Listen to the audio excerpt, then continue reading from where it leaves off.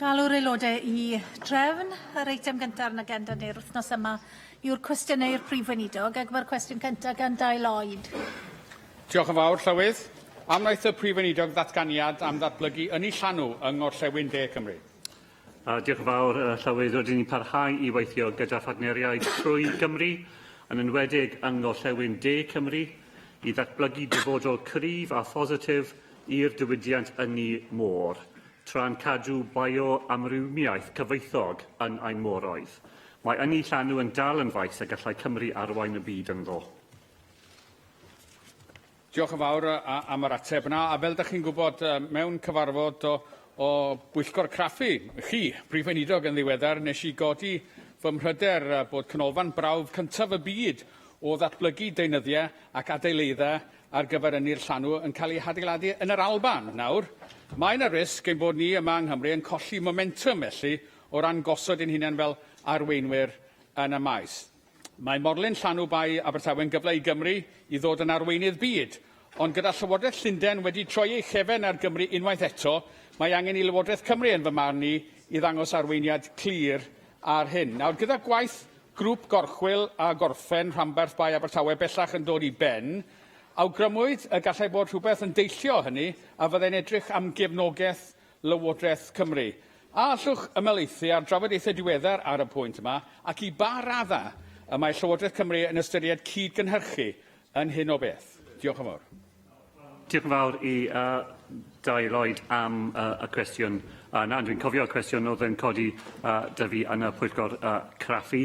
Ac wrth gwrs ni'n parhau i weithio gyda thathlu cyngor y ddinas, ac rydyn ni'n edrych ymlaen at dderbyn a'i adroddiad pan fydd yn barod. A fel ni wedi bod dros y blynyddoedd nawr, mae Llywodraeth Cymru yn barod i cymryd ran yn y prosiect, i cynnig, fel ni wedi dweud, i gyfrannu tuag at y costau cyfalaf adeiladu morlun bai Abertawe. Y problem, Llywydd, yw, wrth gwrs, gyda'r cost yr trydan. A yn y maes na, cyfrifoldeb y Llywodraeth y Deyrnas Unedig yw i cyhoeddi cynllun sy'n gallu helpu y sector gyda'r costau trydan. Llywodraeth y Deyrnas Unedig wnaeth comisiynu'r adroddiad i ddechrau. Rhaid iddyn nhw fod yn atebol am beidio gweithredu amgymhellion clir a'i adroddiad nhw a'i hunan. Susie Davies. Diolch yn fawr, Llywydd. First Minister, I recently chaired a policy forum at which Tidal Lagoon Power they were there, and they spoke about the work that they're doing to encourage businesses to buy energy from them in order to provide a future for the Lagoon project. Welsh Government's National Procurement Service states it collaborates with public organisations to use collective buying power to get a good deal for Wales, whether it's supply teachers, fuel, computers or sandwiches. Now, we know that the strike price is a question that has threatened this project. So how can the work done on the National Procurement Service here on collective buying help make the case to organisations that it could be good value to buy energy from a tidal energy source like the Swansea Bay Tidal Lagoon? Well, Llywydd, I understand the point that Susie Davies is making, and I've heard arguments made by those involved in the scheme in Swansea that the way to deal with the failure of the UK government to have a contract for difference approach to the electricity that will be produced by any lagoon is to spread the cost of that amongst a large number of public and private sector buyers of that electricity. And I understand the case that they are making. But surely the real answer is that the UK government should recognise that this was always to be a demonstration project, that it is inevitable in nascent technologies that the price of electricity produced will be higher than it otherwise would be in the marketplace. And just as previous governments were willing to do in the fields of solar and wind, that they must find a tariff for marine energy, not simply tidal lagoon technology, but marine energy, that allows those new technologies to be attempted and, as we would see it, to thrive here in Wales. That's the right way to do it, spreading the cost amongst public and private sector buyers here in Wales will only go so far and will in the end result in Welsh citizens having to subsidise a cost that always ought to have been the responsibility of the UK government. David Rees. First Minister, Dailai pointed out that the energy proposals of the Tidal Lagoon actually could create a new sector of industry across the South Wales region, and clearly also support other industries there, including the steel plant in Port Talbot. Following last Friday's announcement of the joint venture collapse that is likely to happen between Tata and ThyssenKrupp, this is now a possibility of actually where we can see steel being used from the Port Talbot plant into a project which will give benefits not just to the region but to the whole of Wales through energy. Would you therefore go back to the UK Government with a message that this is a possibility of how the UK Government can help the steel industry as well as the Tidal Lagoon and tidal energy? Well, I want to thank the member for making that important point and for taking the opportunity, which I know he does whenever he has that opportunity, to speak up for the steel industry across Wales and in his own constituency. The case for the Tidal Bay Lagoon was never in the relatively small number of jobs that were directly to be involved in the project. That's the point that the Secretary of State for Wales tried to make when trying to excuse the UK Government's decision not to go ahead with the scheme. The jobs were always to be created in those supply chains and those other manufacturing possibilities that go with a new industry that can be born here in Wales. And of course there will be potential for Welsh-produced steel to be used in that construction. And I'm very happy to give the member an undertaking that we will write again to the UK Government, making the case that he's just put to me in this new context. Question 2, Mick Anthony. Will the First Minister make a statement on the support that is available to haemophiliacs and their families in Wales? Thank the member for that question. Services available to people in Wales with haemophilia include specialist physiotherapy, psychology, social services and access to latest treatments. In addition, the Welsh Infected Blood Support Scheme provides a package of financial and other measures for people affected by infected blood. First Minister, you will recognise, as most of us here do, that the contaminated blood scandal is one of the great and terrible scandals that's occurred, admittedly well before devolution, but one where there is a legacy with us to this day. You'll also be pleased to, I'm sure, to welcome the commencement at long last of the contaminated blood inquiry, which has started to take place. And I'm sure you will also welcome the actual work that Julie Morgan has done with Haemophilia Wales and with the families and the victims throughout Wales, and the work she's done with the cross-party group. But First Minister, as the inquiry started, the UK Government announced a financial package of support, until it turned out that that financial package only applies to England, that it appears that Wales, Scotland and Northern Ireland are an afterthought and are not included within it, that there is no new money, no new funding, no new consequential. And this, First Minister, must be one of the most cruel and reckless activities by the UK Government, raising expectations while not providing any financial support.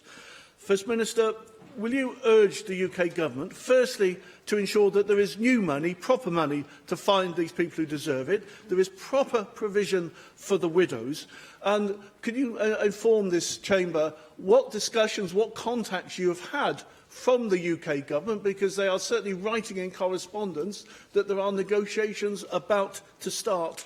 And will you also arrange to meet with the cross-party group, or members of your government to meet with the cross-party group, so that they can be involved in any forward planning, any decision-making process, but also for an explanation as to where we are with this inquiry and with the issue of support for victims?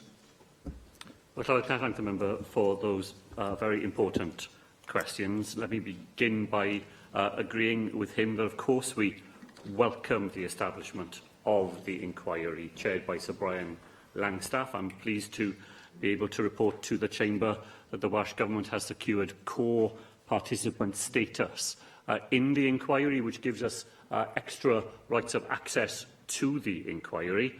And the inquiry, I understand, intends to come to Wales on the 23rd of July, and we'll spend 4 days here taking evidence directly from those affected and those infected in the contaminated blood scandal. And we will do whatever we can as a Welsh Government to assist people to make sure that they can put their case to the inquiry.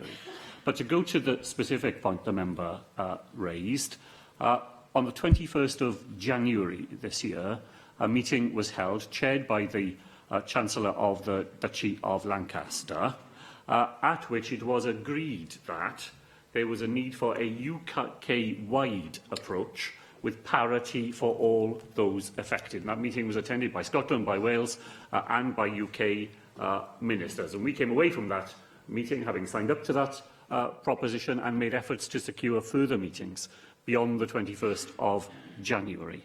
However, on the 30th of April, the first day of the infected blood inquiry, the UK Government made a unilateral announcement of additional funding for English patients only. There was no consultation, there was no prior ministerial notice, and it was a breach of the agreement that had been reached on the 21st of January. We've since had a letter from a junior minister at the Department of Health. It takes your breath away, really, when she says to us, I believe, she says, that we could all benefit from greater dialogue and cooperation on these matters. It beggars belief, really, that such a letter could be sent to us when they had done exactly the opposite.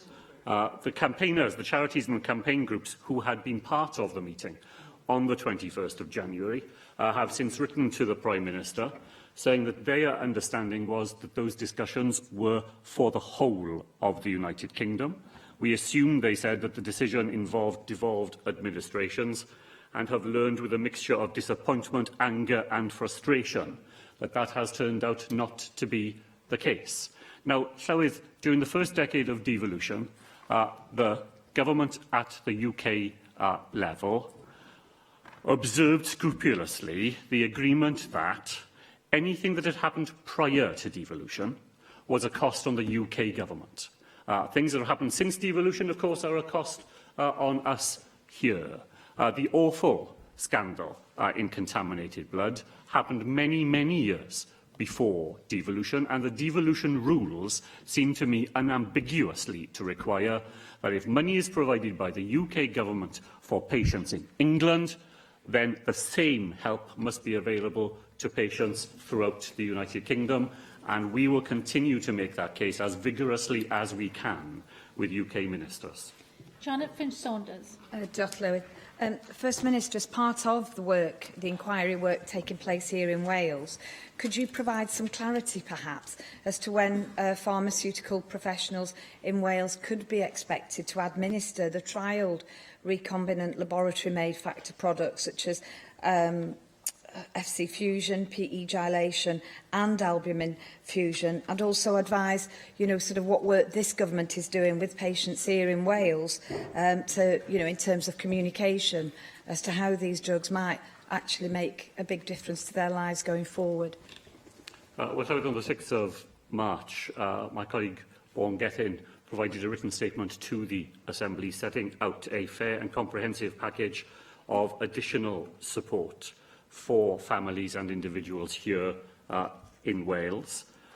We believe that that went some way to meeting the concerns of those families.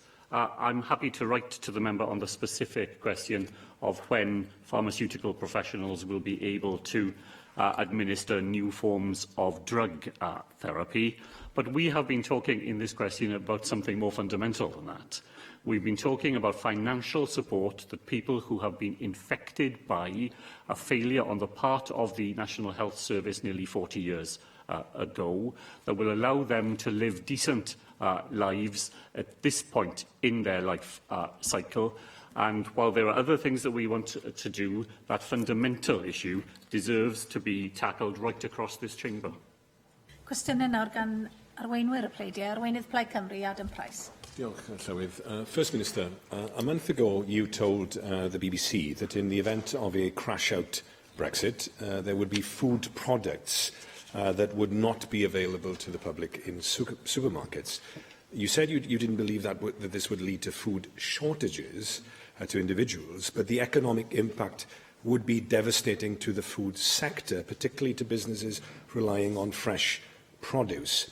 Can you confirm that every frozen and chilled storage warehouse in Wales is already full to capacity, even with the current Brexit delay? Well, the member makes an important point, Llywydd. I repeat what I said a while ago.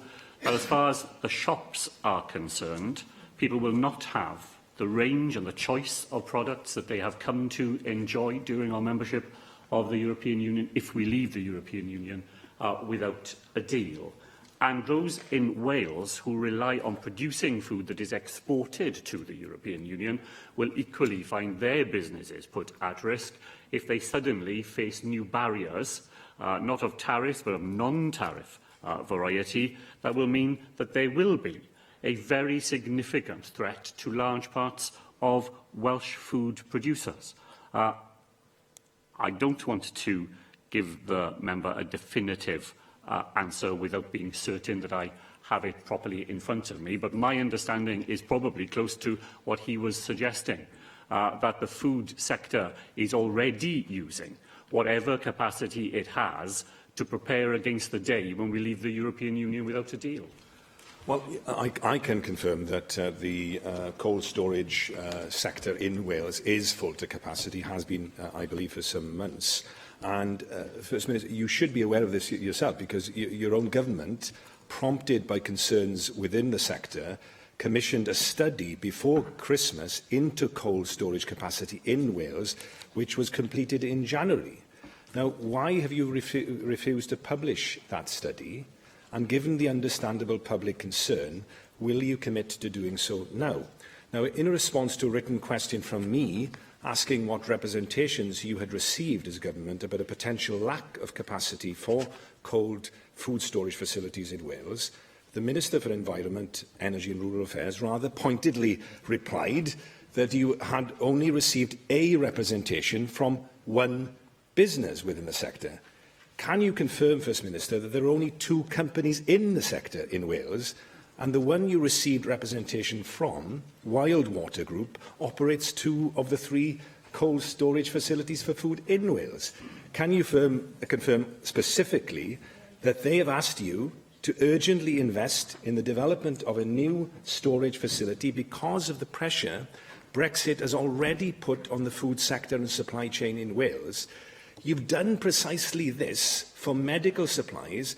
Given the lack of warehouse capacity in that area, why not do the same for food, given the devastating impact you yourself claim the pressure on supply chains Brexit will cause? Well, Llywydd, just to say that I'm not aware of any request that has come directly to me to release a report. I'm very happy to look to see the status of that report and if it was intended for wider circulation. My colleague Leslie Griffiths has met the Retail Consortium this morning and received assurances from them about the steps that they are taking in relation to making sure that there are supplies of food available here in Wales. The member is, of course, right to say that in the field of medical supplies, we have found storage space to ensure that there is continuity of supply. But for the government, we always have to balance spending money, which is in short supply, on things that we are certain we will need in relation, should we find ourselves leaving the European Union without a deal, against those many other calls on our EU Transition Fund, which is about preparing Welsh businesses and Welsh public services for the long-term future the other side of Brexit. I can assure the member that we keep all possibilities under regular review, and if we were convinced that it was necessary to secure further storage facilities for the purposes that he's outlined, then we would give that absolutely serious consideration. We've not been convinced of the case so far, but that doesn't mean to say that we wouldn't continue to consider it if further and better information became available. Well, can I say to the First Minister, I asked the Minister that is responsible to publish this study. You, as First Minister, are responsible for the government as a whole. But I'm asking you again now, will you publish that study? Because I think the public have a right to know. Now, I can also tell you, First Minister, I'm in a possession of a number of letters from companies within the food sector, all claiming that the failure to invest in cold storage facilities will have serious adverse consequences now. The managing director of one leading Welsh food company expresses, and I quote, their concern with regard to a serious shortage of both chilled and frozen storage facilities within Wales. The supply chain director of another says it is imperative that we have more cold storage options in the local area to be able to continue to compete. Kepac, which employs 700 people at the St Merrin meat plant in Merthyr, says this: if there is no increase in storage capacity in Wales, we may have to consider transferring some production from Merthyr to a site in Cornwall, which could have a negative impact on employee numbers in Merthyr. And furthermore, the National Sheep Association has said that without long-term cold storage facilities for lamb, the effects of a no-deal Brexit could be catastrophic. So can I ask you, First Minister, why, given you yourself have said that a no-deal Brexit could have a devastating impact on the food sector, given that hundreds of jobs are at stake now, the future of Welsh farming is at risk, security of food supply in Wales may itself be jeopardised, why on earth won't the Welsh Government invest the 3 to 4 million it's estimated that's needed to plug the gap in cold chain supply? And why are you putting your faith in DEFRA and companies over the border, rather than coming up with a Welsh solution to a Welsh problem that you have exacerbated through the usual dose of complacency, denial and inaction? Well, it's hard to know, Llywydd, where to begin, where you have to try and pick the bones of a sensible question out of the normal hyperbole that the leader of Plaid Cymru cannot deny himself. So there was a sensible question in the middle of everything that he wrapped it up in, and here is a sensible answer for him. I've said to him already that I'm happy to review the report to see if it was intended for publication, and if it is, then I'm very happy to think of doing that. As far as cold storage is concerned, it is one of a whole range of things that we discuss with the industry, and which the industry says they would need in order to be able to survive the catastrophic impact of a no-deal Brexit. If this is the top priority for the industry, in the way that the member attempts to suggest, then I'd be happy to hear it directly from the industry. And if that's what they say to us, then we will, of course, discuss that with them as part of the way that we go about the sober business of government, which is to work alongside those people in Wales who will be affected by a no-deal Brexit, to hear from them about where they think that investment that we can make alongside them would best be put to use. And if cold storage turns out from them, rather than from him, to be their top priority, then we will certainly work with them on it. Arweinydd yr wrthblaid, Paul Davies. Diolch, Llywydd. First Minister, can you tell us how well your government carries out due diligence in relation to supporting businesses? Well, Llywydd, the Welsh Government supports hundreds of businesses across Wales every day. We carry out due diligence, of course, on applications for funds that come to us, and we continue to remain in close contact with those companies during the period that we offer support to them. Does that mean that nothing ever goes wrong? Well, of course, it doesn't. Well, let me tell you how your government undertakes due diligence. Since 2010, the Welsh Government has wasted millions and millions of pounds on bad loans and poor business decisions. Canolfan Cywaen received £3.4 million, and what happened? It closed. Mainport Engineering received £650,000 and went into administration. First Minister, I'd like to look closer at one company in particular, KUKD.com or Cooked.com. Now, the investigation into the awarding of a £1 million grant to Cooked.com from the Welsh Government was announced in September 2016. Yet almost 3 years later, we are still waiting for the report to be published into this issue. And this isn't the first time we've questioned your government's accountability and for being less transparent with us, First Minister. A long line of poorly managed projects have fallen far short of expectations and have dented the confidence of taxpayers. Let's not forget the further misjudgments by the Welsh Government: Pinewood Studios, the Circuit of Wales project, the underselling of land connected with the Regeneration Investment Fund for Wales, risky business investment in Cancoat, and irresponsible selling of Welsh timber by Natural Resources Wales. Now, given you claim that you undertake due diligence as a government, and in the interests of transparency, will you now commit today into publishing the report into Cooked.com as soon as possible, so that we in this chamber can properly scrutinise the actions of your government?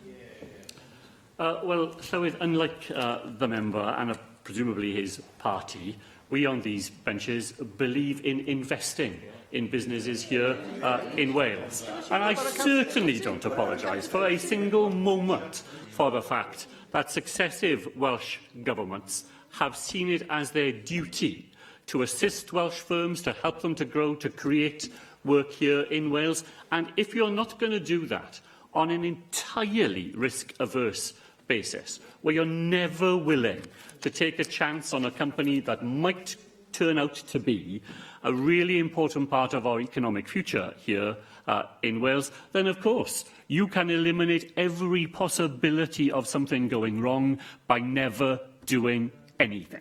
And if that's the policy of his party, he should tell us here. If he doesn't believe that we should ever be prepared to invest in a business that may in the end not turn out to do everything that both it says to us, our expert panels who review every single one of these cases, and the decisions that ministers make, then people in the future will know that were his party ever to find itself in a position to make decisions here in Wales, then they wouldn't be a government prepared to do those things that allow businesses here in Wales to prosper. The member said to me that there was a lack of transparency and then proceeded to reel off a list of things which he could only possibly know as a result of information that the Welsh Government itself had placed in the public domain. My colleague Ken Skate says that he has no difficulty in publishing the report to which the member referred. So there will be another report that he will be able to read, and that will be, we look forward to his views on transparency when another piece of information that is only available because this government is prepared to make it available falls into his hands. Well, this is about transparency and accountability, First Minister. We have waited 3 years for this report. Why on earth hasn't this report been published until now? So I take it from the answer you've just given me that you will be publishing this report in due course, but that wasn't clear from your answer. Now, there are still serious questions about the relationship between the Welsh Labour Party, former Welsh Government ministers, and Cooked.com. Now, in an article by Wales Online published on the 4th of November 2015, the then Economy Minister wrote that, and I quote, "Welsh Government support for this project has ensured another business founded by Mr Hussain will be headquartered in Wales," unquote. However, on the 17th of November 2015, Welsh Government officials met with Cooked.com to discuss their ongoing business difficulties and falling job creation. Then, 10 days after this meeting, Cooked.com were a principal sponsor of a Welsh Labour gala dinner at which senior management of Cooked.com and senior government ministers were present. I put it to you, First Minister, transparency and accountability and openness should be at the heart of politics and decision-making in Wales. Given that the report into Cooked.com has not yet been published, but I welcome the fact that I think you've said from your answer perhaps you will be publishing it, can you confirm that the investigation into this company will be looking at whether or not due diligence was thoroughly undertaken, and what will you and your government be learning so that taxpayers' money is spent wisely in the future? I said in my last answer, Llywydd, that once the report is cleared for publication, it will be published and the member will be able to read it and see everything that is covered in it. I sat in a meeting of the UK Cabinet in which the £30 million that has had to be paid to Eurotunnel in compensation for decisions that his party has made in Westminster, in addition to the contracts which have now been cancelled by his government, £80 million. £80 million thrown away on that one issue. I don't need to listen to holier-than-thou speeches from the Leader of the Opposition, because if I want to look for where money is thrown away by public authorities, I need look no further than his party and its handling of that one single matter. There is a record number, Llywydd, of businesses now headquartered in Wales, and that wouldn't be the case if it were not for the policies that this government pursues of assisting Welsh businesses in investing in them where there is a strong case for doing so, and where those investments don't turn out to deliver what we had all hoped and had been advised was most likely to be received from them, then of course we are committed to learning the lessons from those experiences, and that's why the member was able to identify those instances that he started talking about this afternoon. Group UKIP, Gareth Bennett.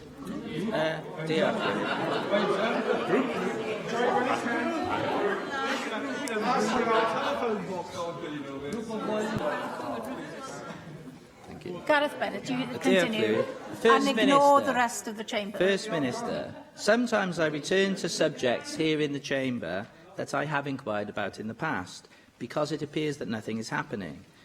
We seem to have reached this stage with Cardiff Central Railway Station. This is a major transport hub, of course, not just for people in Cardiff, but for people throughout Wales. And users will know that there is a lack of room at the station, particularly when there are major events in Cardiff, when people tend to get crammed together in the station like tin sardines. The Welsh public have been promised an upgrade of the central train station for some time. When do you think we are likely to get it? Llywydd, the member is right to point to the fact that Cardiff Railway Station is a very busy transport location. 40% of all rail journeys in Wales begin or end at Cardiff Station. And that gives you an idea of just how important it is to people in Cardiff, but also across the whole of Wales. Now, investment in Cardiff Station is a matter not for the Welsh Government, but for the UK Government. We've referred already this afternoon to Mr Grayling and his outstanding success as a Minister. And on the long list of things that he has failed to attend to is the case for upgrading Cardiff Central Railway Station. Now, we have made the case time and again to him to persuade the UK Government to give Wales a fair share of the investment in the railways that we would get if you simply gave us the share of that our railway network represents of the UK network as a whole. We get nothing like a fair share. We don't have the voice that we need in London speaking up for Wales to guarantee that we would get it, and so we have to work even harder to persuade the Transport Minister in the UK Government not to add this to his lengthy list of failings. Thank you for your engagement with the question, and thank you for your engagement with many of the questions that I've asked you. Now, unfortunately, I'm not here to scrutinise Chris Grayling and the UK Government. I'm here to scrutinise you and your government. Now, you have made this case before of the lack of investment, which I appreciate the point that you're making. Unfortunately, it doesn't help users of the railway station who are still waiting for some kind of development work to begin. Now, a wider reflection on how your Welsh Government operates might take in the fact that every week you or your fellow ministers tell us they are in some kind of funding dispute with the UK Government. We had the absurdity recently of Welsh residents not being let in for treatment at a hospital just across the border in Chester because of this. The whole point of having a Welsh Government here at the Assembly is supposed to be that things work better for the people of Wales.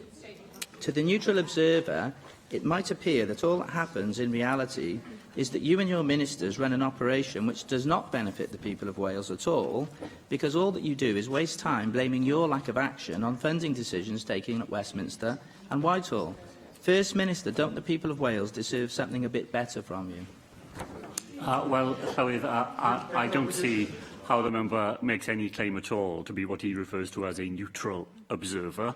I hope that his remarks on Cardiff railway station are an indication that he will join us in calling for the devolution of those responsibilities so that we could discharge them directly here in Wales. I'm not sure that is his party's policy, but if it were, I'd be very glad to know it. And where we are able to act, as in the bus station alongside the railway station in Cardiff, then it is the Welsh Government that has acted to ensure that the funding is available and the plan is in place and the bus station will be developed in a way that, provided we get the investment from the UK Government, that will turn into the transport hub that we have always wanted to see, with an interchange between different forms of public transport right here in the centre of our city. As far as the point that he ended with about the Countess of Chester, let's be clear. That was a decision of the Countess of Chester, a unilateral decision by that provider, which we have now had to spend weeks unravelling and putting back together again, the plan that they had shoved off the wall. Now, you will have seen the statement that the Health Minister has put out, explaining how, by taking the actions we have taken, we now have an agreement through the Department of Health that will make sure that the Countess of Chester goes on treating Welsh patients. But the decision not to treat Welsh patients was unilaterally, and as I would say, irresponsibly, made by them, and certainly not by us. Tynwyd cwestiwn 3 yn ôl, felly cwestiwn 4, Mandy Jones. Diolch, Llywydd. Will the First Minister make a statement on what the Welsh Government intends to do to encourage more engagement in local democracy? Thank the member for that question. The Local Government and Elections Bill will include measures to encourage engagement with local democracy in Wales by extending the franchise, promoting transparency, diversity and wider engagement. Thank you for that answer. First Minister, we are currently celebrating 20 years of this institution with a clarion call for more Assembly members. I see that Scotland, with its population of nearly 5.5 million, has less councillors than Wales, with our population of just over 3 million. In my view, we are overrepresented in Wales. First Minister, how can you square the call for more AMs with the tax-paying public when literally nothing... Ignore noises off and just carry on with your question. I do come to the committee. First Minister, how can you square the call for more AMs with the tax-paying public when literally nothing is being done to reduce the number of councillors and local authorities? Well, I don't think the basic premise of that supplementary question is true.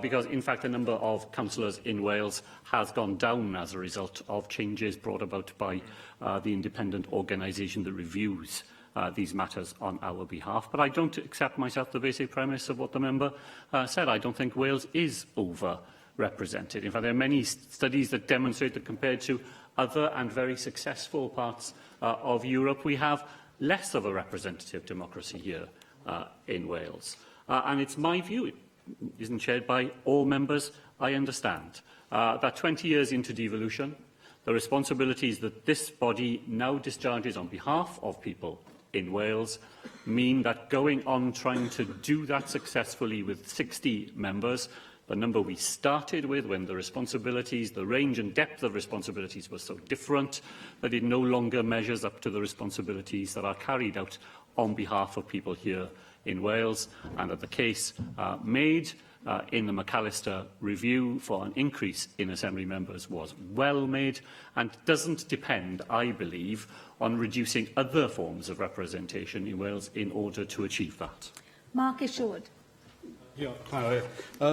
Welsh Government has proved averse to implementing the Localism Act 2011's community rights agenda, which would help community engagement. In 2012, the Welsh Government rejected the Wales Council for Voluntary Action's Community's First A Way Forward report, which found that community involvement in co-designing and co-delivering local services should be central to any successor Tackling Poverty programme. And although the wellbeing objectives in the 2015 Wellbeing of Future Generations Act, Wales includes people contributing to their community, being informed, included and listened to, too often this hasn't happened, either because people in power don't want to share it, or because of failure to understand that delivering services this way will create more efficient and effective services. So what action do you and your government propose to encourage more engagement in local democracy by turning the ambition in the Wellbeing of Future Generations Act in these areas into understanding and delivery? Well, Llywydd, I am completely committed to the notion that public services in Wales should be co-designed and co-delivered with those people who use them alongside people who provide them.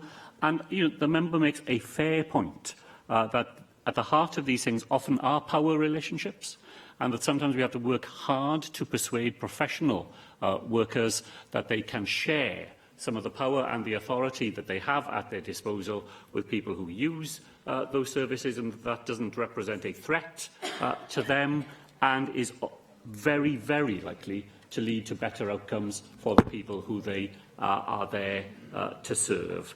I don't think that that requires specific pieces of legislation to bring it about, because I think it is a cultural shift in the way that people who provide services think of the relationship between what they do and the people who come through their door, regarding those people as assets, as people who have strengths, as people who have something to contribute to the way that services are provided. And this government is committed to that as a principle throughout everything that we do in the services for which we are responsible in Wales. Question 5, John Griffiths. What strategy will the Welsh Government follow to build on the success of hosting major events in Wales? Thanks, John Griffiths, for that. We are committed to building on Wales's recent success in hosting major events. We work with partners in Wales, the UK and internationally to identify events with the potential to grow and to pursue new opportunities for attracting major sporting and cultural events to all parts of Wales. First Minister, the Newport Marathon on the first Sunday of this month was an outstanding success, building on the achievements of the previous year. There were some 6,000 runners in the marathon, the 10K and the family fun run. Carnival atmosphere in Newport. The women's marathon was won by a Newport woman, which was very pleasing for all the locals. And, it really did encourage local people to think about running and getting more active. And it works with other regular events like the 2 park runs in Newport, which see several hundred people every Saturday morning getting more fit and active and enjoying a very healthy start to the weekend. So I'd be very pleased if you could recognise that success, First Minister, and also the importance in terms of profile of Wales and Newport, the spend it brings into Wales and Newport with hotels fully booked, restaurants, cafes and shops very busy.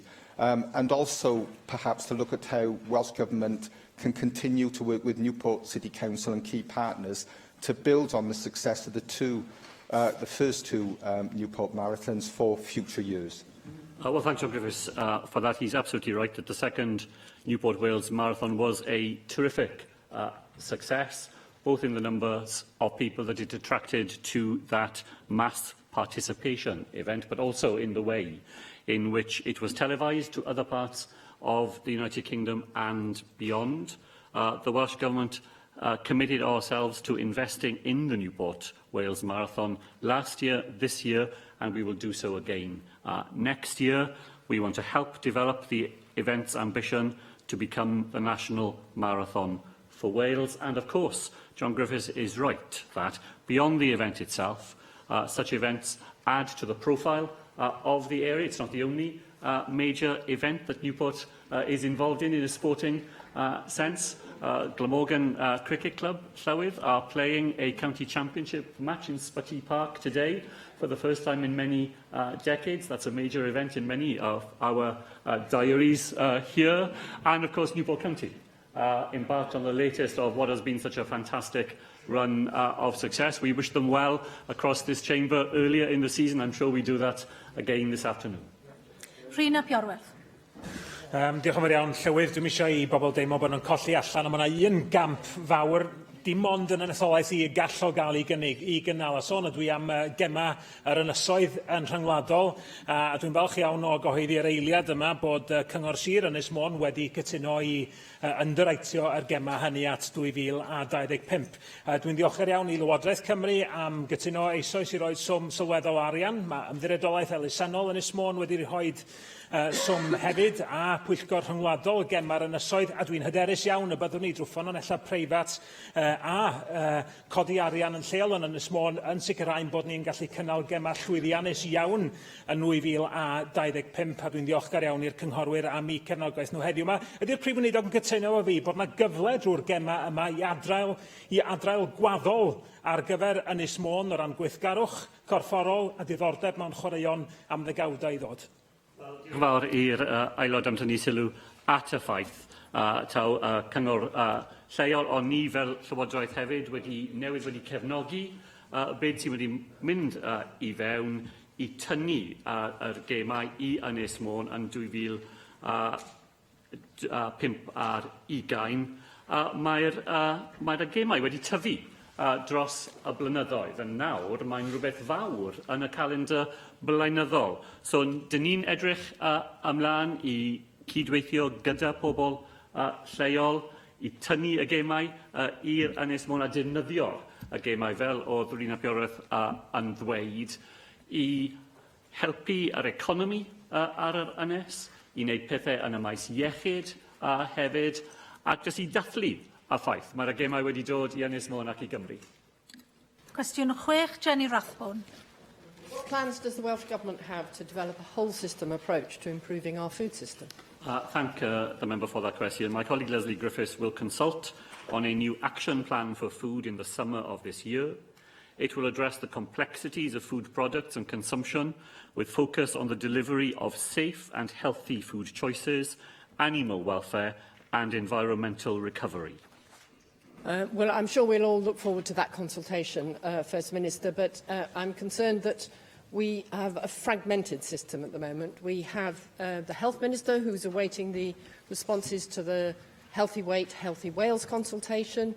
We have the Education Minister in charge of school meals, a debate we're going to be having tomorrow. And we have the very welcome focus on food as part of the foundational economy. Yesterday, we've had lots of major food retailers stepping up to the plate in committing to halve food waste by 2030. This is, it seems to me, is a very complex subject, and I note that in Scotland there's a lot of pressure to make the Good Food Nation Bill one that delivers in a sustainable, holistic way, and I just wondered how the First Minister plans to bring all this together within the Welsh Government. Well, thank the member for that. She's right to point to the complexity of it all. Llywydd, it seems to me inevitable that almost every minister in the Welsh Government has an interest of one sort or another in food, and that it's not possible sensibly simply to concentrate all those quite different responsibilities, whether it be for school meals, for hospital food, for the food rating scheme, for food businesses, for the environmental impact of food, all in one ministerial portfolio. That means, in the way that Jenny Rathbone suggested, however, that we have to demonstrate that as a government we are actively organised to make sure that we draw all those different threads together in a coherent way. And I want to give the member an assurance that where there are specific initiatives, such as the Healthy Weight, Healthy Wales programme to which she referred, that while it was published by the Health Minister, it was thoroughly informed by officials across the Welsh Government and by discussion with other ministers. We have a standing coordinating group of senior officials in the Welsh Government to make sure that we bring the different activities that we undertake in the food field together, and the Food Action Plan, to which I referred in my original answer, has already been to Cabinet, has already been discussed, will be further refined now to make sure that it takes into account the views of ministers across the Government, to make sure as best we can that we deliver what Jenny Rathbone asked for, which is a coherent approach across this complex area. Question 7, David Rees. Plans the Welsh Government have regarding expanding degree apprenticeships? Llywydd, we are providing £20 million to pilot and test degree apprenticeships over the next 2 years. Following that, when we have that experience, consideration will be given to making the programme permanent. I can thank the First Minister for that answer. Clearly, apprenticeships have been linked to education qualifications for many, many years, ONCs, HNCs, and now the degree apprenticeships are in fact a step forward and very much welcome. But I understand that in Wales we have 2 frameworks which are currently operational, and we have not yet expanded those 2 frameworks. I'm very pleased to hear you have pilots for 2 years, but when are you going to expand those 2 frameworks? Because we haven't got frameworks in health and social care, an area which we know there's a shortage of skills and gaps we need, and beyond that. So can you give us an indication as to when we'll go beyond the 2 frameworks we currently have? Well, thank the member for that question. Of course, he is right and knows from his own direct previous experience that bringing the workplace and study together has very long been part of the way that we provide futures for people in Wales. The degree apprenticeship programme is a new initiative. Llywydd, 210 apprentices became the first to study in the new programme in September of last year, and another 210 or so will add to that programme in September of this year. That will test the 2 frameworks to which David Rees referred. We are looking actively, while that is happening, at other places where that could be expanded, and he's right to point to the field of social care as somewhere where we are always trying to raise the status of the profession through registration and through education and training. We will need to learn from the experience of these initial attempts. There's no point in starting something off in order to learn from it unless you're prepared to take the time that learning requires. But we are actively looking to find other ways in which we can build on what we feel confident will be the success of the programme. Question 8, Michelle Brown. Thank you. What assessment has the Welsh Government made of how effective the current funding models for public infrastructure projects are in attracting potential investors? Thank the member. In funding infrastructure projects, my first aim is always to use the cheapest form of capital first, beginning, of course, with conventional capital spending. When all public sources are exhausted, we work with potential investors on key infrastructure projects, always ensuring that the public interest comes first. Thank you for that answer, First Minister. But as we all know, there have been some very significant projects dropped recently, including Circuit for Wales, Wilf Nuclear Power Station and Tidal Lagoon. In each case, these failed because of issues with the funding model. For jobs and quality of life, Wales needs some major public infrastructure projects to actually get off the ground. Going forward, what other funding models are you looking at to attract investment in future projects? Thank the member for that question. We can assure her that we will be working very closely with the UK Government on the new funding model that it is developing in relation to the potential future of Oilfa, and to see whether there is a model that they can devise that would attract investors back to the table, to see whether the pause in Oilfa can be unlocked there. As far as the Welsh Government is concerned, and of course the mutual investment model that we have developed has 3 key projects that we are taking forward. There's been a very strong interest from contractors and from funders. and we look still to developing that model in relation to the New Velindre, in relation to the 21st Century Schools programme and in roads projects as well.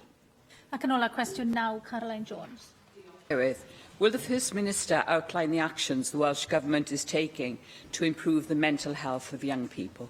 Llywydd, the Welsh Government continues to take action across the range of our responsibilities, including working with schools, colleges and the NHS, as well as a range of other partners across the public and third sector, as we respond to the changing mental health needs of young people in Wales. Thank you, First Minister. Young people today face an onslaught of pressures not even dreamt about during our generation. From pressures for how they look on Instagram to the need to spend money to avoid being a default in Fortnite. The burden of the social media age takes its toll. Last week, a survey revealed that 6- and 7-year-olds are worried about school tests. First Minister, what steps can your government take to reduce the stresses placed on young people? Well, thank the member for that important question. I agree with her that the difficult business of growing up is in some ways even more difficult than it has been in the past because of the way in which new media and other things intrude into young people's lives and the pressures that young people can feel to succeed in what can feel like a difficult and competitive world. Where those things are in our hands, as in the case of 6- and 7-year-olds, then we have acted already to try and make sure that the formative work that is important, because it's very important that formative assessment is made of young people so that they can get the help they need, and that as their education progresses, it's tailored to their needs, but to try and bring about those formative assessments in ways that do not have the downsides of making those young people feel under additional pressures. And I know that Caroline Jones will know that we move to a new form of testing that will mean it doesn't all have to be bunched into a particular part of the year, that it will feel like conventional testing, and that individual young people will be able to pursue a series of questions that are right for them and allow their teachers then to make an assessment of their progress and to make sure that as they move ahead, they're able to get the sort of help that we would like to see for them. Diolch i'r Prif Weinidog. Yr cwestiynau nesaf felly gan i'r Prif Weinidog a Prif Chwip. Ac mae'r cwestiwn cyntaf, Mohamed Ashgar. Thank you, Madam Presiding Officer. What action will the Welsh Government take to improve community safety in the next 12 months, please? The Welsh Government is committed to making our community safer. Last week I spoke at the Serious and Organised Crime Strategy launch in Wales and welcomed the contribution of the police, local government and third sector working together with Welsh Government to improve community safety. Thank you very much for the answer, Minister. Religious intolerance is on the rise around the world. In the last 2 months, we have seen the attacks on mosques in New Zealand, on churches in Sri Lanka, and on synagogue in California. In response, the Home Secretary Sajid Javid has doubled the amount of funding available to provide protective security for places of worship. Given that the right to freedom of thought, conscience and religion is a basic human right, Deputy Minister, what action is the Welsh Government taking to protect and reassure communities across Wales that they are safe at their place of worship? I thank the member for the question because on the 25th of March, following the horrific events in New Zealand, I did write to all our faith communities, in fact to all the imams across Wales, about protective security at places of worship. What was important was that I enabled those who were affected to liaise with me and officials to see how we could support them. And I drew attention to the Places of Worship Protective Security Funding Scheme. Yes, an uplift was announced by the Home Secretary. The difficulty, of course, is that is only £5 million over 3 years. And indeed, it's not going to be available until July. So I'm pressing for that to be brought forward, and I'll certainly make sure that all of our mosques and indeed places of worship across Wales are aware of that funding. Cwestiwn 2, David Rees. What actions is the Welsh Government taking to ensure that advice services are fully supported for the remainder of the Fifth Assembly? The Welsh Government will continue its long-standing commitment to fund advice services to ensure there is free, impartial and quality-assured advice available for those who need it. This recognises the vital role advice services play in improving the health and well-being of people across our communities. Can I thank the Deputy Minister for that answer, because it's clear that they do play an important role. Last year we heard the Prime Minister claim that austerity had ended. Well, she got it wrong, and she gets everything else wrong. Austerity has not ended, and many constituents, many people across Wales are continue to suffer under the austerity ideology of this current Tory government. Now, it's important that the advice services remain in place to support them when they need that support, to stop them falling through the gaps into a downward spiral. Therefore, will the Welsh Government commit to ensuring that the funding levels be maintained at least to the level they are at now, if not improved, to ensure that the services that so many of our constituents do depend upon to ensure that they don't fall into those situations and their well-being and health is affected by that, are there for helping them when they need that help? I thank David Rees for that question, because the value to advice providers of longer-term funding, grant funding, is recognised, particularly in these uncertain and challenging times, and we are clearly maintaining our commitment to the funding of provision of advice service. In fact, funding of around £8.5 million a year, including £2.45 million for the financial levy. And that's also, in addition to that, we've launched an £8 million single advice fund on the 24th of April, and we've extended grant agreements to maintain stability of advice services. But clearly we expect to follow this through when we have more certainty of future funding from the UK Government, because advice service has always been a major priority for this Government, Welsh Government, and particularly at this time of austerity and challenging times for the people we represent. Mark Isherwood. Thank you. You referred to your 24th of April, in fact, written statement to members during the Easter recess, when you announced the merging of 3 funding streams of the Single Advice Fund. You said providers are being encouraged to design and deliver services more collaboratively and on a regional basis. You're establishing new regional advice networks in partnership with key stakeholders and with inaugural meetings anticipated this autumn. And you also referred to the Welsh Government now receiving a share of the UK financial levy. How do you respond to concern expressed to me by some of the smaller providers who tend to fill in the gaps when larger provider queues mean that people facing perhaps bailiffs or eviction need urgent intervention? That their experience is that they've been actively blocked when requesting to join collaborative funding bids locally, because large providers don't want to split their already reduced funding pots with competitors, and that typically a large provider can present a collaborative approach to a funder with partners less likely to pose a threat to their status as a lead provider in the area. And their calls to the Welsh Government, as you take this forward, for quotas within bids to compel larger providers to collaborate, not just on delivery, but on sharing of funding resources, and for smaller ring-fenced pots of funding aimed solely at smaller delivery agents to encourage diversity, innovation, sustainability and specialisation. Well, thank Mark Isherwood for that question, because you have referred to my written statement on the 24th of April. This took forward, actually, the implementation plan from the Information Advice and Action Plan, which we published back in 2016. And there were 19 actions in that in order to make sure that we can make best use of our advice services funding. And I think, as you say, in terms of better collaboration, this new single advice fund is going to enable that to happen. It will encourage better collaboration, improve the efficiency of service planning and delivery models, which is crucial to those smaller organisations that already do receive this funding. It's going to be available, and it is also, of course, ensuring that there will be longer-term grant funding, as long as we get that firm commitment from the UK Government in terms of a future comprehensive spending review. But I do believe that this will meet the needs of the Information Advice Action Plan, which of course was brought together as a result of input from advice providers of all sizes across Wales. Question 3, Dawn Bowden. What recent analysis has the Welsh Government made of the impact of austerity on inequality in Wales? A recently published Welsh Government report refers to analysis commissioned by the Equality and Human Rights Commission, and this shows there is disproportionate negative impact of the tax and welfare reforms of the UK Government since 2010 on the incomes of several protected groups, including disabled people, certain ethnic groups and women.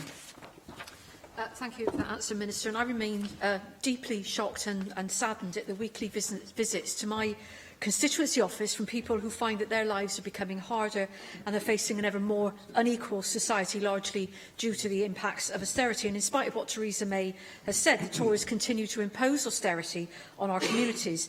Minister, do you agree that as austerity continues to eat into the social fabric of our communities, destroying the lives of so many people, that it is now time for the UK Government to stop the damage and scrap their policy of austerity? Well, I certainly do agree with the member for Merthyr Tydfil and Rumney, and today we have seen this inquiry being announced, the Institute of Fiscal Studies inquiry being announced into inequalities in the 21st century.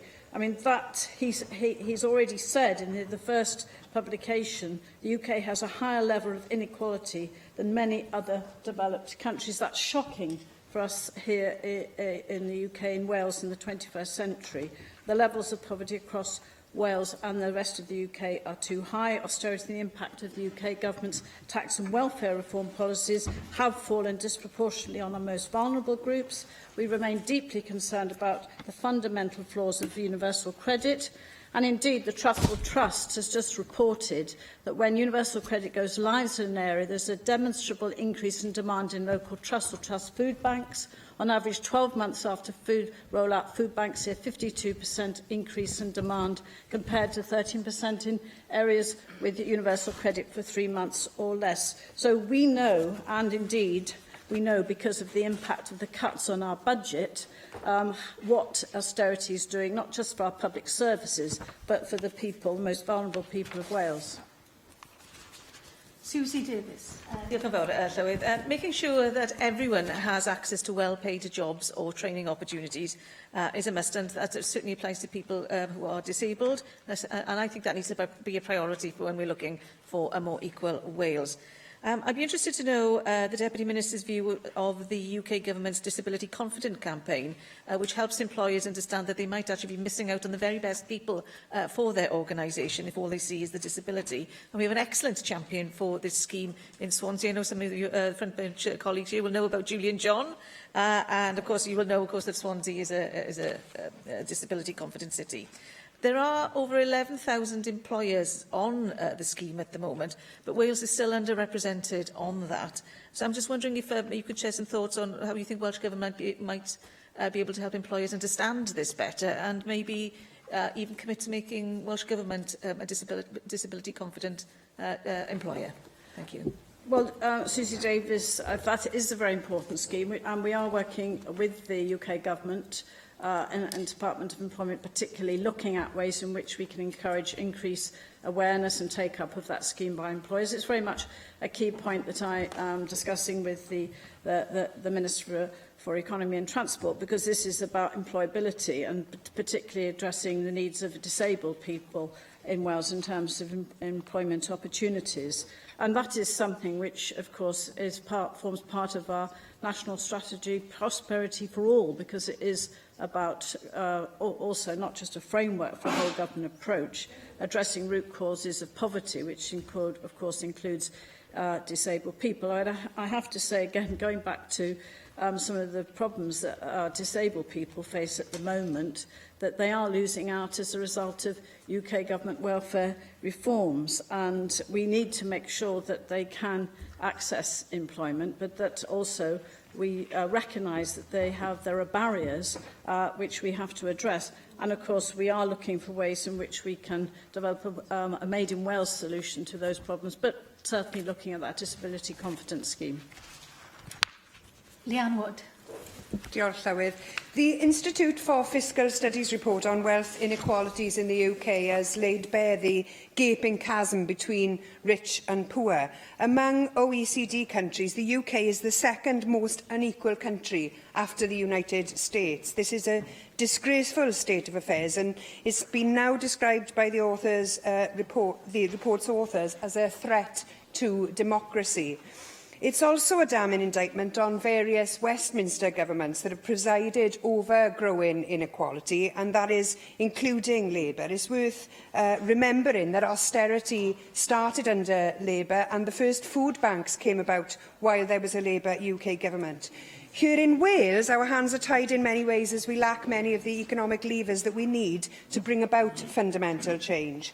However, Labour in power have hardly set a good example by shutting down the community's first scheme and failing to replace it. So, in the absence of a dedicated anti-poverty programme, what is your government's strategy to reduce poverty? Clearly, we mitigate against the impacts of poverty and the UK government's damaging welfare reform programme. It is important that I've recently announced, and it's very relevant to the IFS inquiry, that we're going to commence Part 1 of the Equality Act 2010, the socio-economic duty, by the end of this calendar year. And once that's implemented, this duty will mean that public bodies must consider what they can do to reduce poverty and inequality whenever they make major decisions. But also, we've already, despite the fact that we've had 5% budget, 5% lower in real terms as a result of austerity, which is the key point of this question, equivalent to £800 million less as a result of austerity from this Tory government, we have implemented the discretionary assistant fund, supporting 214,326 awards to the most vulnerable people in Wales. The council tax reduction scheme supported with £244 million of funding from the Welsh Government. And what's crucial about these are policies that this Welsh Labour Government has taken forward. As a result of the council tax reduction scheme, almost 300,000 vulnerable and low-income households in Wales continued to be protected from any increase in their council tax liability. We're investing £104 million in the Warm Homes programme to improve up to a further 25,000 homes of people on low incomes. Now, what's crucial is that people can see that we, as a Welsh Government here, are working and using scarce resources with those cuts from the UK Government to prioritise in ways in which we can mitigate against the impact of welfare reforms and austerity. Question 4, Russell George. Will the Deputy Minister make a statement on how the Welsh Government takes the views of the Future Generations Commissioner into account?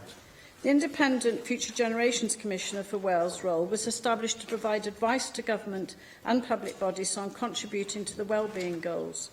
And we've taken and will continue to take into account the views of the Commissioner in the decisions we take.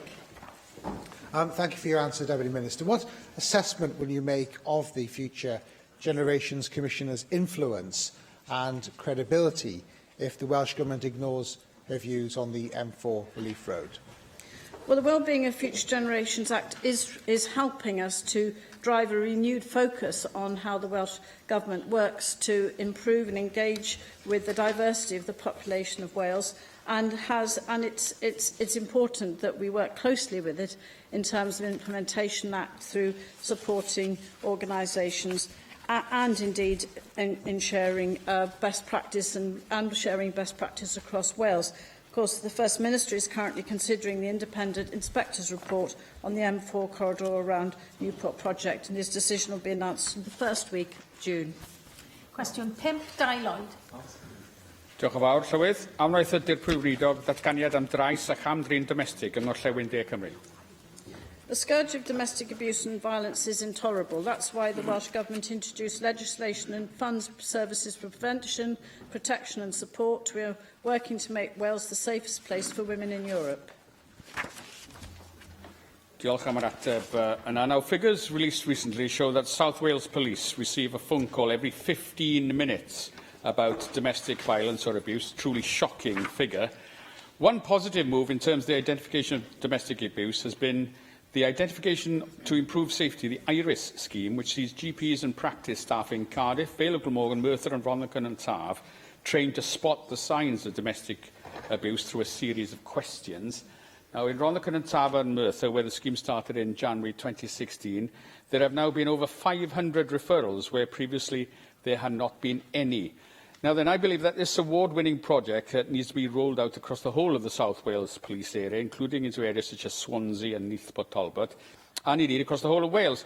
Now, to that end, do you agree? And if so, what support is the Welsh Government prepared to provide health boards to help contribute to this vitally important area? Well, this is an example of good practice which I know that will be shared by the Chief Constables and the Police and Crime Commissioners. In fact, I'm chairing the Policing Board on Thursday of this week, and I'm sure that this will be brought to our attention because it does provide an opportunity for the police and services to work together in delivering on our national strategy on violence against women, domestic abuse and sexual violence. And it is important that we can learn from, and we learn across Wales, on how services can work together in order to deliver that support and action in terms of domestic abuse, tackling violence against women and domestic abuse. Jack Sargent. Diolch, However, can I thank the member from South West Wales for tabling this very important question. The Deputy Minister might be aware through recent news articles that councils in England will now have a legal duty to provide secure homes for victims of domestic abuse under recently announced plans. What conversations has the Deputy Minister had with the Minister for Housing looking at the implications of this, and also what will they be doing to ensure victims and survivors here in Wales have similar support, building on the fantastic work we've already done by leading the way with the Domestic Violence Bill and once and for all ending domestic violence in all its forms? Well, I thank Jack Sargent for that question because the Welsh Government is committed to ensuring that we have all the services available that are needed for those seeking support from domestic abuse and violence. And clearly, we are driving this as a result of our national strategy following the Act, and that has led to a more strategic and needs-led approach to commissioning and delivering all services, including refuge provisions and specialist services that are important. So one of the things that we've done, the Welsh Government's recently commissioned the Wales Centre for Public Policy to conduct a review into refuge provision in Wales and make recommendations for both women and men fleeing abuse. And that review will look at international approaches and seek input from expert providers. I think funding is crucial as well as legal duties, and it's important that we have invested in Wales and continue to invest in the Supporting People grant that's paid to local authorities to help vulnerable people to find and keep a home or accommodation, including those fleeing domestic violence. And that became part of the Housing Support Grant from April of this year and is administered by all the local authorities. And that does also give us a much better track record on refuge provision. Cwestiwn 6, Caroline Jones. Will the Deputy Minister make a statement on how the Wellbeing of Future Generations Wales Act 2015 is improving the lives of people in Wales? The Act is improving people's lives by providing a uniquely Welsh way of tackling the long-term challenges we face to ensure public bodies focus on preventing problems occurring and working in a collaborative and integrated way involving people who reflect the diversity of our nation. Thank you, Deputy Minister. Yesterday we learned that CO2 levels in our atmosphere have reached 415 parts per million for the first time in human history. Not recorded history, levels haven't been this high since before humans roamed the plains millions of years ago. Unless we take drastic action, future generations will be left with toxic oceans and a dying planet. You seemed at odds with the view of the custodian of the Wellbeing of Future Generations Act, the Commissioner, on the M4 Relief Road. So do you believe your government is truly committed to the Act and protecting Wales for future generations? I think the Wellbeing of Future Generations Act, as I said, is a unique way, Welsh way, of tackling long-term challenges. And you've mentioned long-term challenges, but I think the fact that the Welsh Government was prepared to actually declare a climate emergency, I think probably the first government that declared a climate emergency, following on only weeks after the publication of a plan, the low-carbon plan for Wales, with 100 actions and priorities that the Minister has actually not only committed to, but is now reviewing and looking at in terms of the opportunities that lie ahead in tackling climate change. But I think what is important in terms of the Future Generations Commissioner and the way that we work together, that we can see the impact that this has had. And, for example, the revised national planning policy has been reframed using the Act and puts placemaking at the heart of the planning system, ensuring that people's well-being is considered as part of the planning process. Janet Finch-Saunders. As you will be aware, the Wellbeing of Future Generation Wales Act 2015 lists the wellbeing goals, including a healthier Wales. It is my understanding that such goals can be taken into consideration by public authorities, including councils across Wales, and the Welsh Government when considering applications to dedicate particular footpaths. Will you therefore confirm that there is a duty on planning authorities to take into account the Healthier Wales goal when considering the dedication of a highway? Local authorities have to take into account the wellbeing objectives of the Future Generations Wales Act and consider the impact, the long-term impact of decisions that they make. And, of course, that includes all developments. I think what's very important, Janet Finch-Saunders, that I have mentioned the fact that the national planning policy, which is crucial to these issues, has been reframed using the Act. Diolch i'r Dirprwy Weinidog. Yr eitem nesaf felly yw'r datganiad a chyhoeddiad busnes, a dwi'n galw'r Gweinidog cyllid y trefnydd i wneud y datganiad. Rebecca Evans. Diolch, Llywydd. There are two changes to this week's business. Statement on the Wales Coast Path and active travel had been added to today's agenda. Draft business for the next 3 weeks is set out on the business statement and announcement, which can be found amongst the meeting papers available to members electronically. Mohammed Ashka. Presiding Officer. Minister, please could we have a statement from the Deputy Minister for Culture on what more can be done to protect our important historic monuments from vandalism? Last week, Roman amphitheatre in Killian was once again the target for vandals, with stones being removed and thrown around. Removal of these stones has damaged the structure for this ancient monument and its underlying archaeology. Incidents have also been reported of suspected vandals being abusive and threatening to the custodian of the site. Minister, please could we have a statement from the Deputy Minister on what more we can do to protect such sites from these mindless criminals? Thank you very much for raising this particular case in the Chamber. And, of course, vandalism and destruction of protected monuments is thankfully very, very rare. But when it does occur, it's obviously something which is of deep concern and regret to the communities affected particularly, but also to all of us in terms of our Welsh history and our Welsh heritage. If there is an update that the Minister is able to provide in this particular case, I'll ask him to write to you. Dai Lloyd.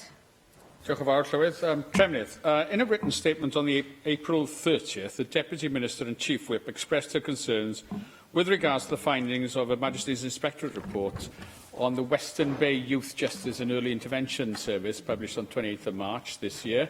The report showed that the amalgamation of youth justice services from Swansea, Neath Port Talbot and Bridgend was poorly implemented, and the organisation created in 2014 has failed to adequately protect the children and young people and the wider public in the area. The report found that none of the 3 local authorities has taken full responsibility for the service. There was inconsistent partnership work, variable quality of casework and inadequate day-to-day management, and managers and staff were, quote, left to firefight and respond to the symptoms of significant systemic problems. Essentially, the report finds that it is often impossible to tell if children and young people in Swansea, Bridgend and Neath Talbot are being protected at all. Even though youth justice is a non-devolved matter, there are clear links to devolved areas such as social services and early intervention. Now, as Welsh Government officials are involved in discussions with a number of bodies on this matter, will the Welsh Government therefore commit to providing an oral statement focusing particularly on the progress needed and being made against the recommendations contained within this report? Thank you very much for raising this issue, and of course there is an oral statement tabled for the Assembly for next week on justice blueprints, and this might be an opportunity to raise some of these particular matters with the Minister on that day. Rhys. Trefnydd, obviously following the announcement last Friday at the Tata joint venture with ThyssenKrupp is at risk and unlikely to go ahead, and that they were suspending the process of the joint venture. Can we call for an oral statement from the Minister of Economy and Transport? Actually, I refer it from the First Minister. I think this is that important. Relating to the actions the Welsh Government will take to work with Tata for ensuring the future of the steel industry here in Wales. It's a crucial element for the steel industry, and we need an opportunity to ask questions of the Minister to ensure that we understand fully the actions they will take to protect steel in Wales. They've done it so far. The Welsh Government has to be commended on its history of support for the industry, but here we are again facing another 2016 effectively following the announcement last Friday, and the workers in Port Talbot, the workers in Shorton, the workers in Llanwern, Orb and Trostre all need to have confidence that there is a future for the industry here in Wales. On the second point, could we also have a debate in government time on the Shared Prosperity Fund? In responses to a debate in Westminster Hall called for by my colleague Stephen Kinnock MP, it was clear the message coming through from the government was that this shared prosperity is going to be more of a all-UK type of prosperity fund, and that we will not necessarily be getting the same type of funding we get now, and we won't necessarily be in control of that funding. It's about time now we had a debate here so we can make sure that the whole Assembly has a debate and we're able to send a clear message from this Assembly to Westminster that they should honour the commitments they made and not invent new ways of slicing up the money for their Conservative friends in the English counties.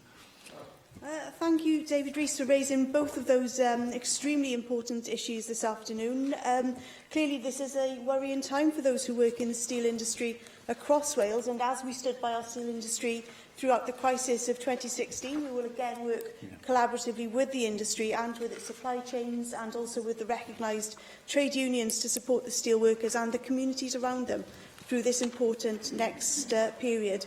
The Minister of Economy, Ken Skates, spoke with the Executive Director of Tata Steel Europe and also with steel unions on Friday following the announcement, and he'll continue to work closely with Tata to discuss how we can best support the industry in light of the recent announcement. I know it was his intention to issue a written statement today, but I'll certainly make him aware of your request to discuss the issue in person with him.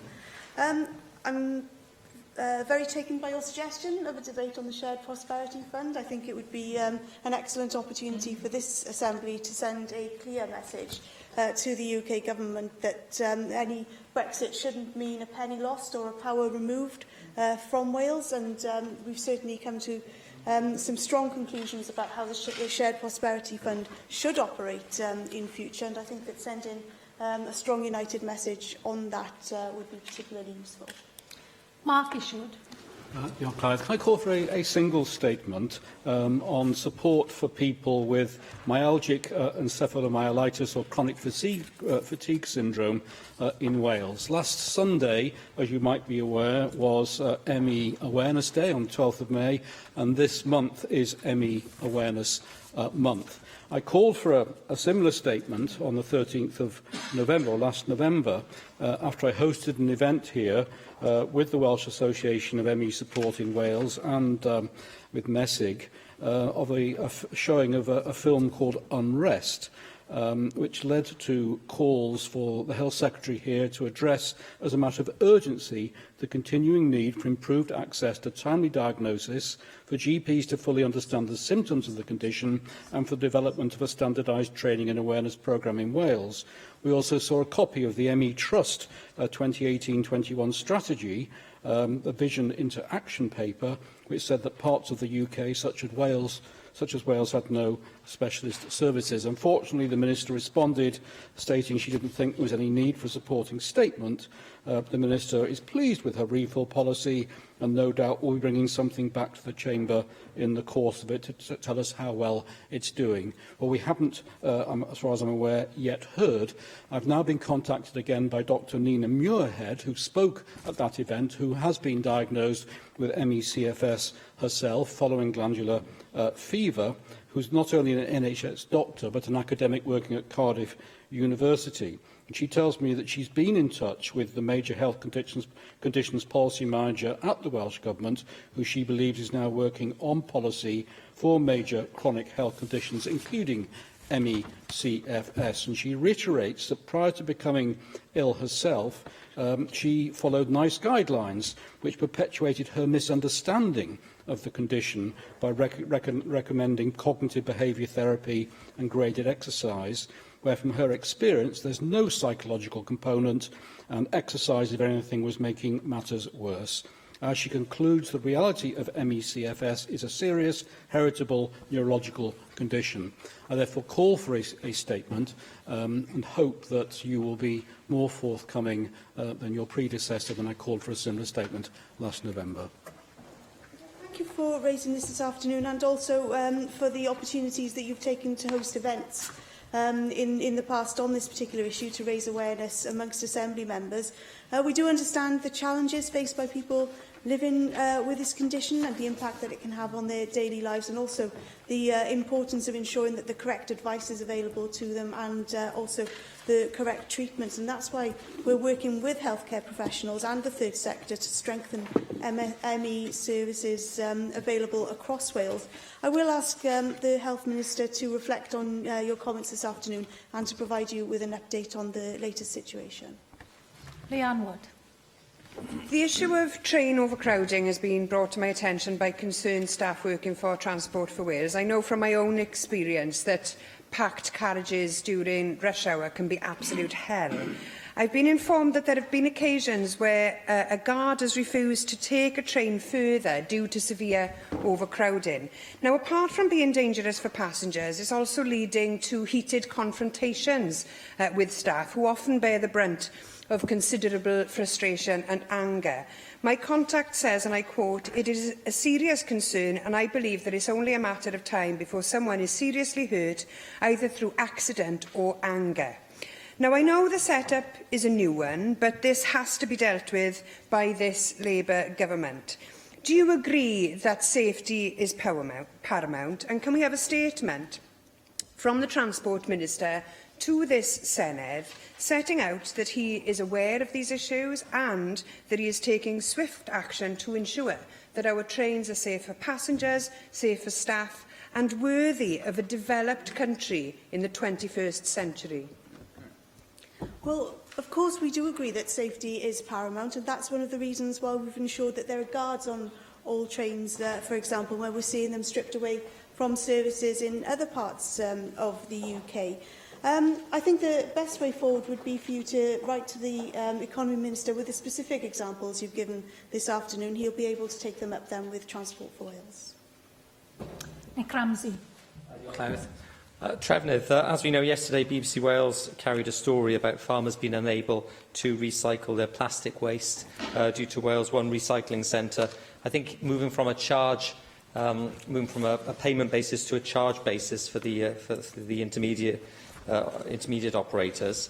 I appreciate that the Welsh Government have responded that this is an issue between farmers and the private sector, but there clearly is an impact on the environment and on farmers indeed, of course, if there is an increase in the disposal of plastic waste on land, either by burying or burning, as has been spoken about. So I wonder if we could have an update or an intervention from the Welsh Government on this situation. I appreciate that it is an issue within the private sector, but there are consequences for the public sector as well, so I think it would be good to hear the Welsh Government's further opinion on this, because there is great concern amongst farmers I've spoken to. Secondly, and more optimistically, I'm sure you're aware yesterday, was the Welsh Food Awards at Cardiff City Stadium. A great showcase of Welsh food. We know the importance of that for tourism. There were two winners from my area, at least two winners, Sugarloaf Catering and Scrumptious, but I know that there were also winners from across Wales. I'm sure you'd like to send congratulations to those winners and indeed to the runners-up, and perhaps we could hear at some point from the Welsh Government an update on the food strategy and how that ties in with tourism and food festivals and the like across Wales, because Wales has a lot to give on the European and world stage in the food market. Thank you very much. In relation to agricultural polythene, it is the case, as you set out in your contribution, that the disposal of farm plastic is a commercial matter between the farmers, the collectors and the plastic film waste, and the plants that can and do recycle it, and the farmers do have a responsibility to ensure that their plastic is disposed of correctly. The Minister did suggest that you write to her with your concerns, and I'm sure she will respond accordingly. On the second issue, I'm very happy to congratulate Sugarloaf Catering, Scrumptious and all the other winners at the Food Awards yesterday.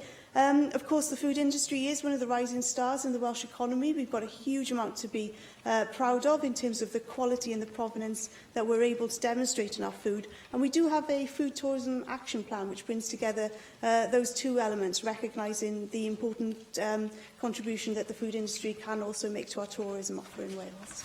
Llyr Griffith. Diolch, Llywydd. Mi nath y Llywodraeth, fel i ni wedi clywed eisoes heddi wrth gwrs, bythefnos yn ôl ddatgan argyfwng newid hinsawdd. Mi nath y cynulliad hwn hefyd ddatganiad o'r un fath. Nawr fyddwn ni'n disgwyl bod llawer iawn o weithgarwch yn digwydd tu ôl y llenni o fewn Llywodraeth Cymru i ymateb i'r datganiad hwnnw ac i ddangos yn glir bod y datganiad hwnnw yn un ystyrlon.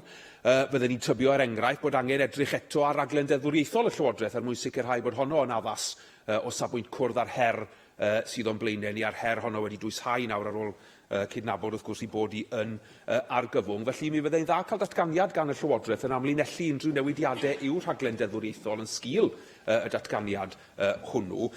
Felly hefyd, a byddai'r Llywodraeth yn medru gwneud datganiad i esbonio sut y mae cyhoeddi argyfwng hinsawdd yn mynd i effeithio ar y broses o benderfynu ar ffordd lliniaru'r M4 yng Nghas Newydd, oherwydd yn amlwg fydde rhywun yn tybio bod y pwysau sydd yn cael ei roi ar y gwahanol ffactorau yn mynd i newid yn sgil y datganiad hwnnw. Gai hefyd ofyn i'r Llywodraeth ac i'r Gweinidog Cyllid am gyfle i gael gwybodaeth bellach ynglyn â'r datganiad ysgrifenedig sydd wedi ryddhau heddi. Dwi'n deall bod na gamgymeriad wedi dod yn golwg o safbwynt gwaith HMRC ar weithredu traeth incwm sydd wedi ddatganoli yng Nghymru nawr i'r pwynt lle mae'r codio traeth dalwyr Cymreig wedi bod yn anghywir gyda nifer y drefthdalwyr o Gymru wedi cael eu codio fel trefthdalwyr Albanaidd ac o ganlyniad wedi talu lefel treth yr Alban yn hytrach na lefel treth incwm Cymru. Does dim llawer o fanylion yn atganiad y Llywodraeth ynglyn â faint sydd wedi cael ei effeithio, sut y gallai hyn fod wedi digwydd a beth yma HMRC yn ei wneud i ddatrys y broblem. Felly mi fydde rhyw ffordd o gyfleu y wybodaeth yma, felly cyfleu ni fel aelodau holi cwestiynau yn rhywbeth fydde ni yn ei werthfawrogi. Could I ask for a statement from the Health Minister as well? I read with interest and welcomed the written statement last week in relation to cross-border healthcare arrangements and the agreement that had been reached in relation to the dispute with the Council of Chester Hospital. There's nothing in the statement that tells us what the nature of that agreement or that compromise is. My understanding from a UK government ministerial statement is that the UK government will pay the disputed cost for this year, and that the Welsh Government will then step in and pay it in future years. I'd like to understand that this disputed 8%, apparently, is relevant, of course, in this particular context, but, of course, it's relevant as well in every other particular context where we see health services being purchased from across the border. So are we here running the risk of establishing a precedent where if the Welsh Government agrees to pay the disputed 8% for the Countess of Chester, then it's opening itself up to having to pay that to the 50 other health trusts and services that provide services to the NHS in Wales. So it would be good to have an opportunity, maybe either of an oral statement from the Health Minister or some further information about the exact nature of that agreement, because the financial implications, of course, for our already beleaguered health boards could be very, very substantial. Thank you for raising those various issues this afternoon. The first matter you raised was the issue of the climate emergency, which was declared by the Welsh Government. And then you asked specifically about the legislative programme. And of course, the First Minister brings forward an annual statement on the legislative programme, which I believe takes place in June. So he will certainly be making that statement as normal. The Minister for Environment and Rural Affairs will also be bringing forward a statement to the Assembly on the low-carbon delivery plan, which includes 100 of those actions and priorities in terms of tackling climate change and carbon emissions. On the matter of the M4 Relief Road, the process has been clearly set out. I'm not going to be drawn into any further comment on it this afternoon, save that to say that the First Minister has set out in his written statement the process and the expected timescale for a decision to be made. With regards to the Seacloak and the issues that that's had in terms of Welsh taxpayers, it is extremely disappointing that this has happened, but it does, I suppose, vindicate the very cautious approach that we did decide to take in terms of our approach to this issue. I have had discussions with HMRC, and the reason that I was unable to set out in my written statement the extent of the issue is because HMRC don't yet know the extent of the problem, because they have to run a number of tests, which they'll be doing in this month, and then further tests again in September to establish those individuals who have been assigned the wrong code by their employer or the person operating the payroll. But I obviously will commit to updating the Assembly and particularly the Finance Committee as soon as I am able to on all of those issues. And the final issue that you raised was the matter of the Countess of Chester. And of course, the agreement has been reached for 1920 only, but the Health Minister said that he would be happy to write to the Health Committee with further details, and also then to make that letter available to all Assembly members. Andrew Arty-Davies. Thank you, Presiding Officer. Organiser, could I see two statements, if possible, please? One in connection to press reports on the weekend in the financial papers around developments of the Ford engine plant, and in particular the Welsh Government site at Bro Castle, and the potential for Jim Ratcliffe's company to come there and build a potential 4x4 vehicle to replace the Land Rover model. I appreciate the Welsh Government has been in negotiations. I appreciate those negotiations have been long and they are commercially sensitive, but there are press reports coming out now, obviously making various views known as to the potential of this application, and an update on where the negotiations are, and in particular what development the government has in mind for the Bro Castle site in particular, where construction has now just begun, would be beneficial for the local community, as well as obviously workers connected with the Ford engine plant, to understand what progress with the limits of commercial confidentiality has been made, because, as I said, these negotiations have been going on some time and the press are now speculating on this. And secondly, could we have a statement from the Transport Minister in relation to what work the Welsh Government is doing around the A4119, and in particular the arterial roads into the A4119 and Junction 34 and the M4 up to Junction 33. This is a regional transport issue where people using those roads are literally gridlocked in the morning coming out from the valleys, Lantriston, Talbot Green, Pontyclun and further up, and then on the way home the traffic is severe, to say the least. I appreciate the metro system is on the cards to come forward in the next 5, 10, 15 years, but these roads, this gridlock in effect is happening here and now and is causing a huge amount of distress to drivers, and frankly in some instances is very dangerous, and people are looking for as many rat runs as they possibly can through lanes that are totally unsuitable for the volume of traffic, given the gridlock people are finding around the Junction 34 and the road A4119. So a statement over what action the Government is engaging with partners such as Transport Agency and in particular the local authority to alleviate some of this congestion would be most welcome. On both of those issues, so the Ford engine plant and also the congestion issues around the A4119, I will ask the Minister with responsibility for economy and transport to write to you in terms of what he's able to say with regard to the Ford engine plant, but then also plans to address the congestion issues and any discussions he's had with other relevant agencies. Rhina Piorwerth. Diolch yn fawr iawn. Mi o'n i'n bwriadu gwneud cais am ddatganiad ar y cyhoeddiad sydd wedi dod heddiw ynglyn â trethiant a'r camgymeriad efo'r codion. Dwi'n falch bod hynny wedi cael ei godi yn barod, ond dwi yn bwriadu gofyn cwestiwn amserol ynglyn â hynny. Ond if I could ask for a statement from the Minister for Health, responding to concerns about an event stakeholders locally have been invited to. It's called, and I quote, the Cwm Taf Morgannwg Safeguarding Board's first ever celebration of good practice event. Now, this follows the damning and distressing report about maternity services in Cwm Taf Health Board, where mothers and babies certainly were not safeguarded. And whilst recognising that more bodies are involved in this event than just the Health Board, can I invite the Minister, who of course has rejected calls for his resignation, to at least respond to that invitation and serious concerns locally that have been raised with us that this is entirely inappropriate and deeply insensitive? On the first issue of the C Code, I'd be more than happy to take any opportunity to discuss with yourself or any other interested Assembly members the latest update, and obviously to keep members informed and to share communication that I've had with HMRC on this particular issue.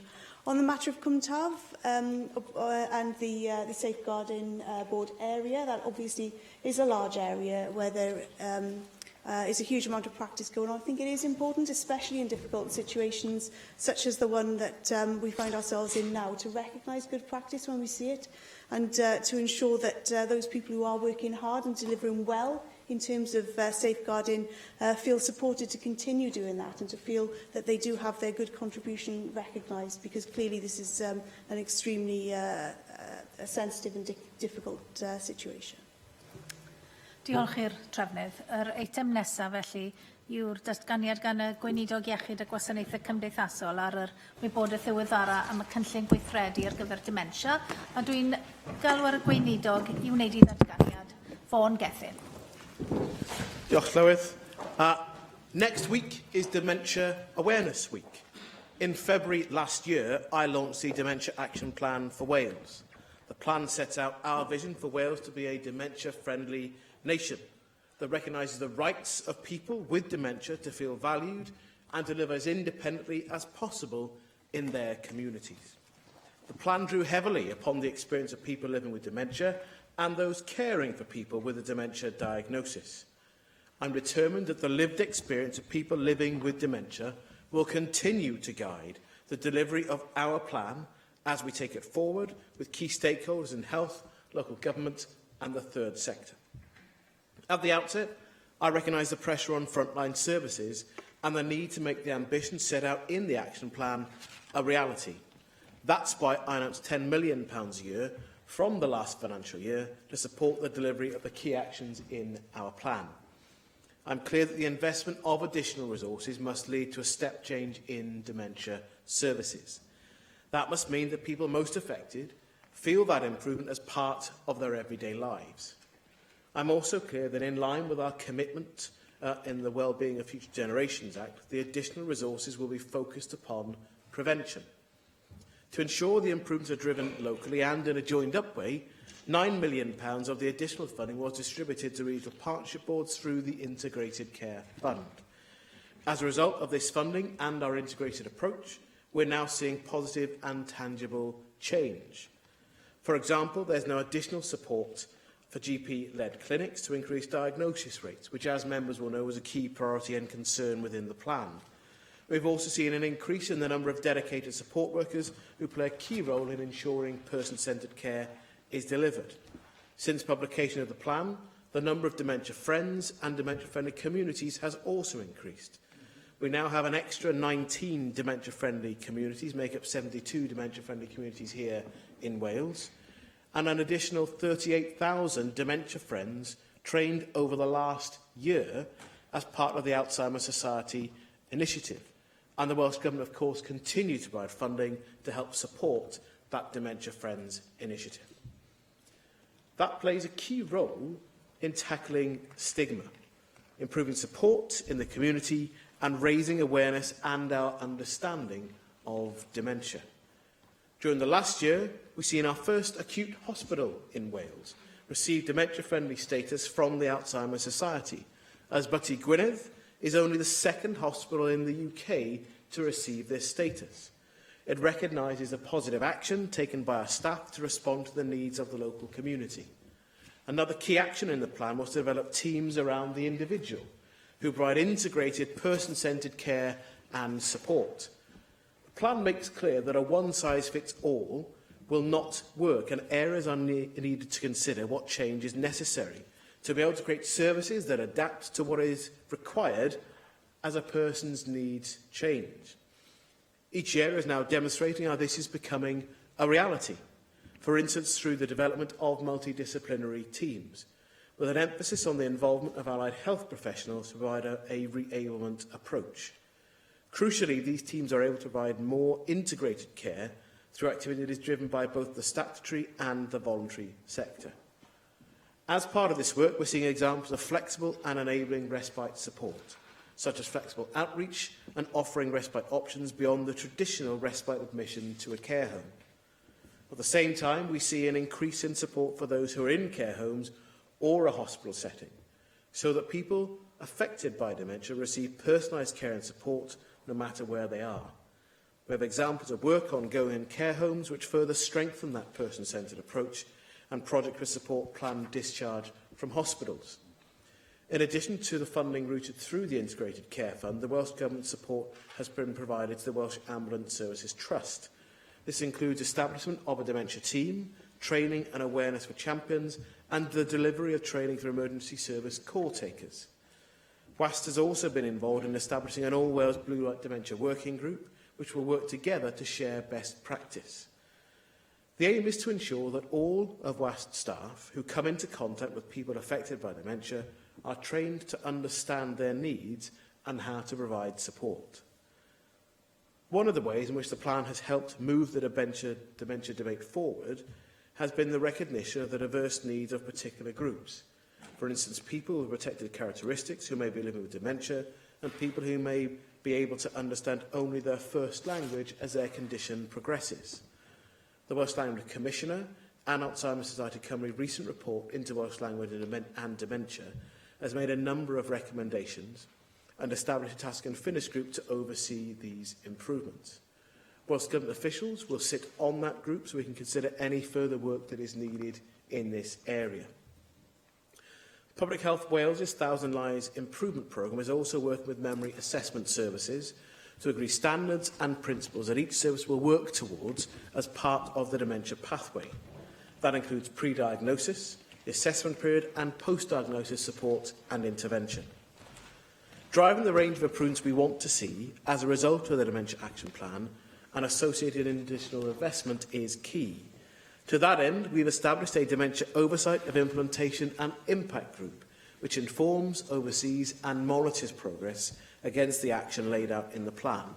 And I really am grateful to all members of this group, which includes service users and carers, people with a lived experience of living with and working with dementia, for their ongoing commitment and challenge. Having the right type of workforce is, of course, crucial in this area. We've established a learning and development subgroup led by Social Care Wales to establish an enabling workforce approach to dementia care here in Wales. This approach to learning and development will be centred on the principles of the Good Framework that I had the pleasure of launching in Ysbyty Ystrad Fawr. It puts individuals at the heart of learning and development and focuses upon compassionate practice. All of this is designed to improve care for people living with dementia, their families and their carers. The Dementia Action Plan signalled that we would create an All Wales Dementia Allied Health Practitioner Consultant post to help drive further improvement and to ensure that support and advice is available to health boards and local authorities on their improvement journeys.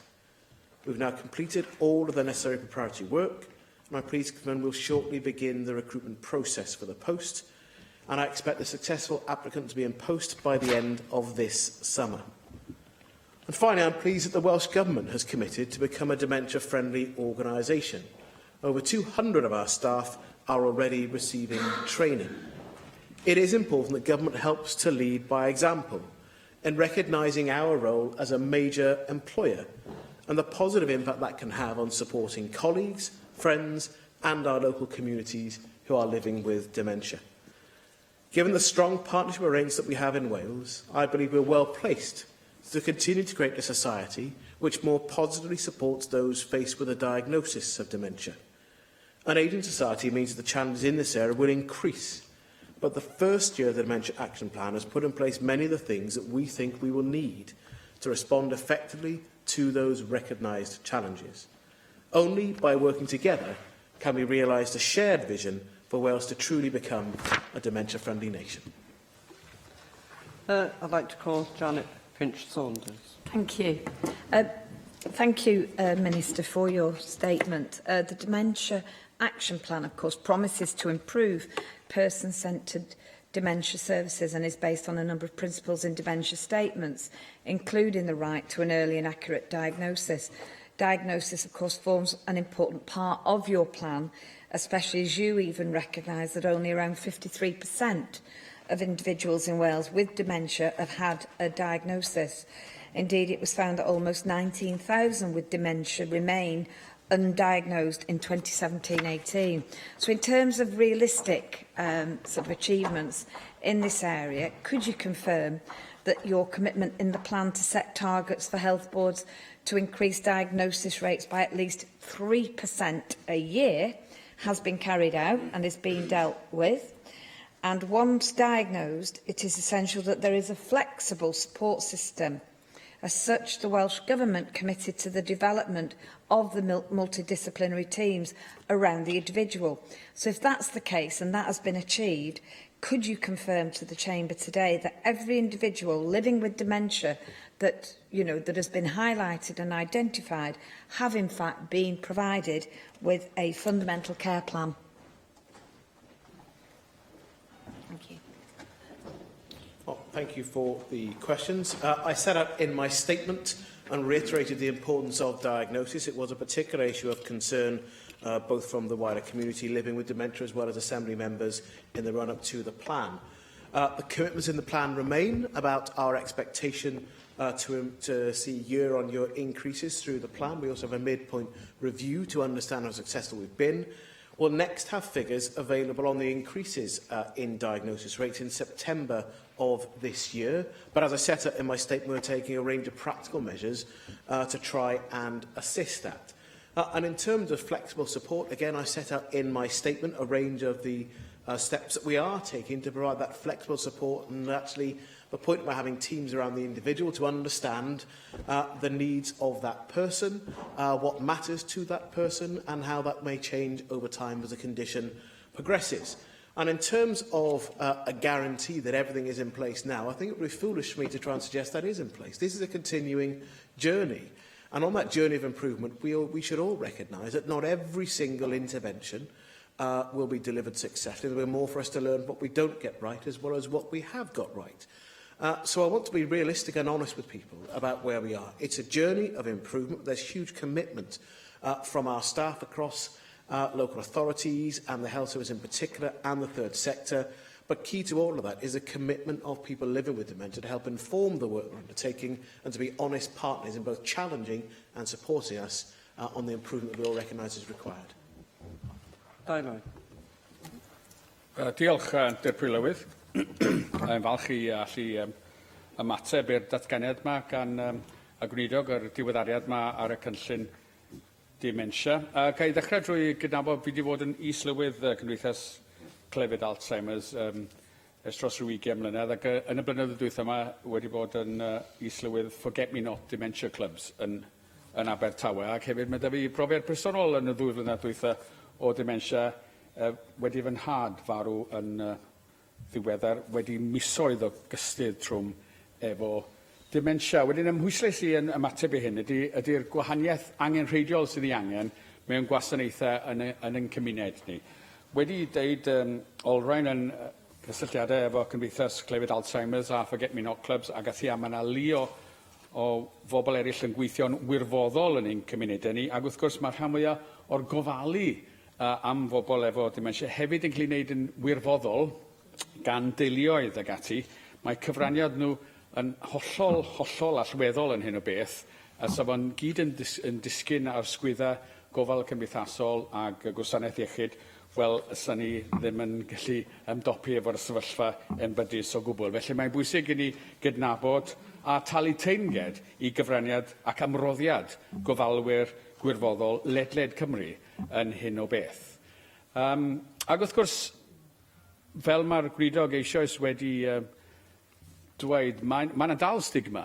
Mae pobl yn ofn trafod dementia, ofn bod mewn cysylltiad efo pobl efo dementia. Mae hynna'n rhan o'r pwysigrwydd o gael yr hyfforddiad yna i ddod yn dementia gyfeillgar fel mae'r gweinidog eisoes wedi sôn. A'r angen am ymynedd, pam da chi yn y cyw yn talu am rhywbeth neu'n disgwyl i dalu am rhywbeth tu ôl rhywun sydd efo dementia. Mae angen ymynedd, a nid pwyso a trio prysuro pobl. Mae angen ymynedd i roi digon o amser i bobl. Achos ar ddiwedd y dydd, mae lot o hyn i wneud efo atal y rhagfar yna sydd yn erbyn y dementia a gofal dementia, achos mae pobl yn credu bod e ddim yn ddim byd corfforol, ta rhywbeth i wneud efo iechyd meddwl yw. Wrth gwrs, mae dementia yn glefyd corfforol, achos mae'r ymenydd yn crebachu, mae'r ymenydd yn mynd yn llai o faint. Felly mae hwnna yn glefyd corfforol, felly mae dementia yn heiddi triniaeth cyfartal efo cyflyrau corfforol eraill. A dyna beth sydd ddim yn digwydd ar hyn o bryd, a petai o'n cael ei ymdrin fel ni, ysa ni'n cael yr un faint o barch teg at dioddefwyr dementia ag sydd i bobl sydd yn dioddef o ganser neu glefyd y galon. Felly mae yna swmp o waith i'w wneud yn herma atal y rhagfar yna yn ein cymdeithas ni yn erbyn y sawl sydd efo dementia. So ni'n licio gweld beth mae'r gweinidog yn wneud yn symud ymlaen efo'i gynllun sy'n mynd i wneud rhywbeth ynglyn â hynna.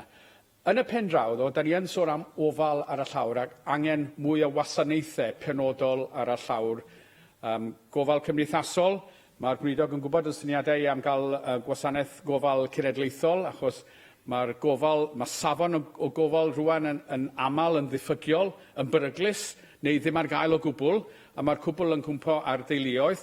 Mae angen mwy o ofal seibiant, pa mae teuluoedd o dan bwysau embydus, mae angen mwy o ofal seibiant. A felly, os gyda'r gweinidog gynlluniau yn benodol i gynyddu faint o ofal seibiant sydd ar gael, a dwi yn croesawu beth wedodd ynglyn â pobl enwedig yma yng Nghymru sydd yn siarad Cymraeg iaith gyntaf. Wrth gwrs, fel mae dementia yn datblygu, da chi'n colli'r gallu i siarad eich ail iaith yn weddol fuan. Felly mae angen darpariaethau, mae angen gwasanaethau yn yr iaith Gymraeg, er mwyn i gallu delio efo pobl sy'n dioddef o dementia sydd yn siarad Cymraeg fel ei iaith gyntaf, achos bod nhw'n colli eu hail iaith. Mae hynna yn digwydd mewn pob gwlad sydd efo mwy nag un iaith. Ond mae angen strategaeth arfyrder i fynd i'r afael efo hynna, achos wrth gwrs yn pobl ni sydd yn heneiddio, wrth gwrs sydd yn tueddu i gael dementia, ddim wastad ynghlwm â henoed wrth gwrs, ond hefyd mae yna ganran sylweddol o'r rheini hefyd sydd yn siaradwyr Cymraeg naturiol, a dyna'r unig iaith sydd gyda nhw pam mae'r dementia yn cydio fel oedd profiad yn had yn hun yn ei brofi. Felly ar ddiwedd y dydd, dwi'n croesawu'r datganiad, dwi'n croesawu'r gwaith sydd yn mynd ymlaen, ond ar ddiwedd y dydd, fel da chi wedi crybwyll eisoes, step change da chi'n dweud, mae eisiau traws newid maint a sylwedd ac ansawdd y gwasanaethau sydd ar lawr gwlad mwyn i ni fynd i'r afael â hyn a rhoi tegwch a chwarae teg i'n pobl ni efo dementia a'i teuluoedd. Diolch yn fawr. I thank the member for his comments and questions. And I will deal with a range of the specifics he's provided. On perhaps your last point about Welsh language provision, in the statement I set out the work that has been done jointly, first with the Welsh Language Commissioner and the Alzheimer's Society, and that task and finish group will help to inform us more of what we do need to do. And as Welsh Government participation in the task and finish group, we'll learn through the course of that, and not just when we get the final report. And obviously we'll then expect to respond to that and to understand how that informs services, not just a central directive from the government, but actually how each of those regional partnership groups will need to actually think again about how they provide services. This is not a care preference, but a care need, and we do need to reflect that. On your broader points about recognising the contribution of the voluntary sector, both the organisations themselves that are involved in organising activities, support and services, as well as advocacy, championing and challenging us, again to recognise the role of individual carers, often members of families who go out of their way and give up lots of their life to care for loved ones. And without that, we wouldn't provide the sort of, not just the service, but the sort of compassion and dignity that we want to see, which leads into the point you make about the challenges of stigma. And so for all that we have a responsibility to do within the government, within the health service, within local authorities, much of what we discuss is about our part to play as members of society in the country we live in. And that's why we aim to be a dementia-friendly nation, because it's about how we behave with and towards other people, not just those that we know, but in particular how we behave towards those people that we don't know. And the point about a greater level of tolerance and understanding that would not just make a difference here in the field of dementia, but more generally, I think, in the way that we're prepared to treat other people and expect to be treated ourselves. That's why I'm particularly pleased to see such a large number of people over just 1 year who have got engaged and become dementia friends. 38,000 extra people in 1 year, now 158,000 dementia friends across Wales. That's a really positive step forward. And I can say from my own point of view, my constituent officer and I, we are dementia friends. I am a dementia friend, having undertaken the training, because I recognise it wasn't just about the job I do in this place, but actually, as a constituency member, we already work with people living with dementia, and we will be contacted by people living with dementia now and in the future as well. And it's a big part of our constituency already, and for other constituency and regional members here too. And I know that Jane Bryant and others are looking to encourage people so that this place could become the first dementia-friendly Parliament as well, if every member has undertaken that training together with their staff, and encourage people to do so. And on your broader points about how that helps, actually, we're seeing more and more people getting involved across the retail sector, for example, not just as support in terms of charitable funds that people are providing, but actually, again, encouraging their staff to become dementia friends. And Boots is a good example.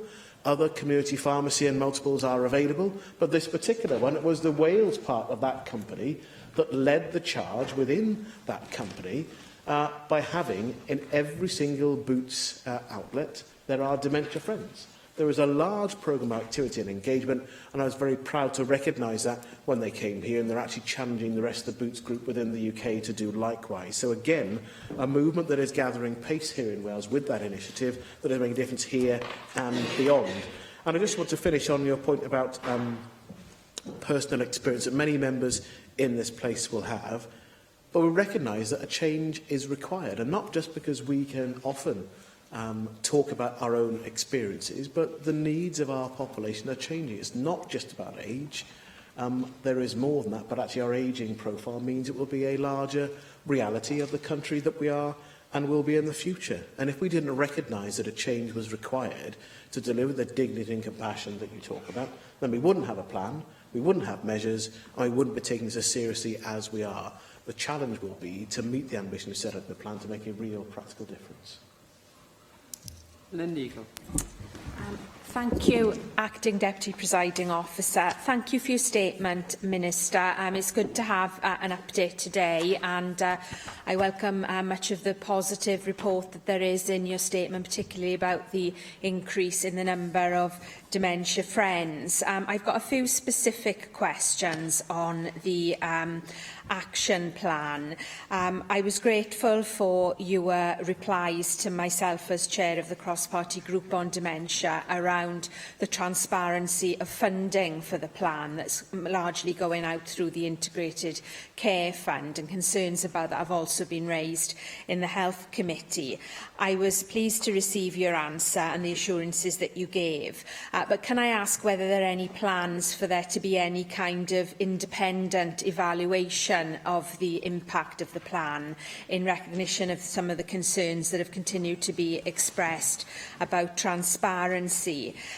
Linked to that, you've mentioned the work of the DOIG, but I know that some third sector organisations are very keen to have a different leadership structure, one that involves somebody particularly championing this cause at government level. Have you given any consideration to how this work is going to be driven forward by particular leaders within Welsh Government? You mentioned in your statement the input of those living with dementia, and that is a very positive feature of the work of Welsh Government in this area. And in particular, I'd like to recognise the ongoing impact of DEEP in this area. But there was a phenomenal amount of involvement by those living with dementia in the formation of the plan. So can I ask you for further detail? I mean, there were some 1,000 people who inputted into the action plan. So can I ask for some further detail on how you will continue to ensure that those living with dementia will be fully involved going forward? And just finally, I was pleased to see the reference to the Welsh Language Commissioner and Alzheimer's Society Cymru report in your statement. It is a really important report, and one that I was really pleased to attend the launch of. I don't think that we can overestimate the importance of the ability to communicate in your first language to someone with dementia, given the huge challenges of communication that exist. I'm pleased that Welsh Government are going to be involved in the group that the Commissioner and the Society have set up.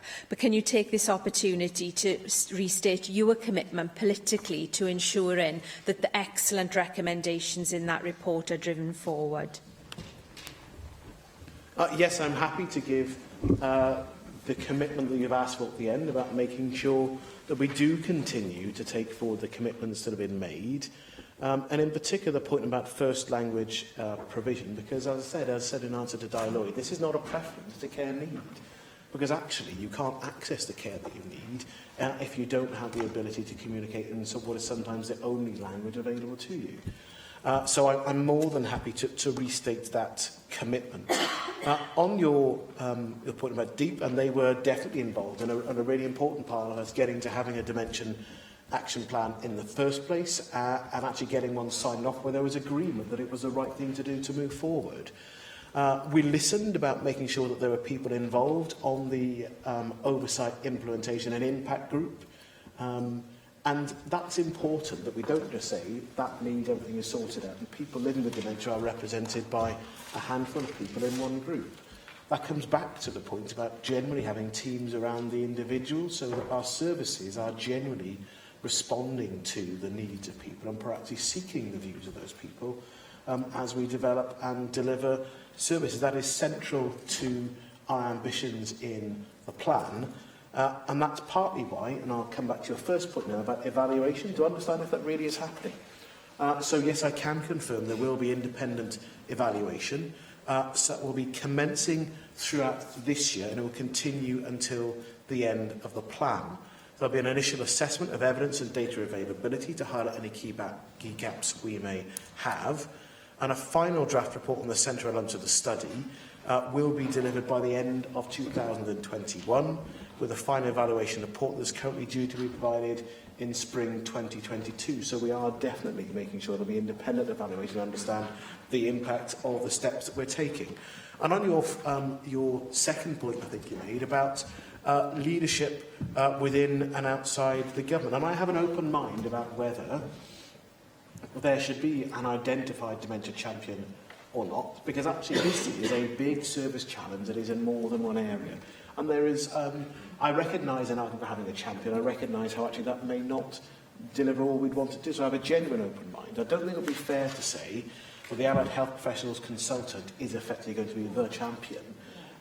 They'll have a role, obviously, in championing the needs of the service and understanding listening to people. But I do have an open mind about whether an identified champion or champions could help us to make more progress. And some of it will come from listening to people and services on that oversight and impact group as to whether that would be the right thing to do to help drive forward this agenda. So an open mind, certainly not closed to it, but I'm interested genuinely in what will make the biggest difference in the most rapid period of time. Vicky Howells.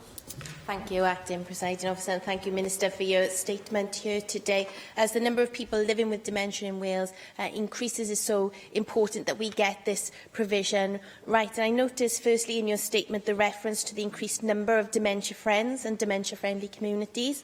My office, along with the office of many other Assembly members, has undergone that training, and I think it's really important in terms of the support that we offer to our communities. What can be done to encourage other such community support services to engage with this training that the Alzheimer's Society offers? For my other questions, I want to focus on some interesting things that I have seen out and about on constituency visits. Firstly, I recently met with the occupational therapy team at Ysbyty Cwm Cynan to discuss their work supporting people who have recently been diagnosed with dementia and how they enable them to regain their confidence and to live independently. And I joined one of those OTs on a house visit in Penwine and had such really positive feedback from the person being helped about how the intervention had really changed his life. So what can be done to ensure that other areas, both within Cwm Taf and further afield, learn from this kind of approach?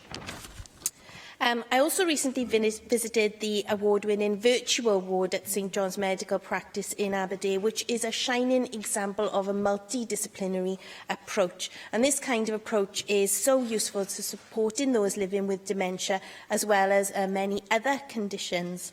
So what can the Welsh Government do to help enable and to incentivise such partnership working in GP clusters to assist those living with dementia to receive the very best multidisciplinary care?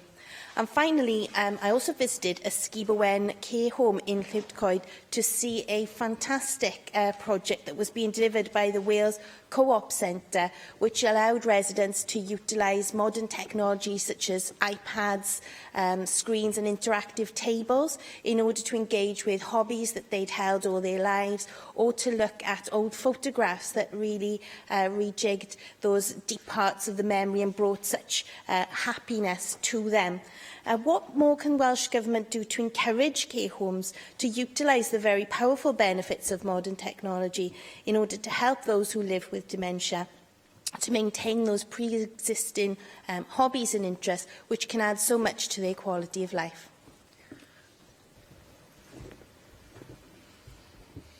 Thank you for the questions and comments. I think, turning to your point about GP clusters first, I think that when you consider the action being taken through regional partnership boards that we're looking to promote, lots of that activity is taking place within primary care.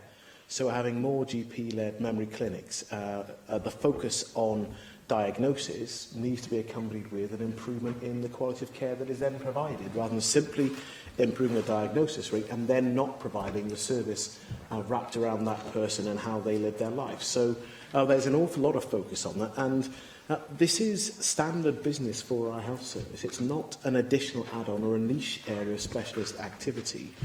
The numbers of people living with dementia will only increase in years to come. So better management of the condition, better identification is central to that. And without an active GP community, we're unlikely to realise a number of the ambitions within the plan. I'm really pleased to hear that you and your office are dementia friends, and that's part of the awareness raising, the leadership and people recognising and saying out loud, I'm a dementia friend and you should be too, and asking that question as we go about our business is part of doing so. But to get from where we were, where we had 120,000 dementia friends in Wales, and then in the last year to get to 158,000, does show there is a developing and increasing level of awareness. And as I say, I think that we all have an individual stake in leadership to do that, and I think it would be a really good, a really proud moment for Wales if we were able to be the first dementia-friendly parliament within the UK and beyond. On your point about technology and activity, and lots of activities I've seen within care homes and beyond, technology is being used really positively to help people, exactly as you say, with hobbies and activities. Lots of activity around music, but actually just on storing and reminding people of memories and the understanding of how we can make it easier for people to access those memories and things that actually continue to bring great joy to people's lives, not just a person themselves, but actually their family and friends around them as well. I'm interested not to seeing the whole range of different activities, but actually how we can try and understand which ones do we think can help to make the biggest difference, but at the same time, how to make sure that who that person is reflected in those memories, rather than saying you're only allowed to have a photo book or to go and sing. Because for lots of people like me, well, I love singing. Others may not like listening to it, but I love singing. And on a recent visit to West Wales, I looked again at how they had a range of singing activities for individuals, making a big difference to people. But there are others who may not find that appealing at all. So we've got to think again about what matters to that person. And I want to end on your point about the occupational therapy team and Ysbyty Cwmcarn. I too had the pleasure of visiting them to meet the team and some of the people who are living with dementia who came into Ysbyty Cwmcarn for the afternoon to explain how their work had made a difference to them. And there's a point there about the earlier we understand someone's needs, the earlier we can intervene and support them to retain more of what matters and is important to them. And there is learning to be taken from across Cwmtach Morgannwg, a real example of good practice that others should learn from across the service. And I'm happy to say they've built in evaluation and research into the work they're doing. So they won't just be able to say we think we're doing the right thing, they'll have an evidence-based basis to talk to the rest of the health board and indeed the rest of the NHS and wider family on how to make a real difference with people living with dementia. Thank you. We move on now to item 4, a statement by the Deputy Minister for Housing and Local Government, the Wales Coast Path, and I call on the Deputy Minister for Housing and Local Government, Hannah Blyden, to open. Thank you, Acting Deputy Presiding Officer. Last week we celebrated the 20th anniversary of devolution in Wales, an occasion that provided an opportunity to reflect on our key achievements in the past 2 decades. Since its opening in 2012, the Wales Coast Path has established itself as a beacon of our nation's natural beauty. Its route stretches 870 miles around our entire coastline and is the first of its kind in the world, an achievement that we can always be proud of. So as we look back on the achievements of devolution, I wanted to highlight how we have continued to develop and promote this fantastic asset, as well as how this fits in with wider efforts to increase access to our great outdoors. The path is a jewel in Wales's tourism offer. It makes a huge contribution to the Welsh economy, and it is estimated that it generates around £84 million a year in visitor spending and supports more than 1,000 jobs. The offer there is not simply about tourism and the economy. Our Wales Coast Path can bring broader health and wellbeing benefits. We must make sure the benefits of the path are valued and enjoyed by people and communities across the country, in particular everyone who lives and works near our coast. However, a hugely popular broken route can also bring with it issues and challenges, and we will continue to invest in upkeep and maintenance. Our partnership with Natural Resources Wales sees nearly £1 million invested annually. NLW, who look after the path on our behalf, continue to work with local authorities and landowners to improve the alignment and quality of the path and mitigate erosion. A series of new circular routes, new publicity material and a toolkit for coastal businesses are some of our latest initiatives. The toolkit has been designed to help coastal businesses market their products and services through the pulling power of the path. It is a free, easy-to-use online resource that gives businesses across access to a wide range of material and information in one place. It provides guidance on how businesses can give customers an unforgettable experience and better market their own businesses, using the Coast Path as a key asset. The toolkit was launched in March this year with a series of free seminars around our coast, from Swansea to Narberth and Conway to Beaumaris. A revamped website is in development. It will provide up-to-date information and a new interactive mapping tool. Natural Resources Wales is also working on a new augmented reality app which will include engaging visuals, informative stories and interactive games. Some of our more intrepid walkers complete the whole path in one go or over a period as part of a challenge. For those people, we are looking at a new system to incentivise and reward people completing stages or the whole trail. Far more people, however, walk shorter sections. With this in mind, we are developing different ways for people to enjoy their visit. A new series of circular routes will open up more of our fantastic inland countryside in addition to the coast itself. This year is a year of discovery in Wales, and this May marks 7 years since the path was officially launched. Our Coast Path is celebrated by holding its very own walking festival, and I'd like to pay tribute to Ramblers Cymru for putting on a huge range of events catering for all abilities. As well as the Coast Path, we have 3 national trails and a range of other promoted local routes to enjoy. These provide access to some of our country's finest scenery, not only for walkers, but also for cyclists and horse riders. I was therefore pleased that we were able to fund additional projects worth over £500,000 to improve the Coast Path and national trails in 2018-19. These will allow some important pieces of work to be carried out to improve the experience for everyone. This Welsh Government is committed to deriving greater benefit from the huge network of footpaths we have. Wales has the greatest lengths of rights-of-way per square kilometre in the UK. However, improvements can be made to the way access to the outdoors is provided, managed and promoted in Wales. We've consulted very widely on a range of measures, and I'm grateful to the input of thousands of people and organisations. The size of the response we received is a testament to the huge value the people of Wales place on their cherished countryside and landscapes. I made a written statement last month responding to this consultation, which sets out our planned way forward. Our long-term approach to access will be to provide a greater range of opportunities for outdoor activities. We will also promote responsible recreation that strikes an appropriate balance between the interests of both users and landowners. Our countryside is hugely important to the people of Wales, and everyone must continue to have the opportunity to enjoy it. The success of the Wales Coast Path and our commitment to reforming access more broadly will ensure we continue to build on this success for the benefit of all the people of Wales. David Melding. And can I thank the Deputy Minister for this very timely statement made during the remarkable Wales Coast Path Walking Festival. And can I pay tribute to the hard work of Ramblers Cymru, who are facilitating many of the festivities. And can I also emphasise to the Minister and the Chamber that I'm a keen user of the path, especially in Pembrokeshire, Ceredigion, and on my home patch, Glamorgan. So I benefit immensely from this wonderful facility. I'm particularly pleased to see the development of the app and the revamped website. I do believe we're making this vital tourist attraction and making it more accessible in the modern digital age, and it sends a good image, I think, of Wales.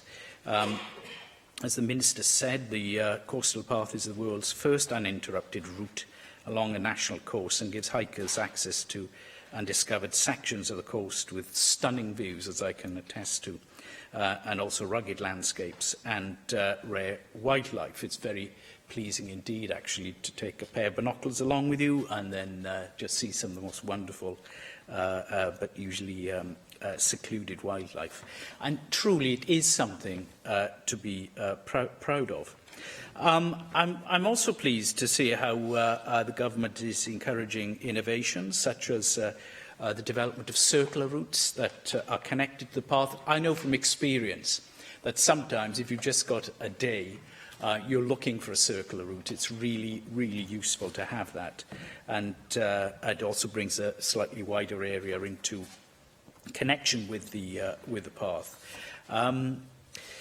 There are, some issues, and I make these just to improve what is, I think, a great facility.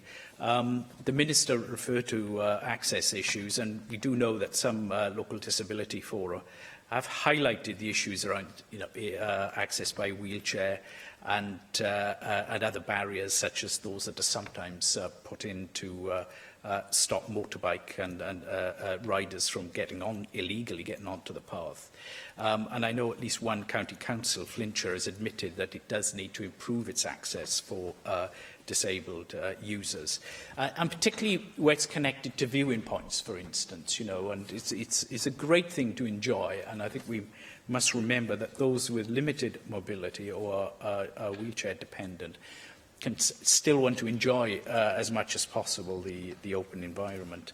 So I think that's something to bear in mind.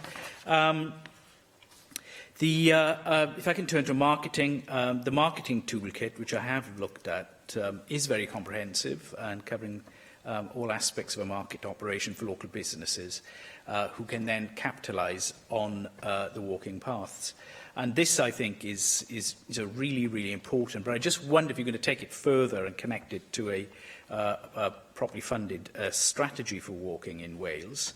I know this is something that Ramblers Cymru are really keen to see, and we should set ambitious targets to promote walking as an everyday activity with additional support for the least active.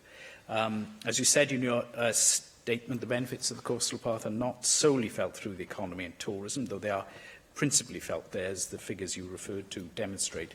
But there are health and well-being benefits too, and we can also connect it to our legislative basis in the Active Travel Act. And Ramblers Cymru have also mentioned the need to connect it into the health service so that we can get people more active there that have or are developing the likelihood of health problems. I also think there needs to be an international strategy. Clywyd, you can now walk all around Wales. I have walked the entire length of Offa's Dyke, though I'm amazed to think this, but it is 40 years ago since I did that between sixth form and university. But, you know, Wales is already pretty well known out there internationally, and I think we need to build on that because it's a premier location for walkers. It's particularly popular from walkers who come from the Netherlands and from Germany, but also other parts of Europe and also North America and other parts of the world.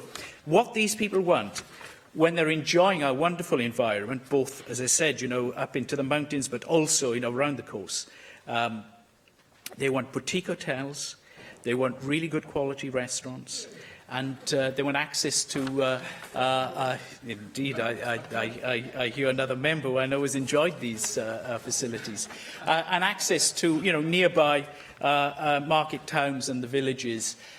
So, you know, with good transport links, when you need to make that little journey from the walking path you're following. But these people spend a lot of money. They are high-end tourists. When we think, oh, people are walking, we can be tempted to think it's you know, a holiday that doesn't bring in much economic activity for the local community. Well, that's quite wrong.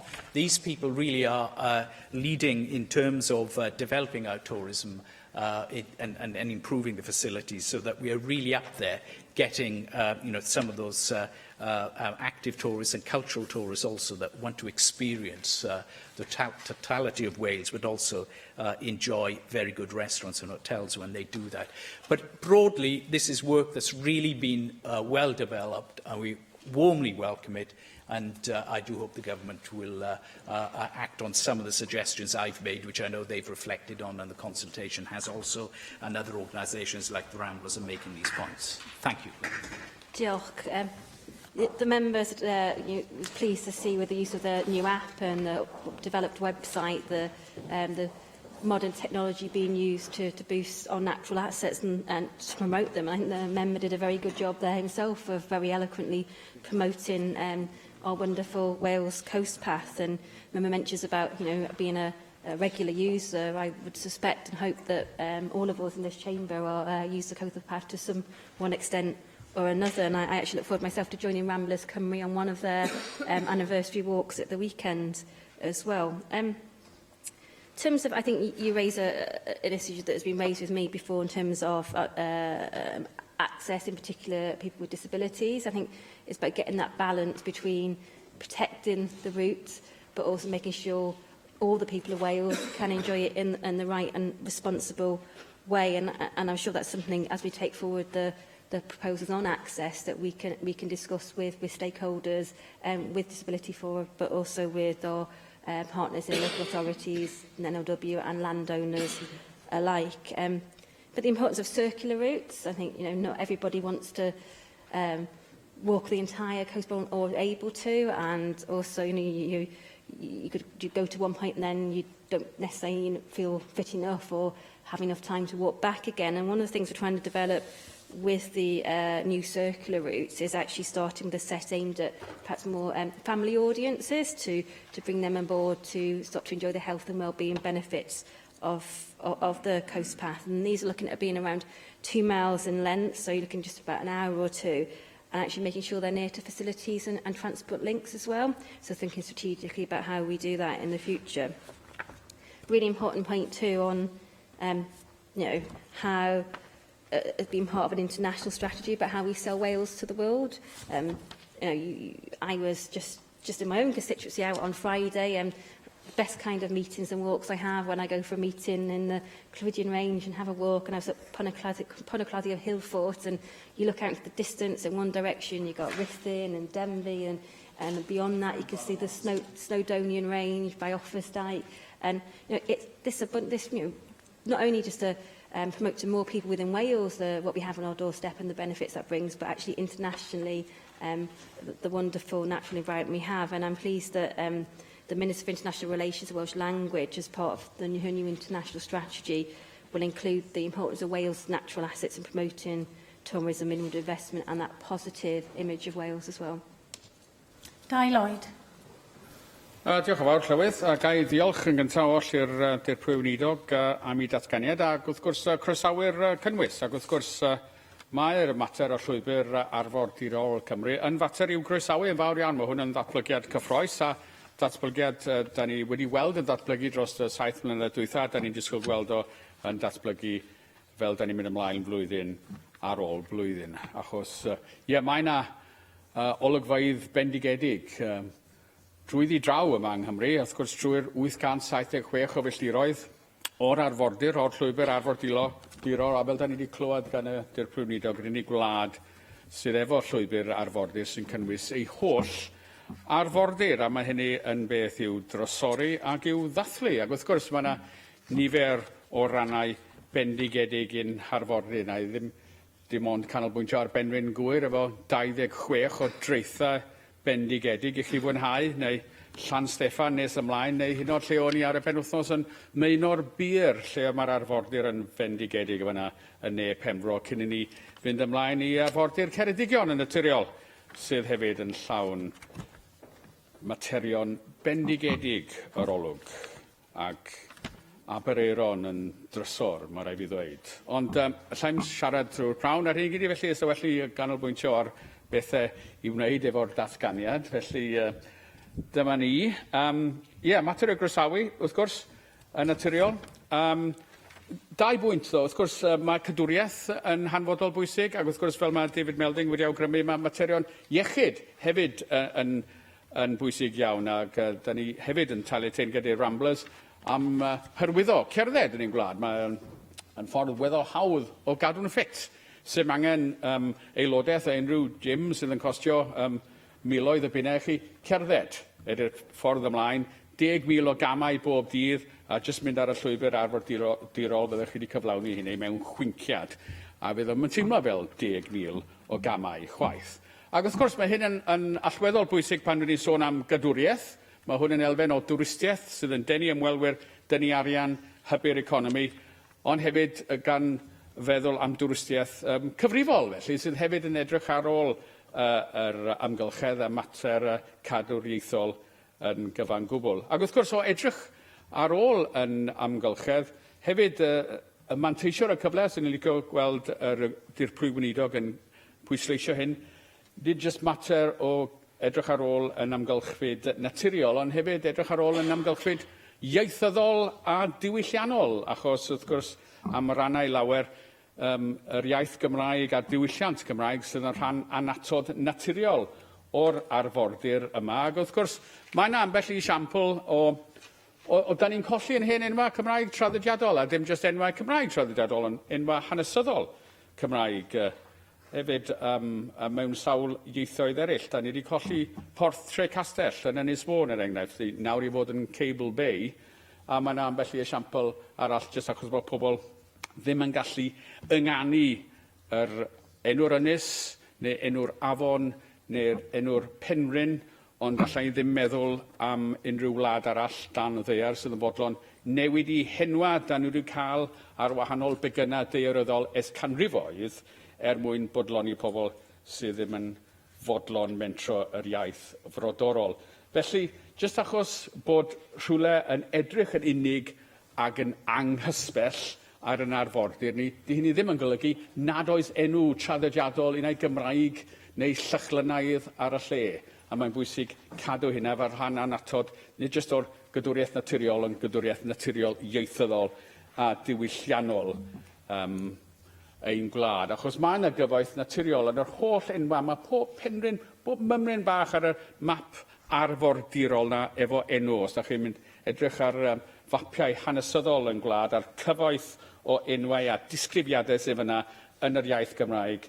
Ac wrth gwrs, mae rhai o'r mapiau modern ddim yn cynnwys hynna i gyd, a wedyn mae pobl yn mynd i feddwl, wel, os ddim enw ar y lle, mae beth am roed enw o ryw wlad arall arno fe. Na, mae yna enw ar y lle, mater o ffeindio yr enw gwreiddiol. Felly, dwi'n licio cael rhyw fath o sicrwydd gan yr dirprwy weinidog bod ni'n edrych ar y materion yma o ddiogelu a chadw enwau lleoedd naturiol ar yr arfordir hefyd.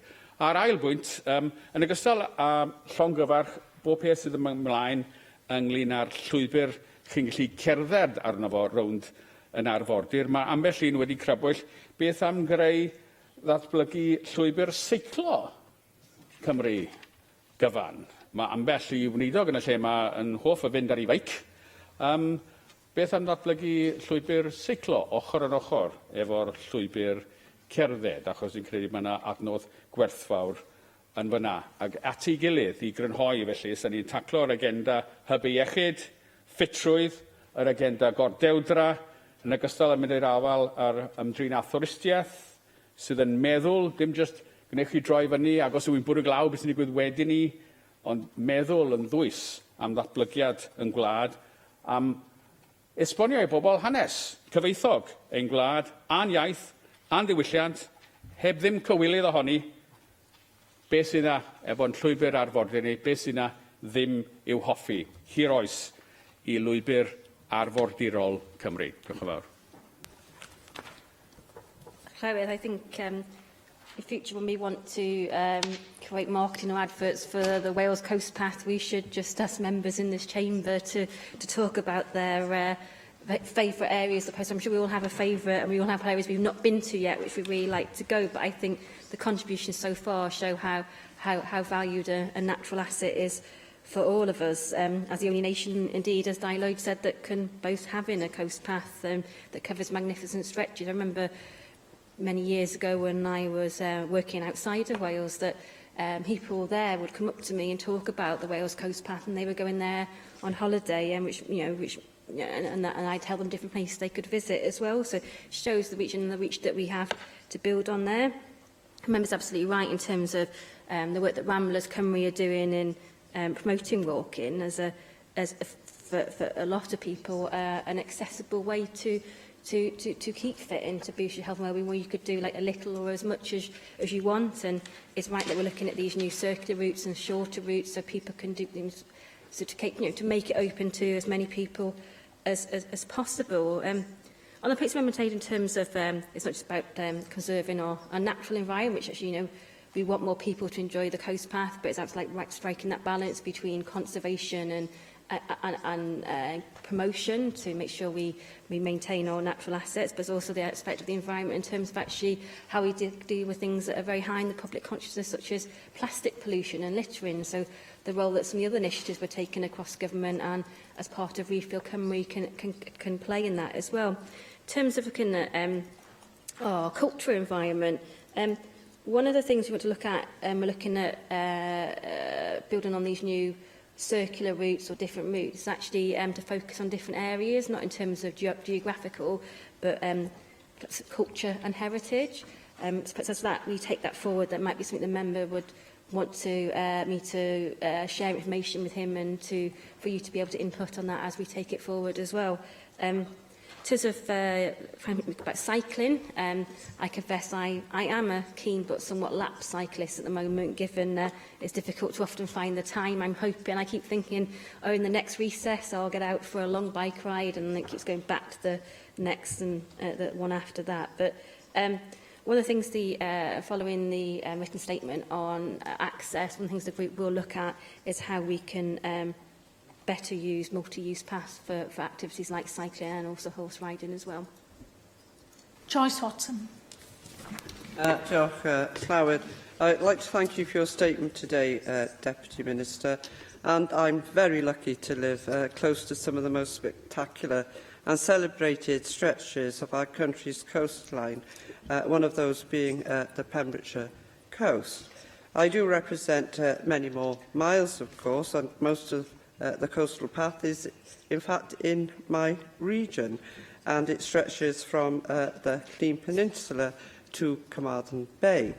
There are unique discoveries to be found all along the 870 uninterrupted miles of the Welsh coastline, so I won't be doing a circular walk in a day.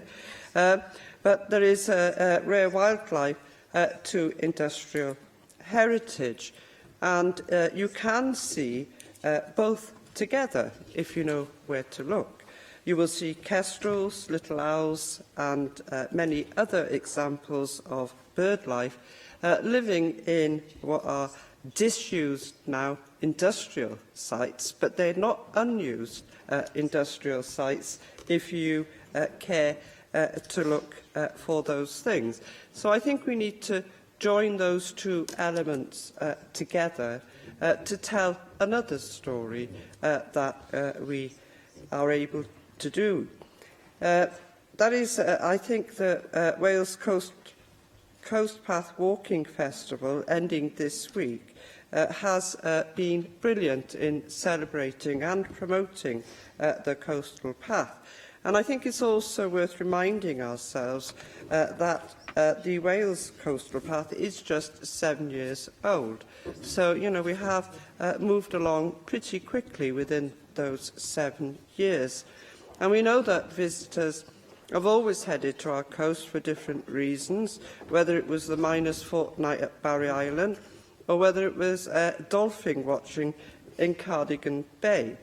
But we've created the Unbroken Path. It's a continuous physical link, and the Wales Coast Path project can, going forward, create more opportunities to link together those different visitor experiences and therefore boost tourism in the years to come. And I have to agree with David Melding when he talks about this being high-end tourism, because people who walk the path do it for many different reasons. Bird watching is one reason, photography will be another reason, and there will be sales of cameras and binoculars, backpacks and other things along the way, and those people who sell those goods really do gain from this creation. So I hope that you'll continue to support and promote initiatives like the Walking Festival that do help to sell the Welsh coast as a destination for more reasons and all seasons. And I think that that's a key message, because people do walk this path in all seasons and for many different reasons.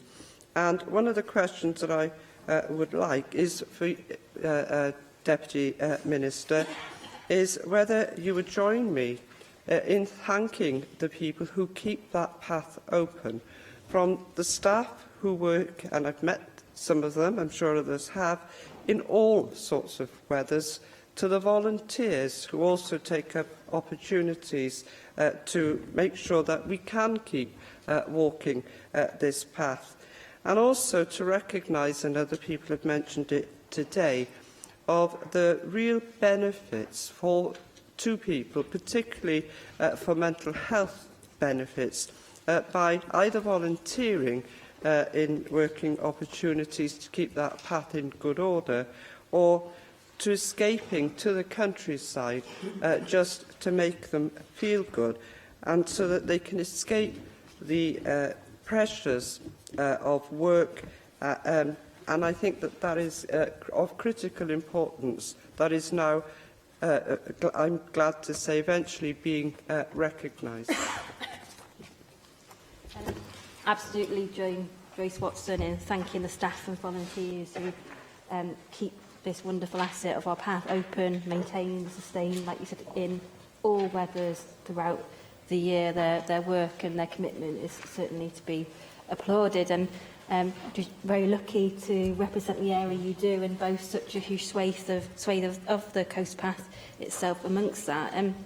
Talk about actually how one of the wonderful things, one of the amazing things about the coast path, it can combine rare wildlife with our rich industrial heritage as well, and actually how we bring them both together and actually promote that to visitors to the coast path. And I can see that in my own area alone, where we've now got a new section up on the trail with the old pit head from the Point of Ayr Colliery, and a model of the old pit pony, and it gives you some boards there with the history of it. But you go just round the corner, and then there's the RSPB area where you can look out across the Dee estuary. So yes, certainly it's something we have worked on and we should build on. And one of the things looking at, I know the member said she wasn't definitely going to do the long walks, not the circular walks, but one of the things we are looking at, as I said earlier, in terms of these circulars, is looking at focuses and different themes, and one of them could be wildness and certainly heritage as well. So that's something where we can maximise on those assets as we take this work forward. Definitely, in terms of high-end tourism and the opportunities there for us, both as a nation, but also those businesses involved. That's why I think the toolkit for coastal businesses is very, very important, and to do what we can as members to promote that to businesses within our own constituencies and our own regions. There's a range of material that these businesses can benefit from. Resources include logos they can use, news items, they can get posters and videos for using their own online and offline marketing to try and capture that growing market as well. And I definitely will be promoting the Walking Festival. I will be there on Sunday, and I will manage to find a walk that combines two elements of my portfolio, where I'll be going for a walk and also litter picking as well. Iwan Davies. Diolch, Llywydd. When I grew up, I was born in Gowerton, and if you turned left going out of my house, Steelworks was right in front, but if you turned left, you'd walk down the old submerged now canal path, where once a famous Conservative son of Swansea was lifted bodily out of a Labour Party meeting and hurled into the canal. It's now been filled in, so that can't happen anymore.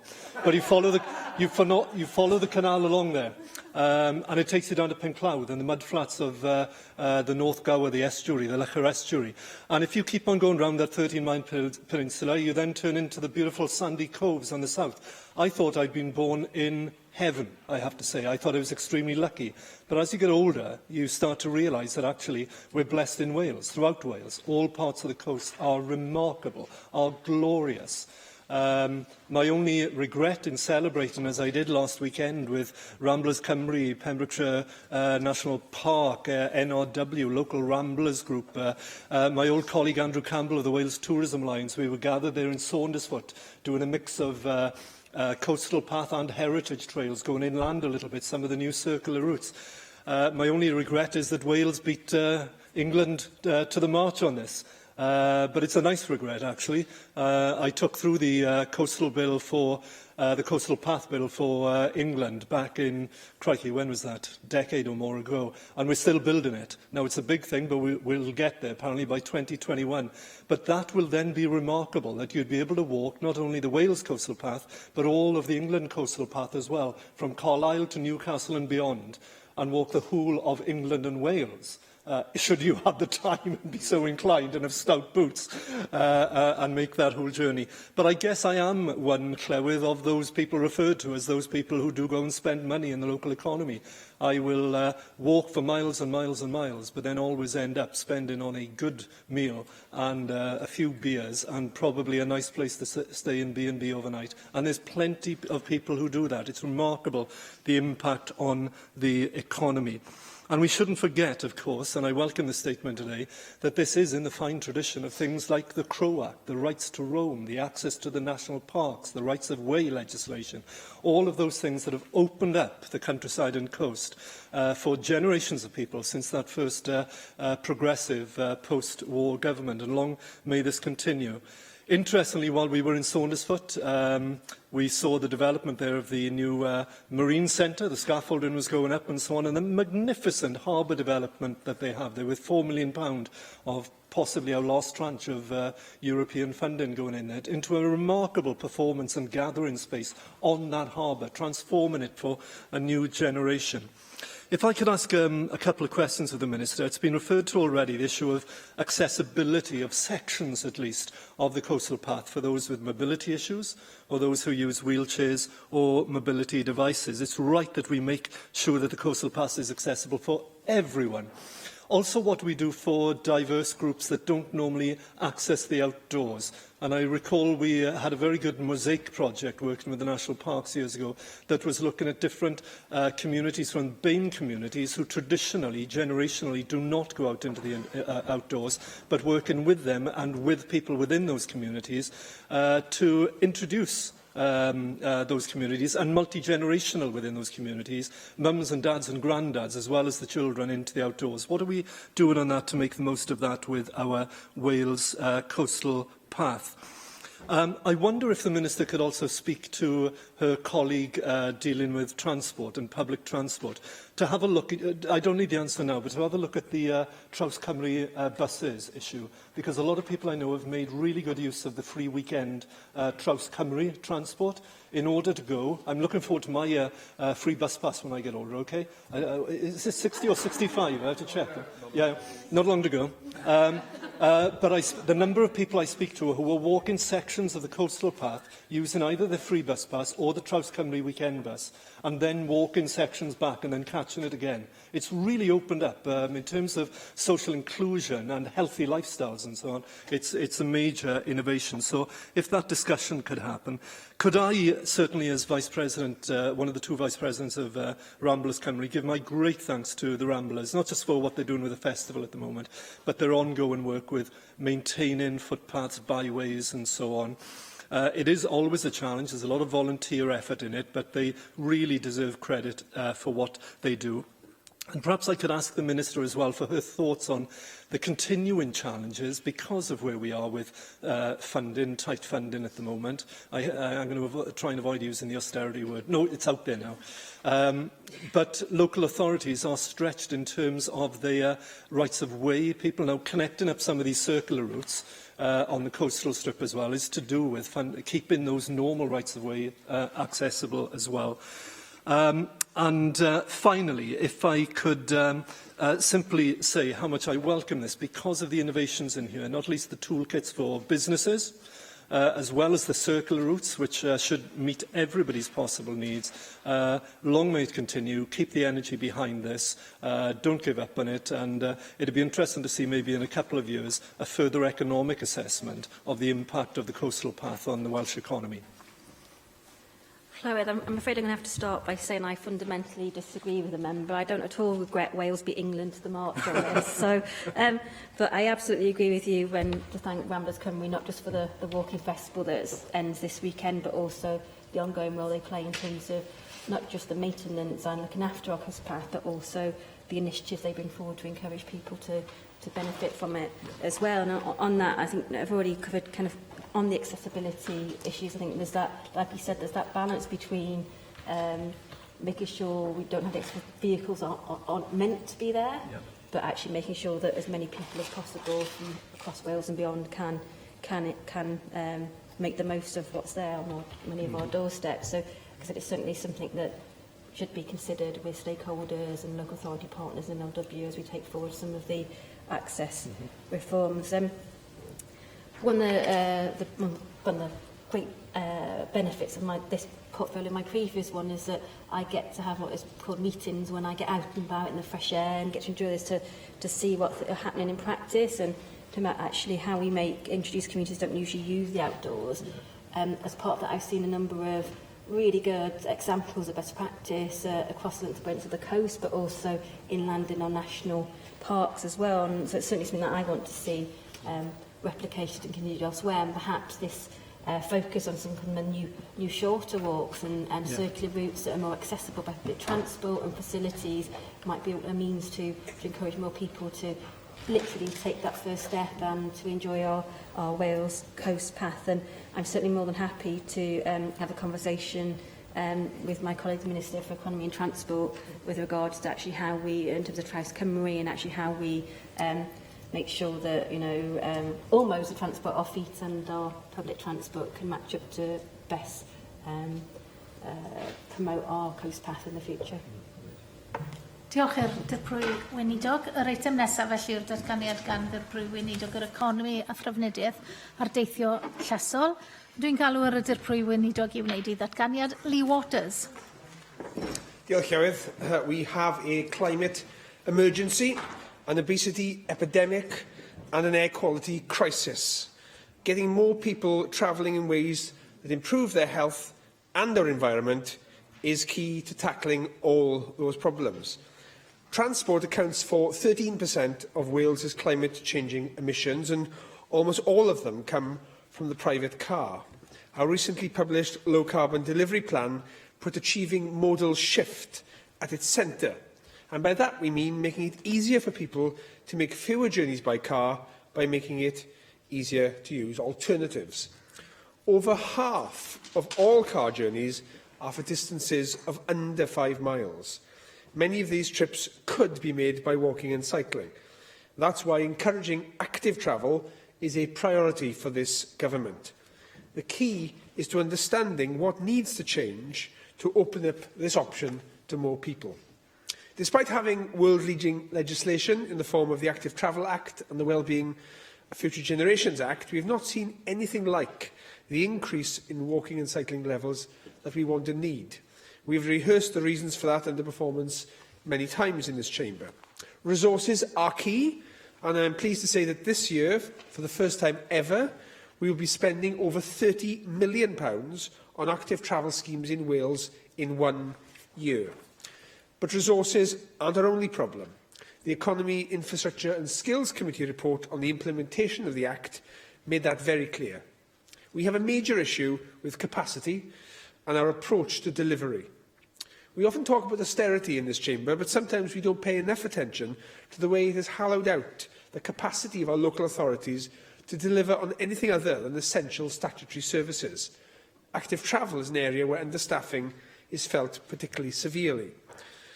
As well as capacity, there's also issues about capability to deliver what is, after all, a change in behaviour and culture. We have developed highly regarded guidance on how to design infrastructure which will make walking and cycling a more attractive option. But we need to do more to train and upskill professionals in its use. So I can today announce that we will be setting aside some of the £30 million to invest in improving skill levels and spreading good practice. I have met with most of the councillors and frontline officials who are working with to deliver this project and listen to their concerns. A key one is that good active travel schemes can be complex and annual funding rounds make it difficult to deliver them. So I'll be making a total of £6.3 million available to local authorities on a pro-rata basis to allow them to design and plan schemes in advance of submitting full funding bids. Resources will always be scarce, and we must ensure that we invest in a way that maximises outcomes. We can't afford to spread the jam so thinly that communities get a bit of a path, but not enough to get them anywhere. We have to concentrate our resources on building routes that will allow people to make whole journeys to places they need to get to, in safety and comfort, from their home to work or school to the shops. Only then will we be able to convince significant numbers of people to change their travel habits. I am prepared to take flak for building fewer miles of route in fewer places if the routes we do build enable more people to become active travellers. We must reward ambition, but crucially, we must help those authorities who have not been ambitious enough to become more ambitious. We will be shortly starting a new round of consultations on local authorities' plans for their active travel networks, the integrated network maps. I don't want to see random lines on a map that may score high on deliverability, but do not create seamless networks that link people up with the places they want to go. So I'm setting aside money to fund a much more engaging approach to consultation, so that the next iteration of the integrated maps that councils submit are based on the views of our target group, those who do not currently walk and cycle, and result in a pipeline of projects that will make a real impact.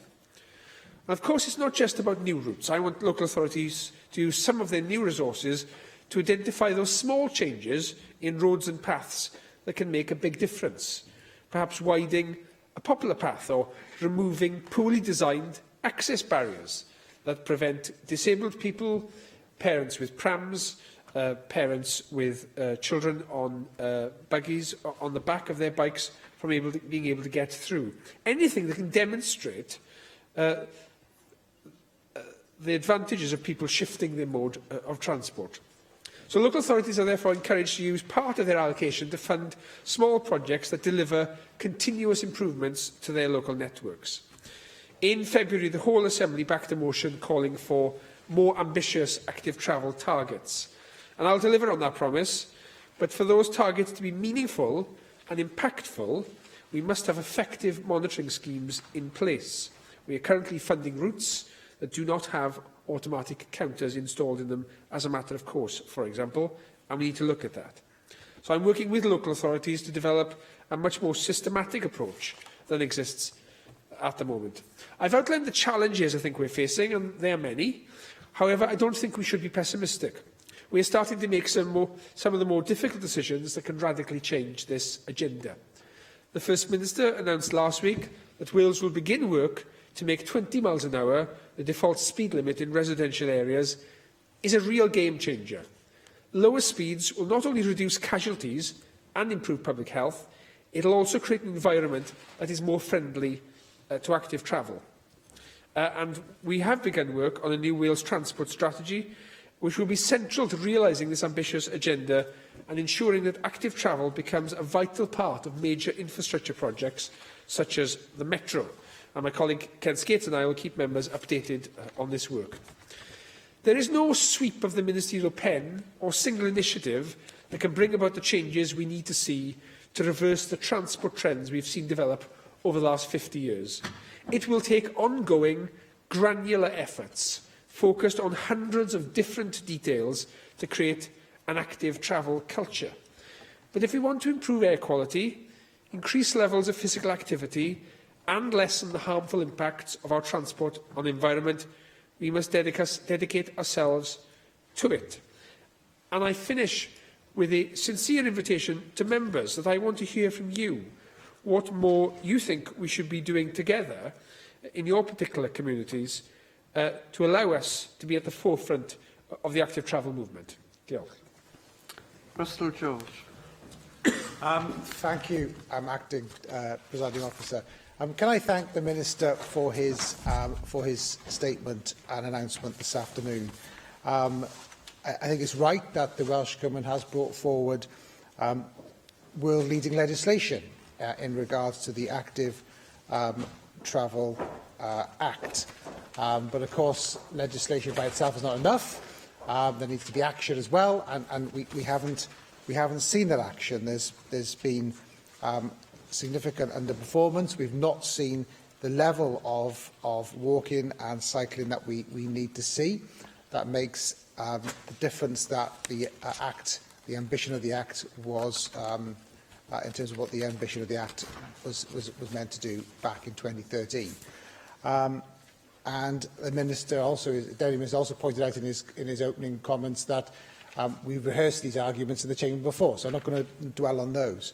But I would like to welcome the very honest statement that's been brought forward today. I very much appreciate the tone of the Deputy Minister's statement. It's a reality check of where we are, and I thank you for his honesty in that, in the assessment of where we're at.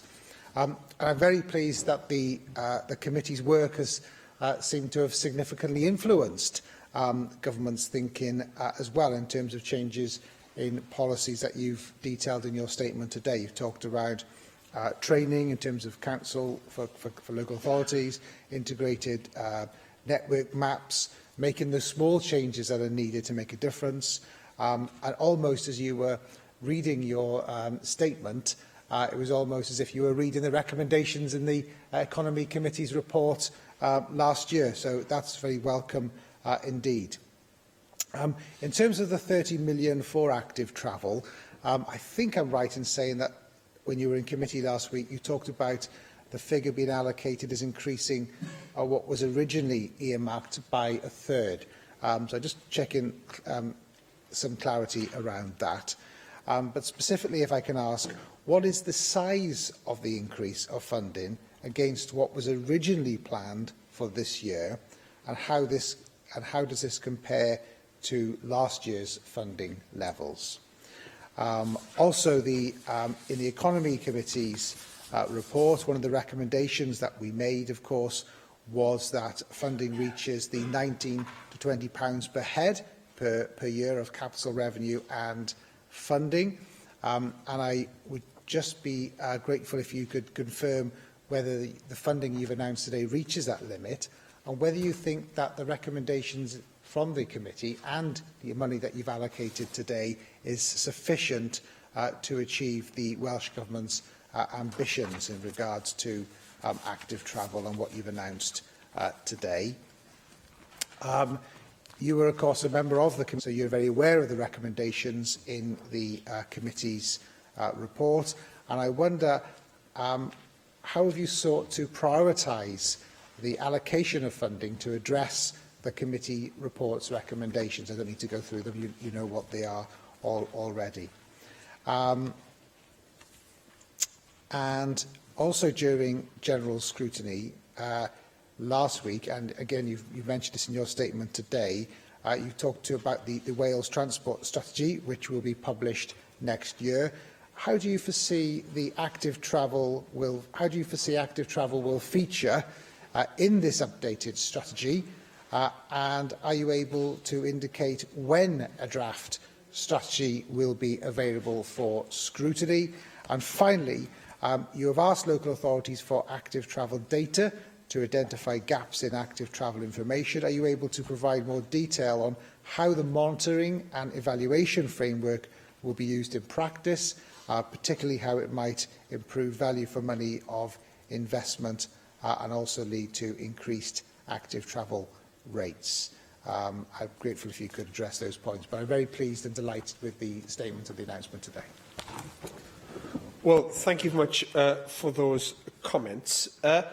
I don't think it's fair to say that we haven't seen action in recent years. I think we have seen action, and we've seen significant amount of money for a number of years from successive Welsh governments in this agenda. But I think, as the evidence to the committee demonstrated, is that it's making sure the underpinnings are correct, so that the money is going to be well spent to most effect.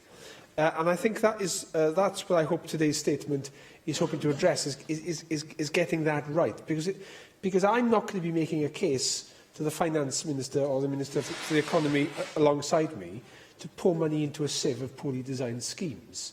Because the trouble with a poorly designed path is it discredits the whole agenda. If councils are building paths, for example, next to a road, which are badly designed, the disruption is going to alienate people as it's built. And when they see nobody on these paths, they're simply going to say, well, what was the point of that? What a waste of money. What's this active travel all about? And I've seen that happen time and again, which is why it's essential that it's no good just having the guidance. We have to train the depleted ranks of local authorities to use it properly, and also work with them to collaborate. So there is genuine regional working in this area. And that's one of the things that the Minister and I will be considering as he takes forward the recommendations of the White Paper, is as we create regional bodies, do we put active travel as part of their core functions? Because clearly there are enormous benefits to the economies of scale. And what is the role for Transport for Wales in this as well? So to address his final point on monitoring and evaluation, we have had discussions already.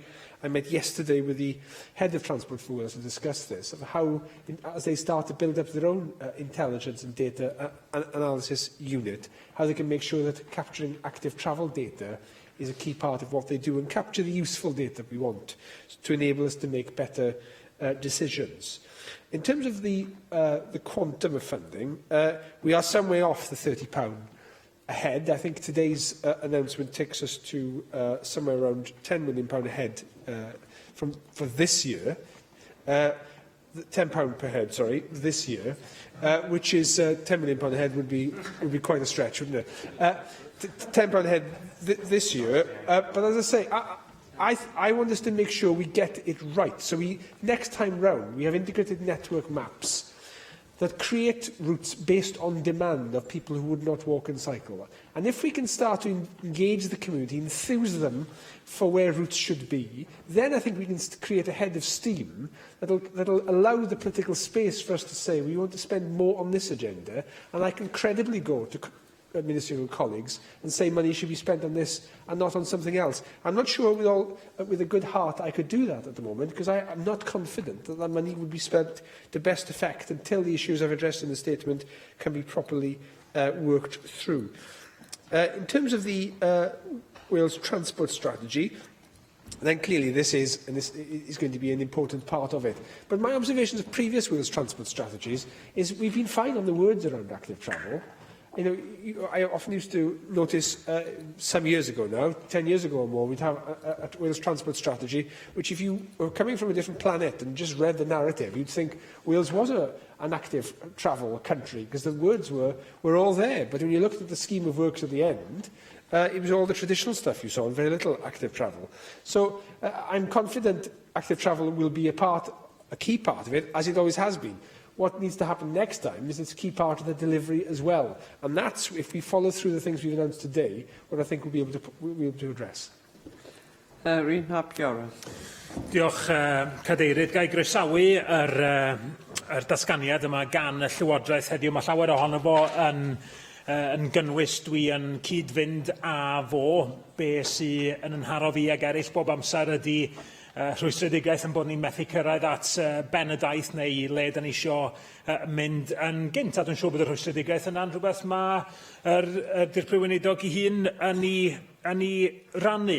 Dwi'n meddwl mae'r seiliau ganddon ni mewn ffordd o ran bod y ddeddf yn ei lle, ond allwn ni ddim anwybyddu wrth gwrs pwysigrwydd cyllido yn iawn a rhoi'r adnoddau digonol mwyn sicrhau bod yr dyheadau yn cael eu gwireddu mewn difri. Dwi'n croesawu'r cynnydd eto ar ffaith yn bod ni'n cyrraedd 30 miliwn o bunna. Mae'n garreg filltir bwysig. Dwi'n meddwl mae'r 80 miliwn oedd y ffigwr y cyrraeddodd yr Alban a fo nôl rhyw 2 flynedd yn ôl, sy'n troi rhywbeth i ni gymharu ag o.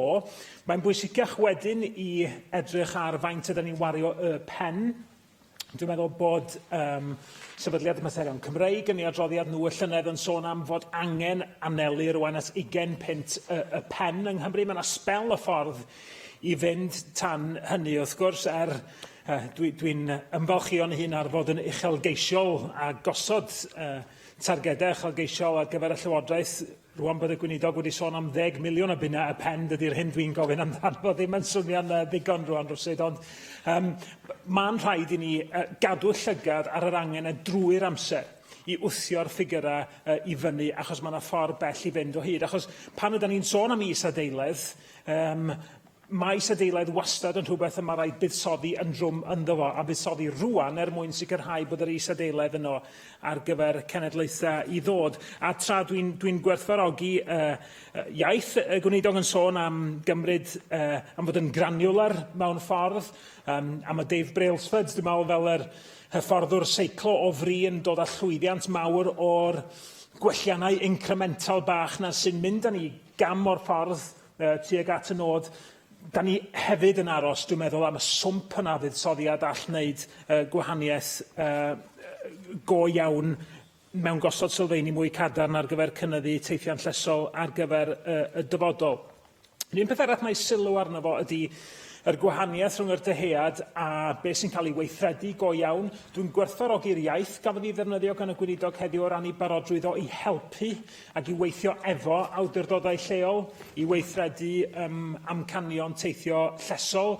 Dwi'n meddwl ar y cyfan bod yna awydd ar lefel Llywodraeth leol yn swyddogion ac yn aelodau etholedig i wthio'r maen i'r wal ar hwn, ond mae angen i strategaeth ac arweiniad a chyllid i ddod gan y Llywodraeth mwyn tywys y pobl yn gyflymach ar hyd y llwybr.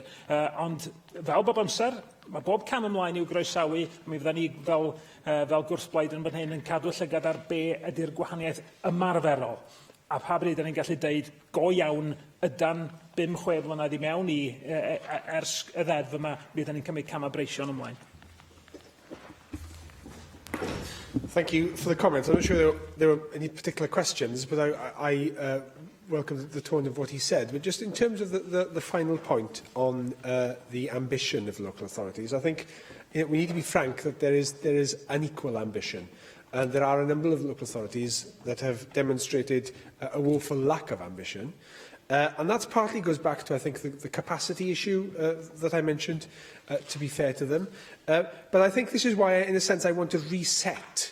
And this was the lesson I drew from the evidence that the Economy Committee took last year.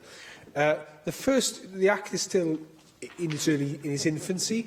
This is going to be a long-term change project. The first maps that came through were a run-through, in effect. The next time we've got to get it right. And I think one of the fundamental problems of the approach we've had to date is that you're asking highway engineers to, in effect, conduct public consultation exercises, which they're not equipped to do, they're not trained to do, it's not part of their culture.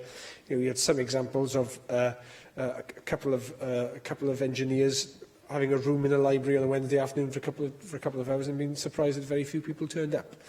But then, until we get that consultation approach right, we're never going to have the fundamental foundation stone in the right place. So what I'm looking to do is ring-fencing some of this money and putting out a tender for an all-Wales approach where we fund an organisation outside of the culture of local authorities to engage in communities, to get that raw data, to have the conversation with mothers and pushchairs and old men on walking sticks. What would it take to get them to change their travel behaviour and to build that into the network maps? Because after all, they're meant to be 15-year visions of, in an ideal world, what would need to be there for us to behave differently. And that's not what local authorities did. The WLG evidence, the committee was very clear.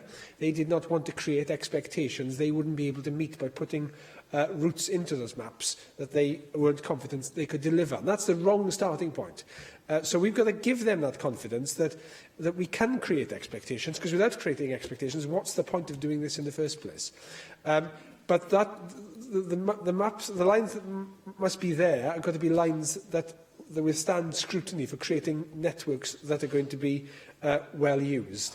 So I think pressing the reset button by going out and doing a robust consultation exercise, targeting the right people, which will then put in for the next maps in 2021, proper local networks that we can then fund in stages to design standards by properly trained local authority officers working regionally, scrutinising each other to make sure that the work is of a standard, alongside the crucial bit, which I haven't mentioned much today, which is promotion.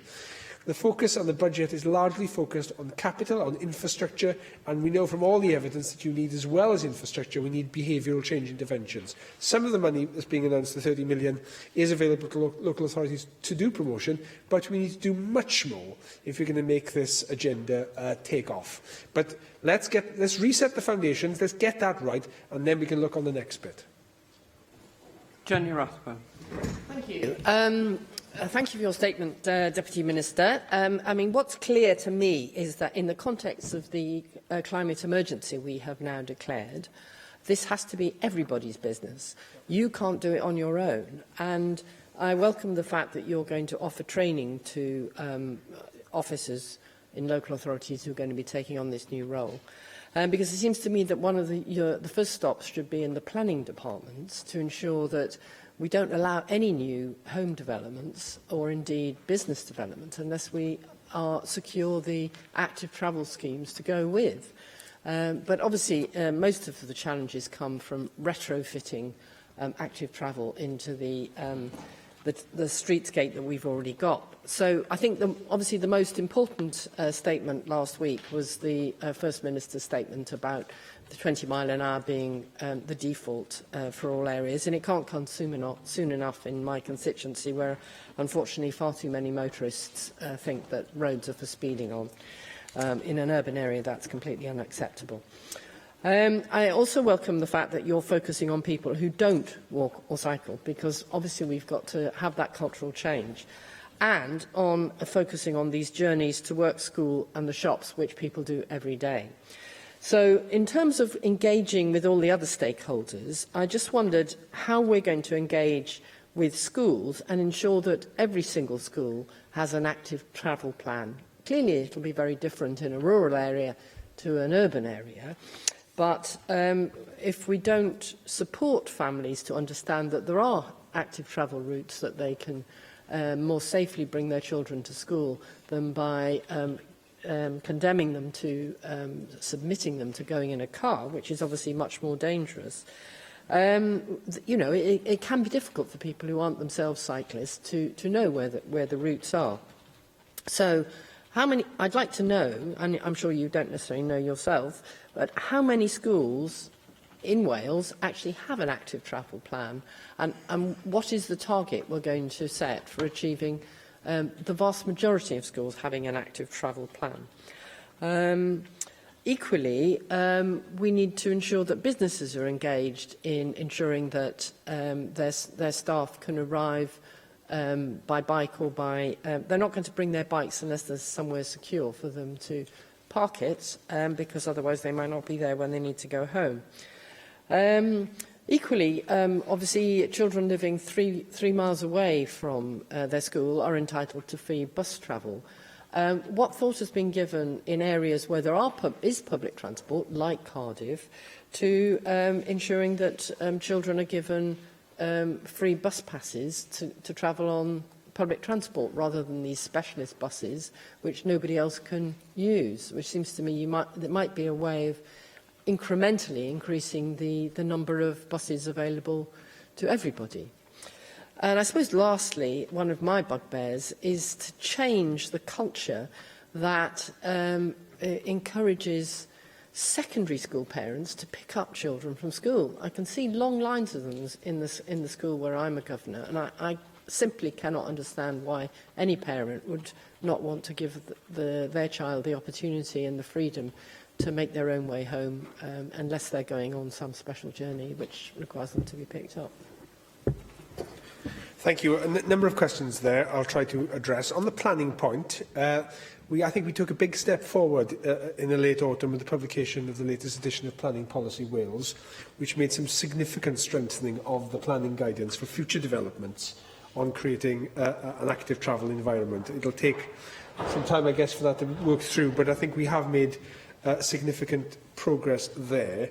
In terms of schools, the Education Minister and I have had a number of conversations about this, and we both attended the last meeting of the cross-party group on active travel that Hiwaranka Davis very helpfully chairs. It's a very good group that we find very useful to engage with. And we hear some really good practice of the new Ysgol Hamadryad in Grangetown, which is a fairly unusual school in the sense it had a planning condition where no cars were allowed. And they've done some terrific work there. And Dr David Tristan, the Chair of Governors, and the head teacher there, Mrs Carbis, I think have shown an inspirational example of what can be done, of the role of leadership. But those are fairly unusual circumstances they found them in. So how can we mainstream that? It shows that where there's a will, there is a way.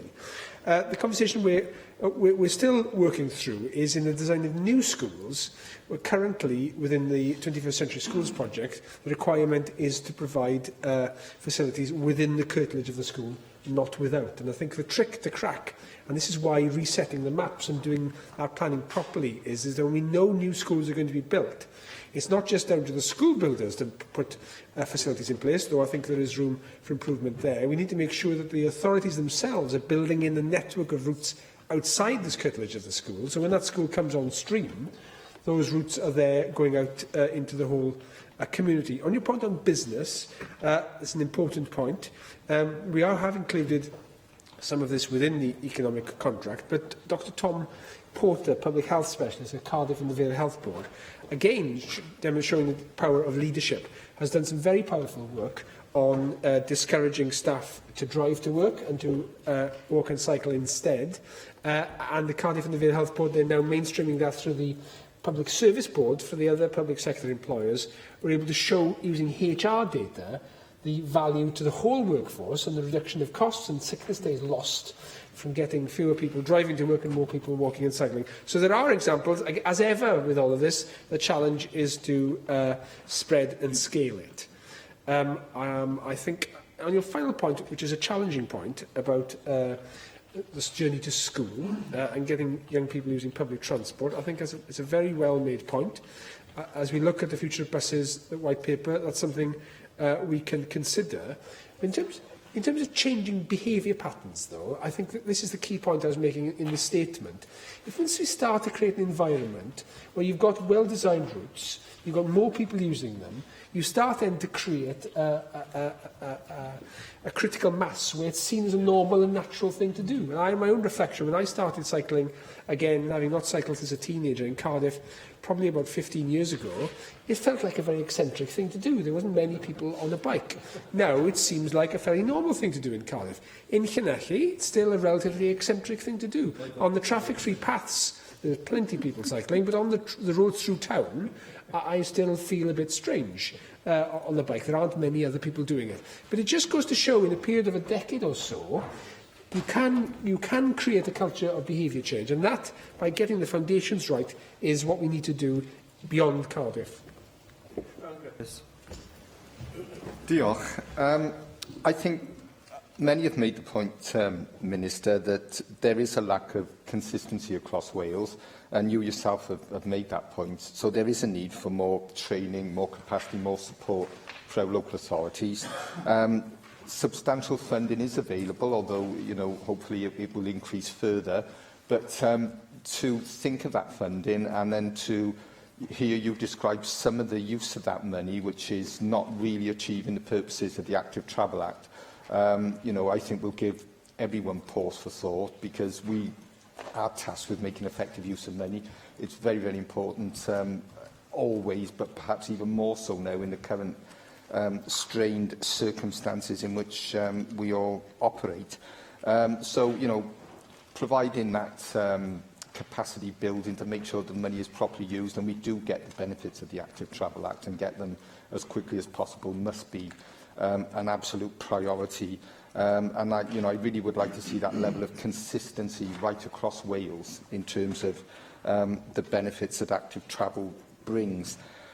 Jenny mentioned 20 mile per hour limits, Minister. I wonder if you could say a little bit more about that, because it does seem to me that the many benefits that 20 mile per hour limits offer in our urban areas are very conducive to active travel. If we do reduce the speed of vehicles through those areas, it does make active travel much more attractive, much more doable. I do think the two policies need to work in tandem. At the moment, local authorities face considerable cost in taking forward traffic orders for 20 mile per hour limits. If that was turned on its head and there was a blanket 20 mile per hour policy in these urban areas right across Wales, and then they only took traffic orders forward for 30 mile per hour speeds, I think that would actually offer quite a considerable cost saving, given the direction of travel that we need towards 20 miles per hour with all the benefits that it offers. So I wonder if you could perhaps say a little bit about that. And finally, Transport for Wales obviously has a key role now in taking forward transport policy here in our country. And we need to make sure that those linkages are made between active travel, and our train services, and perhaps to a lesser extent our bus services, but just to make sure that everything is linked up, and Transport for Wales, is working with you as closely as possible to make sure that communication, joint working, synergies are achieved. Thank you. To take those two questions in reverse order. On Transport for Wales, the the member's absolutely right, and as I said, I met with them yesterday along with Sustrans to see if we could encourage them to create a strategic partnership to make sure that we could deliver this in a way that was both integrated in terms of the package of train work that they're doing and potentially bus work to make sure active travel was absolutely mainstreamed in terms of the transport system, but also allowing, through working with Sustrans, a degree of challenge and help to local authorities to be able to do that effectively. So that's very much on my mind, and I'll be meeting them again in a month or so to follow that up.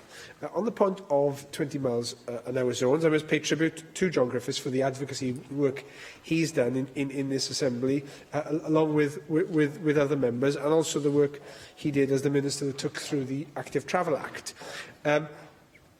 His point on the default of 20 mile an hour zones is a really important one. Currently, if you're in a local authority, and we've all through constituency representation had groups of people who want slower speeds in their area. It's the issue that's raised with me consistently when I have monthly public meetings. They don't like speed bumps on the whole. They tend to divide opinion, but they do want slower speeds.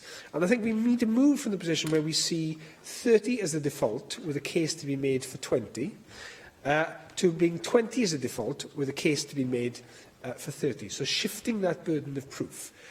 Because at the moment, we have a very complicated and expensive way of having to put through transport orders in order to bring in a 20 mile an hour zone. So I think we need to end the days of zones and start seeing 20 as the speed limit for an area wide, and that then becomes self-reinforcing as speeds slow down. There still is an issue of police enforcement, which I think we're going to have to confront. But when it's working well, there is a largely self-reinforcing system. The costs of that, I know there's some concern in local authorities about the practicalities of this, and this is why we're setting up this working group with the WLGA to work through the details. But the mandate we've given them is significant. It's not, would you consider whether we should have more 20 miles an hour zones? It's, the policy direction is we want 20 miles an hour as a default, and we want you to work together, to work through the practicalities of that, to make it work for you, to make it practical and affordable, and to make sure the design is done so it's effective. And I'm very pleased that Phil Jones, who led the work on the active travel design guidance, has agreed to chair that panel. I see it very much as an active travel intervention. Rod King, who John Griffiths brought to meet me some months ago, has also agreed to join the group. So we have some good behaviour change people on the table, and I also want to make sure we bring local authority leaders with us on this, because the intent is to help them to deliver the public health benefits that they are obliged to deliver, and we all want to see. Public Health Wales have done an evidence review on this, which shows a public health point of view this is a no-brainer, but we need to work through the practicalities. The 20s Plenty movement have claimed, and I have no reason to doubt it, but I've not seen the evidence, that a national speed limit will be 8 times cheaper than individual authorities making 20 mile an hour zones. So that's the sort of thing we now need to work through, and that's why the group's been set up. And finally, Hugh Aranka.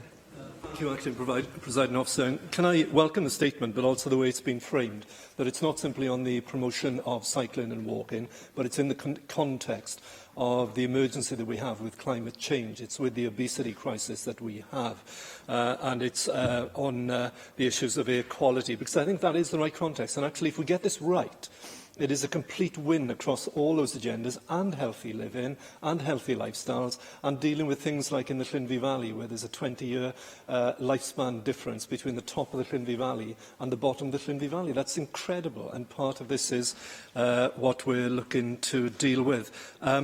Very much welcome the focus on capacity. Because that's certainly the case for my own authority, which has got a good track record in active travel, but unfortunately Transport for Wales has stolen away the key individual who drove the active travel agenda, and we're struggling now actually to recruit the person with the right skills, who isn't purely a highway engineer. So I wonder what can be done to help those local authorities get those right people in place now, with the right skill set that can develop active travel, as well as understanding what engineers need as well, but can do the consultation and the community engagement. And on that basis, I wonder, how do local authorities like Bridgend tap into the wider out-of-local authority expertise that he's talking about developing in terms of the support across all local authorities for people who can do those consultations with people who don't currently travel by walking and cycling. And my final question on this is, with some of the different approach to funding that the Minister has laid out in his statement and in responses, would that include local authorities who were to come forward with proposals, for example, to develop more ysgol hamadryades, ones that not only built the infrastructure, as we've done in Pencoed recently with our 21st century schools, but then actually worked with schools to say, we're going to go further. We're going to affect the cultural change, working with parents, governors, local community, but we're also going to say to parents, we will have a contract that says this is how you bring your child to school, not by car, but by other means. Would the money that's been made available, or would part of it be actually there to inspire progressive local authorities to develop those sort of things? So we have not just one ysgol hamadryad, but suddenly by the end of this tranche, 30 or 40. Thank you for those questions. And again, can I echo my comments about the dynamic role that he's playing as chair of the cross-party group, because I think it does bring together not only people in different parties, because this is a cross-party agenda, but it brings the local authority people along with the local campaigners all in one room where there is a will to make change happen. And I'm very keen to continue engaging with that group and to attend every meeting if I'm able to. In terms of the skills point, I think regional working is essential in this area. This is one area where it's going to be needs-led. And also, as Transport for Wales starts to develop its remit, I think there is a real role there for that central expertise to be held. So local authorities can set the priorities, they can make the decisions on where the routes are, but then they can call on Transport for Wales to provide that expertise they're not able to carry themselves locally. And I say on the consultation element, that community engagement work, we'll fund that separately this time round to see how that works. And I think it'll be interesting to see if that does bring us a different result from the one that was bought last time. So we'll need to keep that under review. In terms of schools, then we do have the Active Journeys programme that we've been funding. The Sustrans have been delivering. We're going to be putting out to tender a larger contract based on the same approach over the summer. But there is a role for local leadership as well. And it's not just for the Welsh Government and local authorities to lead this. Individual schools need to do their bit as well, because all schools struggle with parking and drop-offs in the morning. It's a consistent problem in every school I visit in my constituency. And I do sympathise with the head teachers for the range of pressures they face as it is. But this is one that will have immediate benefits for them if they are able to engage in it. And there are all sorts of tools available to help them. In terms of the specific point of is the funding available to allow local authorities to take a more innovative approach, then yes, it is. There is flexibility within the funding we've announced. If local authorities want to bring forward proposals for a more imaginative approach, they will find a sympathetic ear. Thank you. We're going to move on now to item 6. And we'll have debate on the Chief Medical Officer for Wales 2018 to 2019 annual report. And I call on the Minister for Health and Social Services to move the motion. Vaughan Gething. Thank you, Acting Deputy Presiding Officer. I'm happy to move the motion before us. The Chief Medical Officer took up his post here in August 2016. He was attracted to come to Wales by the prudent healthcare agenda that we had set out upon. I have asked him to ensure that the prudent agenda does not stall, but continue to make a bigger, wider and more consistent difference. I'm therefore very pleased to see that prudent healthcare, delivered more consistently by value-based healthcare, is at the very heart of his report, and I welcome the unique perspective that he brings. Previous CMO reports have provided the opportunity to reflect on where Wales stands with regard to the health and well-being of our population, the challenges we face in public health, and the changing provision of healthcare. 2 years ago, the CMO report looked at how social disadvantage can impact on a person's life chances, their health and well-being.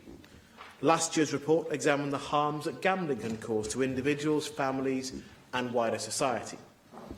Those reports have informed our plans and approach to service transformation and delivery.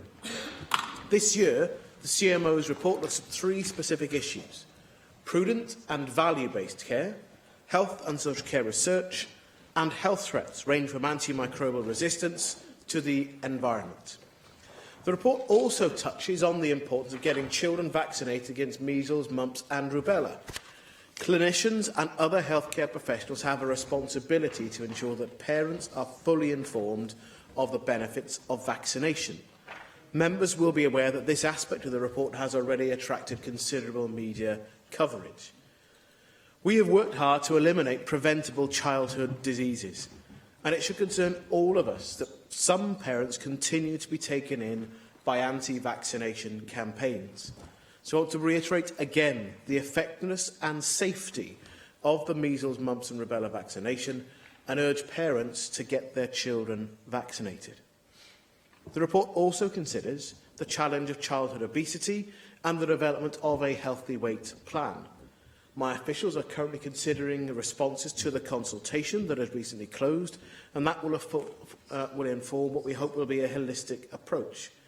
Members have heard today how assets such as the Wales Coastal Path can be promoted to help tackle obesity by providing enjoyable outdoor exercise, and of course the role that active travel has to play.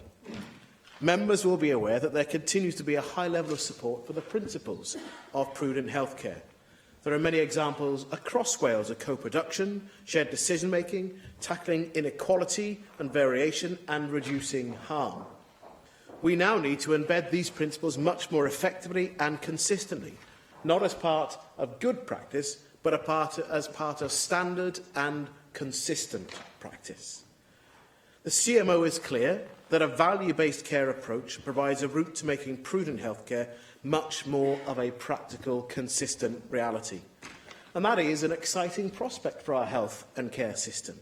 It should allow our NHS to focus on doing more of the things that achieve better outcomes and a better experience with and for our people. We must be clear that looking at value in this way is not motivated by cutting costs. Rather, it is about equipping and incentivising health boards to use data to identify and then to disinvest in lower value actions and to reinvest that resource in those interventions which provide the best outcomes. A lot of good work has already started under the clinical leadership of Dr. Sally Lewis, and I have agreed to invest a further £500,000 in further developing value-based care here in Wales. The report also highlights the importance of research and innovation in supporting not just better health, but also the way that our services are organised. It describes the rich history of research we have in Wales. Our modern-day research infrastructure is an essential part of the Welsh economy and educational landscape. The benefits of health and care research are profound, and its importance cannot be underestimated, whether that be in preventing ill health, enhancing well-being, reducing inequality or developing better treatment and shaping efficient and effective service organisation and delivery. That is why we've invested in Health and Care Research Wales, to enable us to put in place resources and infrastructure to support that research community, industry and people here in Wales. And what is happening in Wales today across various fields of health and social care research is something that we should be genuinely proud of. NHS Wales is on the cusp of realising the significant benefits that can be delivered by advances in precision medicine for patients by offering the right test or treatment at the right time. Our work on new genetic and genomic technology is allowing us to develop a much more detailed understanding of the link between our genes and our health, helping us to develop new advanced therapies and person-centred treatment. And the pace of change in this area is rapid. We continue to be a member of the UK Clinical Research Collaboration, the Experimental and Precision Medicine Funders Group, and to co-fund a number of precision medicine fellowships. A flagship initiative here in Wales, Healthwise Wales, launched by the then Minister for Public Health to my left in her new role. It is the largest study of its kind in Europe, with more than 30,000 people registered. And the power of such a study to contribute towards our understanding of health, well-being and lifestyle choices is significant, and it will no doubt be used in coming years to develop policy, services and treatments. In addition, the Secure Anonymised Information Linkage Databank, otherwise known as SAIL, based in Swansea University, brings together and links anonymised person-level data about the people of Wales. It provides this in a safe and secure way as a resource for conducting research. The data security and information governance that underpin the SAIL databank are internationally recognised as exemplars. The data resource is used to support a range of high-quality research projects in Wales and across the UK, including Dementia Platform UK, the Multiple Sclerosis Register and the UK Biobank. Now, there are too many research examples to mention in my brief contribution today, but to give an example, the research done by the Wales National Centre for Population Health and Wellbeing Research, again based in Swansea, is at the forefront of research to inform obesity prevention initiatives, which, as we've discussed on more than one occasion, is a significant policy priority for us. Bangor University's research on family attitudes and experiences following the implementation of our groundbreaking Human Transplantation Act is another good example of Welsh research informing and improving Made in Wales policies. We remain acutely aware across the government of the challenges posed by Brexit as we work to ensure a safe passage for the future of health and care research in Wales, and to do so with a climate that continues to support our increasing success in research and wider prosperity. Finally, the CMO report looks at some of the health protection threats we face, including antimicrobial resistance, threats from diseases that are preventable, those which are communicable, and the changing environmental hazards that affect us all. And these are serious issues that we must be prepared to tackle head-on if we are to make progress and reduce the significant impact upon people's health and well-being. We will continue to invest, therefore, in our National Health Protection Service and infrastructure to ensure we remain resilient to the threats that we face. Members will know that antimicrobial resistance is a worldwide problem. In Wales, we must play our part in preventing infections as well as reducing the inappropriate use of antibiotics. The figures are heading in the right direction here in Wales, but we must continue to both support and challenge our NHS and social care to meet the challenging targets that we have set. We are also working to eradicate hepatitis B and C as a significant threat to public health. The Welsh Government is committed to eradicate hepatitis by 2030, and our NHS is working hard to identify and treat people. The rise of sexually transmitted infections remains a matter of concern. The Welsh Government has accepted the recommendations of an independent review of sexual health services we've debated previously here. The aim is to reduce infections with improved services, education and better patient experience. We must also do what we can to counteract health threats in the environment. And Ministers share the CMO's assessment that an integrated approach is required to tackle air quality and other hazards. In conclusion, I'd like to thank the Chief Medical Officer, Dr Frank Atherton, for a thought-provoking report and recommendations. We will carefully consider it and it will continue to challenge and inform our choices for the future health and well-being of our services and people here in Wales. I've selected the amendment to the motion, and I call on Dai Lloyd to move Amendment 1, tabled in the name of Rhina Iorydd. Diolch yn fawr, Dirprwy Lywydd, a dwi'n falch i gyfrannu i'r ddadl yma ar adroddiad bendigedig gan y Prif Swyddog Meddygol, llongyfarchiadau iddo, ac yn symud y gwelliant ar lygredd awyr. Mwy am hynny yn y man, yn her mai amser, yr unig bwynt arall o'n i'n mynd i ganolbwyntio yna fo ydy brechiadau yn erbyn MMR. Achos yn pwynt sylfaenol bwysig, mae'r Gweinidog Eisoes wedi cyfeirio at y peth.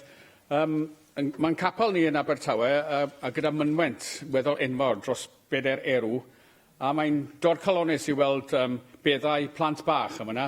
Mae'r fynwent wedi bod yna ers bron i 2 ganrif. Mae yna enwa babanod o phlant ifanc iawn wedi rhestru ar y cerrig beddau. maen nhw wedi marw yn eu cannoedd dros y blynyddoedd o diphtheria, tetanus, pertussis, y frech goch a'r frech wen a nifer o afiechydon tebyg. Ac wrth gwrs, nôl yn 2012-13, pan o'n i'n feddyg teulu llawn amser, ddoth na achosion o'r frech goch nes yn y ddechrau yn Abertawe yn ympractis i, yn y coced, lle roeddwn ni'n partner ar y pryd. Achos oedd y niferoedd oedd wedi derbyn breched yr MMR ddim yn ddigonol i atal y clefyd heintus iawn yma rhag lledu. Achos mae'n dibynnu ar immunedd y praidd, herd immunity felly, mae'n dibynnu ar y ffaith bod 95% o blant ddim yn gallu dal y frech goch achos maen nhw wedi cael eu brechu'n ei erbyn nhw. Mae'r feirws yn dal yn fyw yn ein cymuned ni, ond mae'n dibynnu ar y ffaith bod 95% o bobl ddim yn gallu dal nhw achos maen nhw wedi cael y brechiad. Achos mae yna nifer o blant efo clefydau arbennig sydd ddim yn gallu cael y brechiad, felly mae'n ofynnol i bob un arall sydd yn ffit i dderbyn brechiad MMR i gael y brechiad. Cyn y brechiad yma ym Mhrydain, cyn y brechiad yn erbyn y frech goch, measles, roedd miloedd o blant a phobl ifanc yn dal y frech goch bob blwyddyn yma ym Mhrydain a chanoedd yn marw, neu yn dioddau yn barhaol o sgil effeithiau'r frech goch fel byddardod drwy gydol i hoes. Gyda dyfodiad yr MMR yn 1988, am flynyddoedd ni fu farw neb o'r frech goch ac oedd yna ddim achosion o gwbl o'r frech goch am blynyddoedd. Tan y blynyddoedd diweddar hyn pan mae lefelau y brechu wedi cwympo o dan 95% ac weithiau yn sylweddol yn is na 95%. Nôl yn Abertawe, 7 blynedd yn ôl, oedd y lefel te 82%. Felly os ym rhyfedd i ni gael nifer o achosion o'r frech goch gyda un marwolaeth. A'r pwynt arall mae'r Prif Swyddog Meddygol yn ei wneud yn ei adroddiad ydy nifer o bwyntiau, wrth gwrs, ond gan bod yn gwelliant ni yn canolbwyntio ar lygredd awyr a'i ar ôl llygredd awyr sydd yn lladd neu cyfrannu at farwolaeth 2,000 o bobl bob blwyddyn yma yng Nghymru. Fel da ni wedi clywed gan Lee Waters praw yma eisoes, mae yna air quality crisis yma yng Nghymru, ac wrth gwrs mae yna argyfwng hinsawdd hefyd. Ac wrth gwrs mae'r llygredd awyr yma, mae hyn yn argyfwng iechyd cyhoeddus, fel mae'r Prif Swyddog Meddygol yn i amlinellu yn ei adroddiad bendigedig y praw yma. Felly mae angen gweithredu ar fyrder yn enwedig i leihau allyriadau o geir a loriau ar ein ffyrdd a'n strydoedd. Mae angen felly deddu yn y maes, dwi'n credu, achos mae o yn argyfwng hinsawdd a mae o yn argyfwng iechyd cyhoeddus. A dwi'n cadeirydd y grŵp amlbleidiol ar ddeddf awyr glân yma yn y Senedd, mwyn i ni allu creu parthau awyr glân yn ein trefi a'n dinasoedd. Mae'n plant ni yn heiddi dim gwaith na hynny. Mae angen yr is-adeiledd i'n siroedd ni allu gasglu'r wybodaeth ar y llygredd yn eu hardaloedd nhw. Mae llygredd awyr yn niweidio yn hysgyfaint ni a'n calonau ni nawr, achos mae nanoblastigau, darnau bach, cronynau bach, maen nhw mor fach rwan, fel bod nhw'n gallu cyrraedd fewn i'n calon ni yn ein gwythiennau yn y gwaed, achos mae nanoblastigau mor fach maen nhw'n cyrraedd a'n calonau ni ac yn achosi clefyd y galon. Felly, cefnogwch y gwelliant. Diolch yn fawr. Call on Janet Finch-Saunders. Just to Lewis. Dr Frank Atherton has quite rightly outlined well the multiple issues that require all of our attention and indeed some government action. Reminds us all of the importance of research, awareness and effective collaboration in order to tackle the major health threats facing us in Wales, and also to be prepared for expected health and social changes. Infections, environmental threats, rising obesity levels, particularly childhood obesity, with 27% of children aged 4 to 5 now classed as overweight or obese, smoking-related deaths, and the ever-evolving needs of our ageing society are major causes of concern. The recent levelling of life expectancy rate requires monitoring. Most concerning, however, is the variation between the most and least deprived areas of Wales, generally being an 8-year gap between economically secure households and less economically viable ones. In terms of health life expectancy, this variation increases to a momentous 18-year difference. Crucially, as explored in Chapter 1, care of the elderly population in Wales needs to be based on a whole system approach that acknowledges the right for elderly people to age well, both physically and mentally.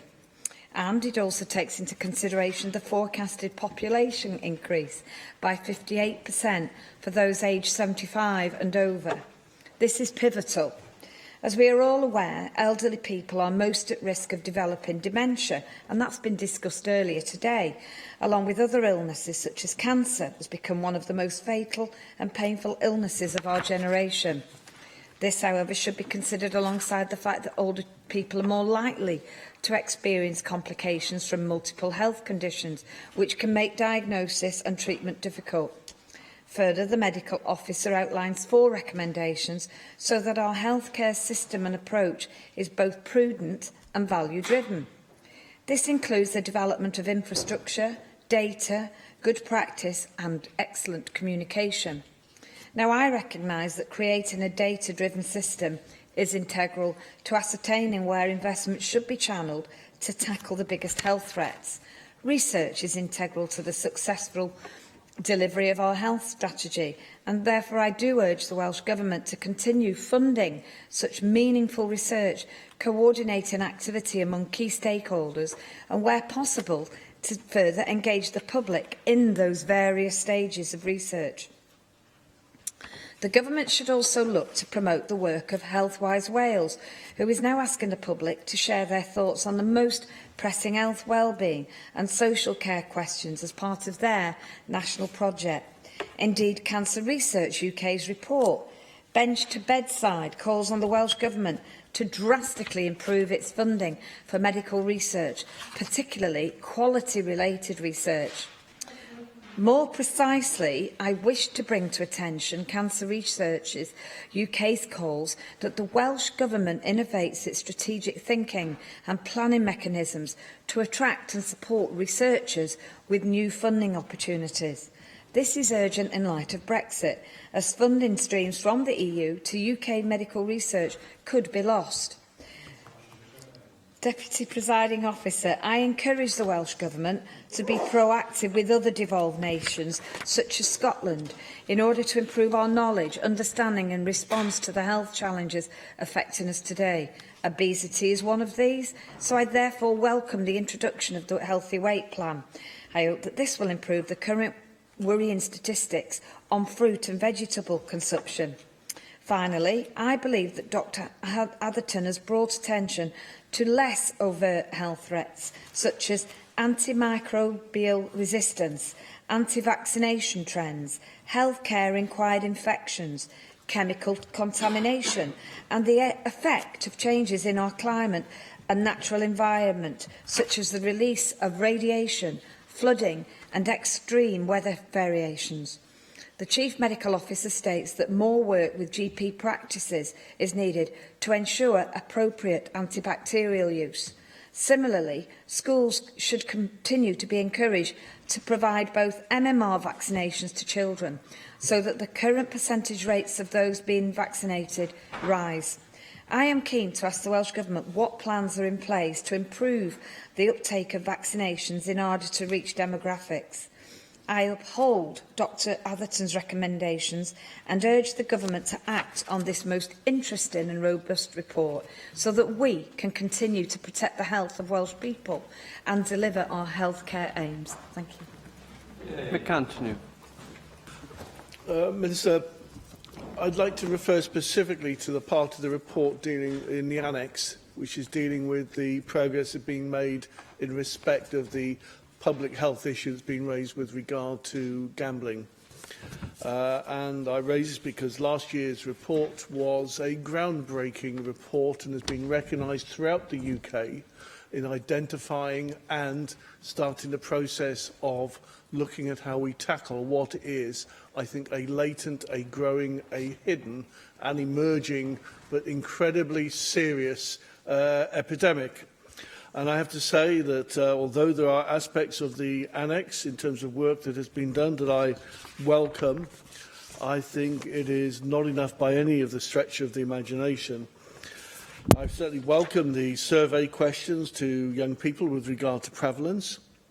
the consideration of looking at the planning system, raising concerns about advertising with the Standards Authority, seminars, and so on. But I don't think this, by any stretch of the imagination, recognises the actual scale of the public health issues with regard to gambling. Certainly, much of the responsibility in respect of gambling is at UK level, but certainly there is much that we can do in respect of the public health aspects. If I can just refer the Minister to, and the members to, really just the lead into a leading market research company's comments on gambling. Global sports betting market expected to reach approximately $155 billion by 2024, growing at a healthy 8.83%. With digital revolution transforming the world every second, the sports betting market is likely to grow dynamically in the future. If we actually look at the state of gambling and its impact within Wales, the Gambling Commission estimates that 1.1% of the Welsh population are problem gamblers. That is approximately 40,000 people. It estimates that there are a further 4% at risk. That is a further 160,000 people. And for every one problem gambler, research estimates that a further 7 are adversely affected. That is a further 280,000 people. And I think those are extremely conservative estimates based on old information and do not reflect the scale of what is happening.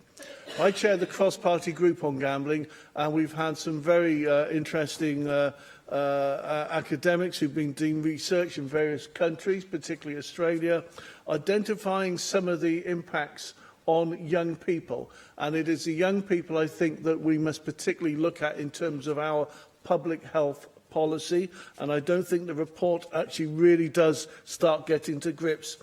80% of 11 to 16-year-olds have seen gambling adverts on TV. 70% have seen gambling adverts on social media and 66% on websites. 78% of young people we spoke to think betting has become a normal part of sport. And this normalisation of the association with gambling and sport I think is incredibly significant. It has become part of the culture of sport, and it should worry us considerably. I was looking at the programme of the new Tottenham Hotspur White Hart Lane Stadium recently, the £1 billion stadium, which is fantastic. And the first thing that jumped out was the statement there will be no gambling facilities within the stadium. And I thought that's impressive, you know, alongside its recycling policy, until, of course, you read, that, of course, there is internet throughout the stadium. Betting outlets are no longer necessary. It is the internet gambling. And then when you look at the actual amount of money that ploughs in, let's be honest about it, gambling is the new nicotine, the new tobacco industry of sport. And that is why we need to actually seriously tackle the issue of public education. 3 in 5 students have gambled in some way over the past 12 months. 1 in 10 have used all or some of their student loan to gamble.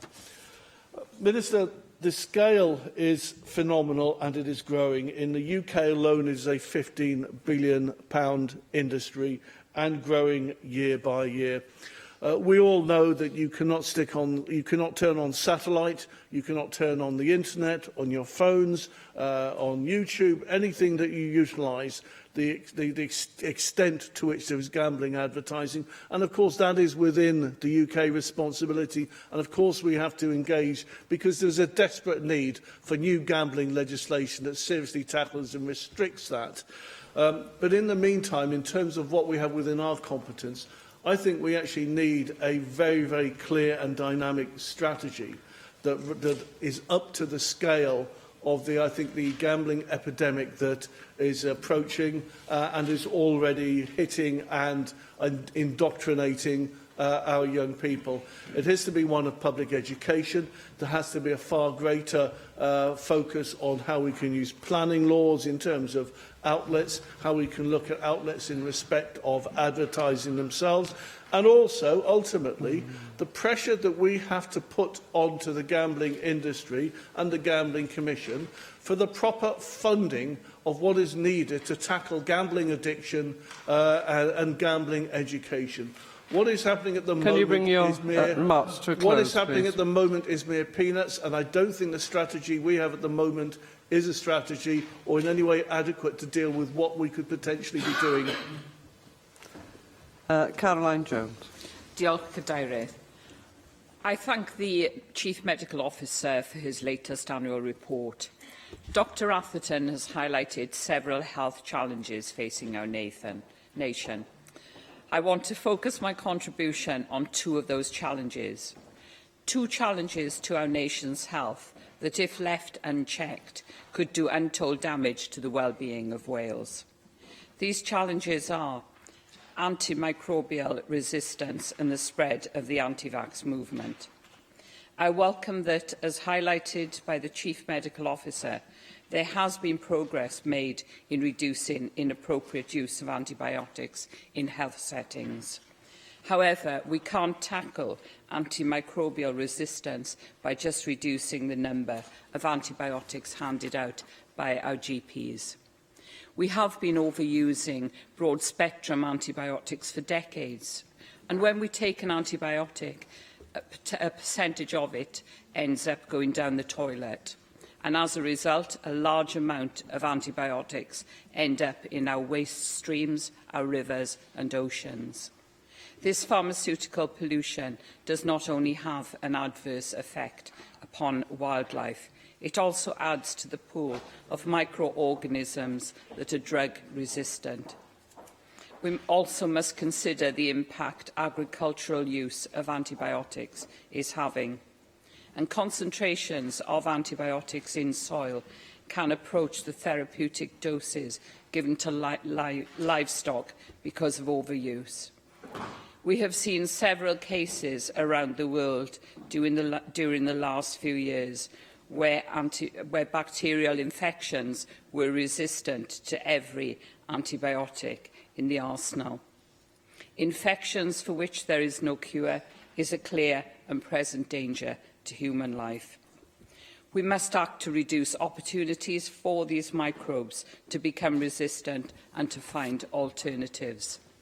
And that means that, as well as reducing human use of antibiotics, we must also tackle overuse in agriculture and stamp out pharmaceutical pollution. We must also invest in research into alternatives to antibiotics, such as bacteriophages. As well as the threats we face from bacteria, we are seeing a growing threat from viruses that were once under control. Again, it is human behaviour that is the driving force behind the threat. This time it's not the arsenal that's failing. Lies and misinformation have led many to abandon the arsenal altogether. The growth of the anti-vax movement has skyrocketed thanks to social media. While the social media companies are finally acting, it's too little too late. Too many parents have listened to the lies spread by the likes of disgraced former Dr. Andrew Wakefield and American actress Jenny McCarthy. The end result of those lies is the death of children from measles. The number of measles outbreaks has increased in recent years, and we are seeing more than 10% of children failing to receive 2 doses of the MMR vaccine. We must actively combat the spread of anti-vax propaganda online with our own stark messages. Unvaccinated children may die because some person online convinced a parent that vaccines cause autism. Vaccines prevent death from disease. We all have a role to play in highlighting this, and I thank Dr Atherton for including the threat from vaccine-preventable disease in his annual report. Diolch yn fawr. Ewan Rankin. Thank you, Acting Deputy Officer. Can I also thank the Chief Medical Officer for the report. It's curious that we've had an afternoon where we've debated some elements that appear within this report, the issue of behavioural change and active lifestyles, whether it's through active travel or elsewhere. And we're very cognizant of the fact as well that Healthier Wales, the strategy that the Minister laid out last year and that he's driving forward, gives us that opportunity to transform healthcare in the way we look at it, a real transformational and generational change towards prevention and community and primary care, prudent healthcare, to people living longer and independently at or closer to home, and so on. And I'd urge the Minister, because I know his commitment on this, to continue to drive this change with partners right across Wales and make this transformation and make it irreversible. But I want to turn to something else entirely, a different way to view this. And for this, I'm grateful to the Equality and Human Rights Commission for their submission to all Assembly members, which I'm going to draw extensively on, and I'm sure the Minister will have seen it too. They draw on their report earlier this year, Is Wales Fairer?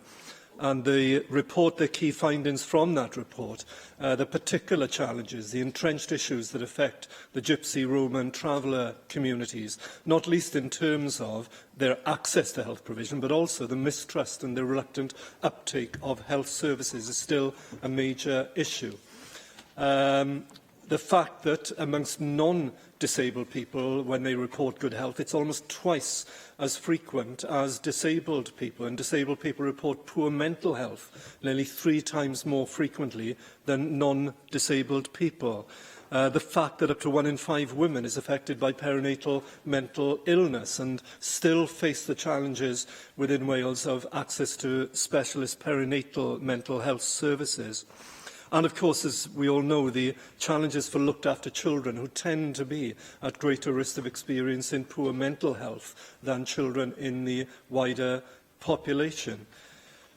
We all know too well that men in Wales, from reports, but statistics in 2016, were 4 times more likely than women to die by suicide. The challenges that we have, not just in Wales, but across the UK and across many developed nations in terms of matching the demand for mental health provision, matching the provision for mental health with the rise in demand. And finally, they point out that one of the greatest challenges is the lack of disaggregated data, meaning that it's hard to actually identify the outcomes and do the analysis of the potential barriers in access to healthcare for those with specific protected characteristics. So they do make some specific recommendations, and again, I'll touch on them very briefly here. One, that in taking forward a Healthier Wales, the overarching strategy now of Welsh Government in terms of transforming health, that equality and human rights are absolutely embedded within its implementation. So those points that I referred to in a moment, that those are recognised, but that equality and human rights are deeply embedded within that strategy. That healthcare in Wales is accessible to all without discrimination, and that's with particular reference to gypsies and Romas and travellers, to the accessibility and quality of translation services that are available to migrants and refugees and asylum seekers, and that there is a fully integrated gender identity service in Wales, and where you can monitor the impact on health outcomes for transgender people within Wales. And also that we fully evaluate progress made under the Mental Health Wales Measure 2010 and the Together for Mental Health strategy. Now, we are doing some incredible things in Wales, despite the challenges in funding and the wider challenges within healthcare. But it is right that we constantly challenge ourselves to do more. And I hope the Minister will welcome the analysis and the challenges laid down by the Equality and Human Rights Commission as actually a useful contribution to doing things better as we go forward. Galwaf ar y gweinidog iechyd a gwasanaethau cymdeithasol I ymateb i'r ddadl Ffôn Gethin. Thank you, Presiding Officer. And I want to thank members for their largely thoughtful contributions to today's debate. I want to thank Di Lloyd for his speech, and in particular reissuing the point that was taken up by some other members about the importance of vaccination, his own direct experience as a GP, but also parents like myself who have gone and make sure that our children are vaccinated. And the points made about the fact that the conspiracy theories about vaccination continue to be promoted.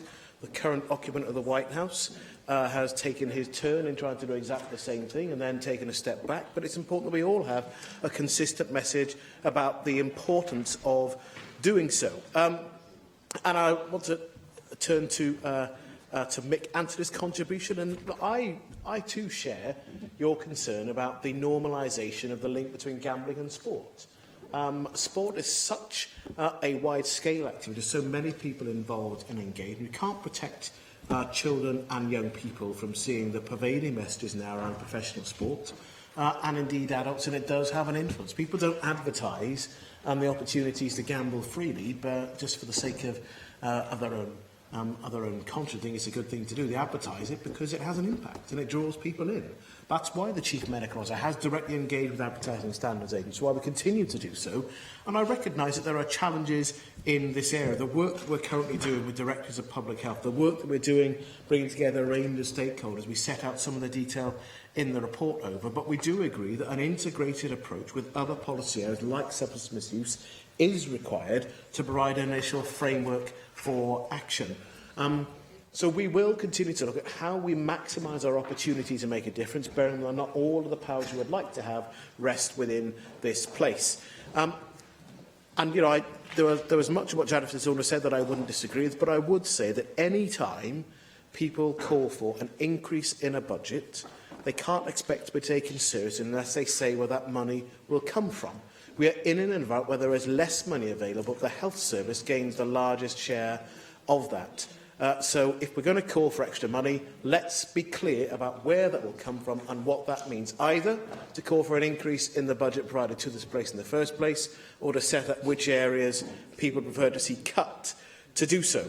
And on Hugh Rankin-Davies's points, I'm more than happy to agree with him on the points about both mental health, but also more generally the point about equity in the delivery of healthcare, recognising the challenges that particular groups of people have in having a genuinely fair service from our health service. And I do agree that the report from the Equality and Human Rights Commission is a helpful reminder for us across the whole service.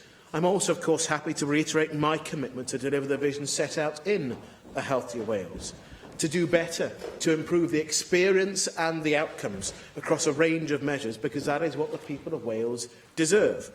I won't repeat many of the points that I've already made on a number of occasions about the challenges that lie ahead of us. However, it is helpful to consider the CMO's report and his recommendations as part of the solution. So we are looking generally to deliver on the promise of prudent healthcare through value-based healthcare. That is something that would be of great benefit to all of us, to unlock significant resource within our system and to direct that towards better outcomes.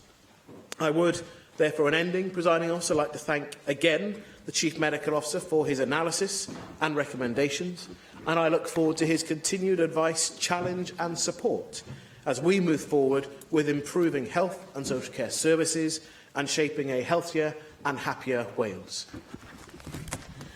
Y cwestiwn yw a ddylid derbyn gwelliant 1. A oes unrhyw aelod yn gwrthwynebu? Gohiriaf y bleidlais felly tan y cyfnod y pleidleisio, ac felly dyma ni yn cyrraedd y cyfnod y pleidleisio. A'r unig bleidlais y prynawn yma yw'r bleidlais ar y ddadl ar y droddiad blynyddol y Prif Swyddog Meddygol. A dwi'n galw felly am bleidlais ar welliant 1 a gyflwynwyd yn enw Rhina Biorwerth. Agor y bleidlais.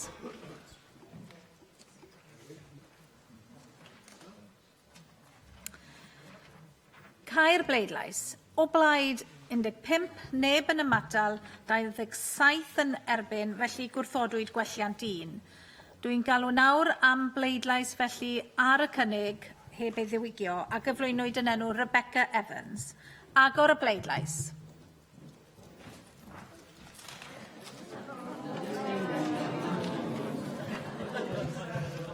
Cair bleidlais. O blaid 43, neb yn ymatal, neb yn erbyn, felly derbyniwyd y cynnig. Diolch yn fawr iawn, a dyna ddiweddar yn trafodion ni am y prynawn.